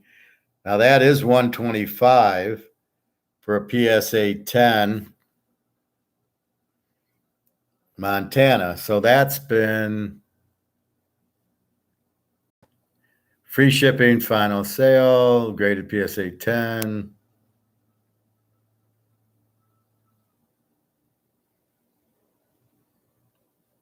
I don't see population here, but so this is still one. This is, I'm looking for the buy it now. So this is a buy it now. He's not put, what he should put in is best offer. There's 3 ways to sell it. You go to a true auction, you do a buy it now, or you do best offer accepted. I would do a best offer. Let's say I wanted to offer him 120 or 115.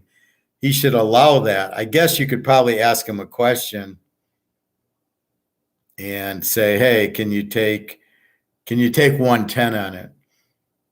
But by doing it this way, you're kind of locked into the 125 price. But that's the market for it. So there's been cards, apparently Montana 10 rookies that have sold for 120 or 125. That's where he's getting it from. If he can't sell it, then he's got to lower the price. Again, if there's no market for it, you can't sell it. Now, would you rather have that or a Tesla? I'd rather have that than a Tesla. eBay frowns on that, though. Frowns on what? Me asking him on a buy it now? Clarify, Ron. I can't. Side deal? Well, it's not a side deal. Well, I guess. But we're not, well, see, if it was a auction of best offer, then I could do it, I guess. So what you're saying is if he's got to buy it now at 125, you got to buy it at 125 or let it go. And so I'm not trying to really side deal him. I'm trying to do a best offer. So if you will you take 120? I'll get that where people will email me and say, well, it didn't sell for $500 for gold. It didn't sell. Will you buy it for this? And they'll take 10% off. I see that a lot. Well, eBay gets theirs. They would still go down as a buy in the auction. So if we settled on 115, they would still get whatever percentage they would have got on the 125. I think. Well, maybe not. I don't know. But yeah, they get when you list the auction for 125, don't they get? Well, I guess yeah, they get a percentage. But I did ask them about gold, and I said, if I buy gold, do I have to pay tax on it? And there was a limit of like 500. If you bought less than 500, you would pay a tax, but anything over 500, there's no tax on gold. Because I said I can go to the store, I don't pay tax, and I don't pay shipping. Well, a lot of these gold auctions, there's no shipping, so they're raising the price a little bit. Like I said, it's 1970, but if I go to the store, it's 1930 for the same thing, and I don't have shipping and I have tax, and I go buy it, get it, and off I go into the safe with it. So that's what we have. But that's how you sell things. It's a market. That's Austrian economics. We have our own market. Me and Ron buy and sell from each other at a fair price, free trade. That's what makes it work. In a communist system, there wouldn't be eBay. There would be the oligarch sitting there going, well, this is what it's worth. You got to sell the Canadian club for $10 or $20. There is no free market. It's government sets everything, and government tells you what you can buy and what you can sell and what the price is. And government can't possibly do that. It's impossible. That's the problem. The Keynesians think they can control. They can't control what I want to buy. Maybe I want to buy the Brady card. Maybe I want to buy gold. Maybe I want to buy the Montana card. You don't know. I don't know what I want to buy. If I get a good price, I'll probably, if I see a quarter ounce of gold for 500, I'll go buy it. And if he doesn't have any, I can't. Like he had a 10th of an ounce eagle, 250, and a 10th of an ounce maple leaf for 210. But I really wanted a 1/4 ounce maple leafs or Cougarans, not the U.S., because he paid more, doesn't want to give you the spot price. And I didn't want to pay $250 for a 10th of an ounce when it's gone down $100. He should have gone down to about $200. Then I would have been interested. But at $250, I wasn't interested, because if you want to play the spot game with me and you're going, well, the spot's $19.50, we're going to charge you, $20.50. We're 100 over spot. Well, how come you're not 100 over spot when spot drops to $18.50? So I didn't buy from him the 10th of an ounce. But that's all he had. But I'd rather buy the 1/4 when he gets them in than spend the $220 on a 10th of an ounce. I got enough 10th of an ounces. I'd rather get quarters and halves. I got a lot of quarters. I don't have a lot of halves, but I do. I tend to give them to Jenna when I meet her. I'll give her a half and I'll give her a quarter. So I'm down on my halves. eBay sees all messages, and if you try to buy something off of eBay, they will limit your account. Oh, okay. No, I wouldn't be trying to buy it off of eBay. I would just be giving him an offer. Like I said, I'd be saying, oh, will you take 115? I'm not trying to buy it off of eBay. Can you lower it to 125? I think the seller can buy it now to 115 and sell it. So if it's been up there for a month at 125 and nobody's buying, and I go, will you take 115? Then he can go make a new auction and put it up for 115, buy it now, and I'd buy it now. That would be my idea. I'm not trying to screw eBay, but I negotiate. So if it says 125, I don't want to pay. You should see me at a card show. I'd see like the Mano card. It's let's say it was $200. I'd say, will you take 150? Is that your best offer, 200? And then I would get his reaction to see how badly he needed the money. And if he needed the money badly enough, and you knew I had money, then he might take the 150. And it's just out of, if I can get it for $50 cheaper, that's what I would. Why pay full if I can get it for $50 cheaper? But I got great deals at the card shows because back in the 90s, nothing was graded. So I would just look for gem mint, and whatever I could find gem mint of a big player, like the Montana and I got the Montana second-year card. I got 3 of them in perfect condition. I paid $5 for them, and they're worth like $7. If they come back times, which I can't believe they won't, they're like $750, $800 for each one.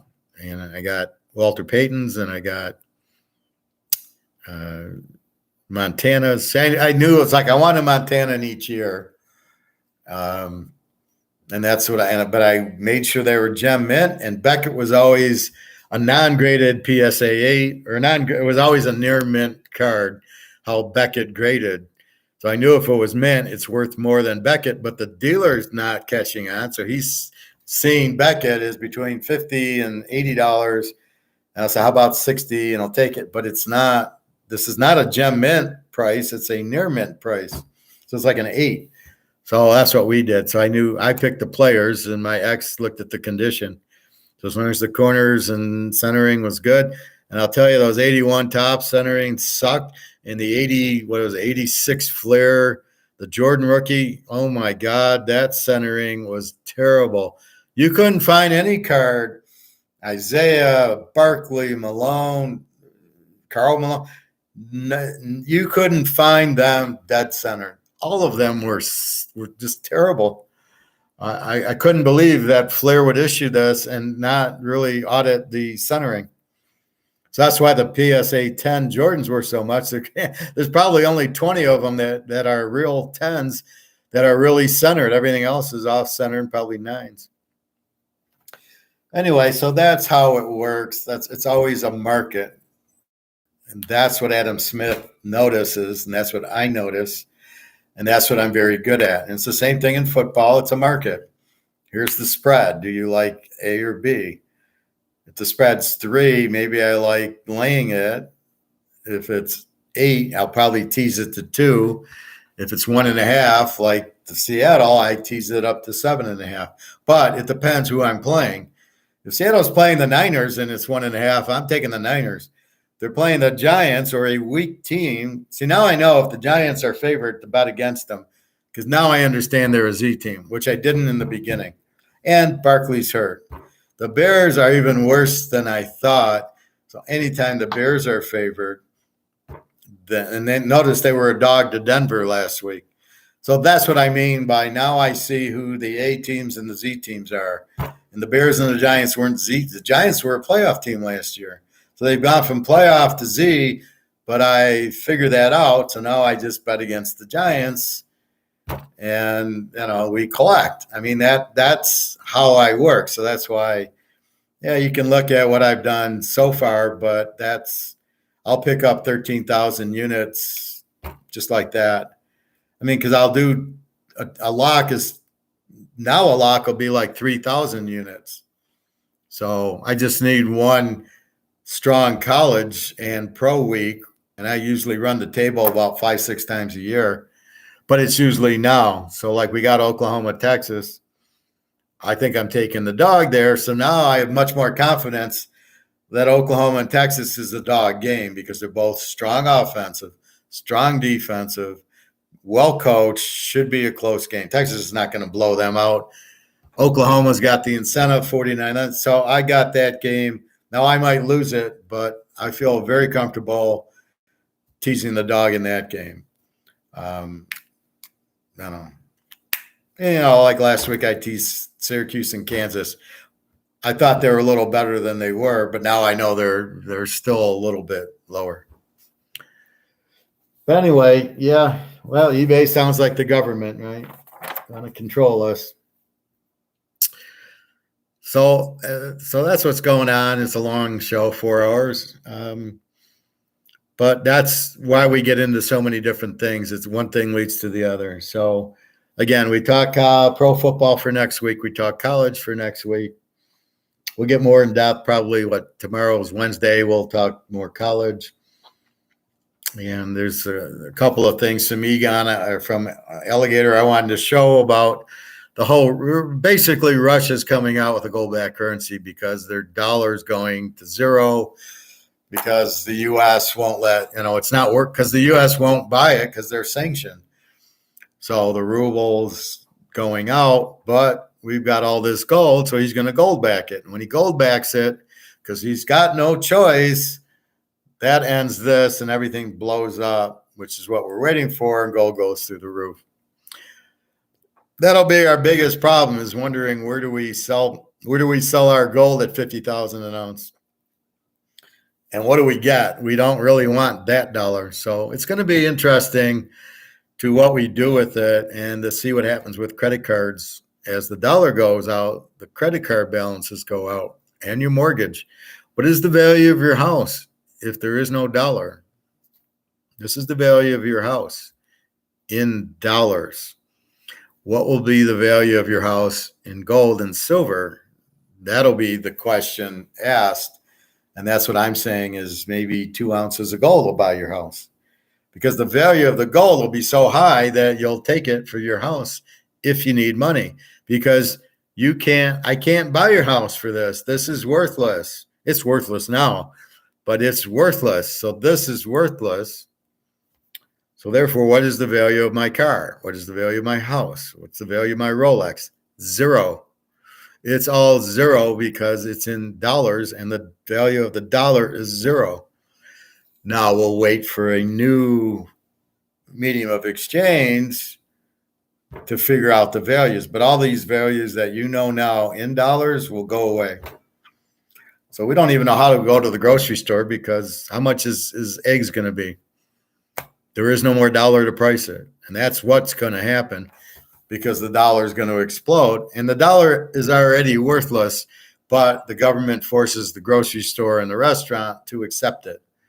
And if I was them, if I'm the boneyard, if I'm the rib place, I'm getting the money in the evening, and the next day I'm off to the gold. I'm off to the bank, get the money, and off to the gold store to buy gold with it. That's what I would do.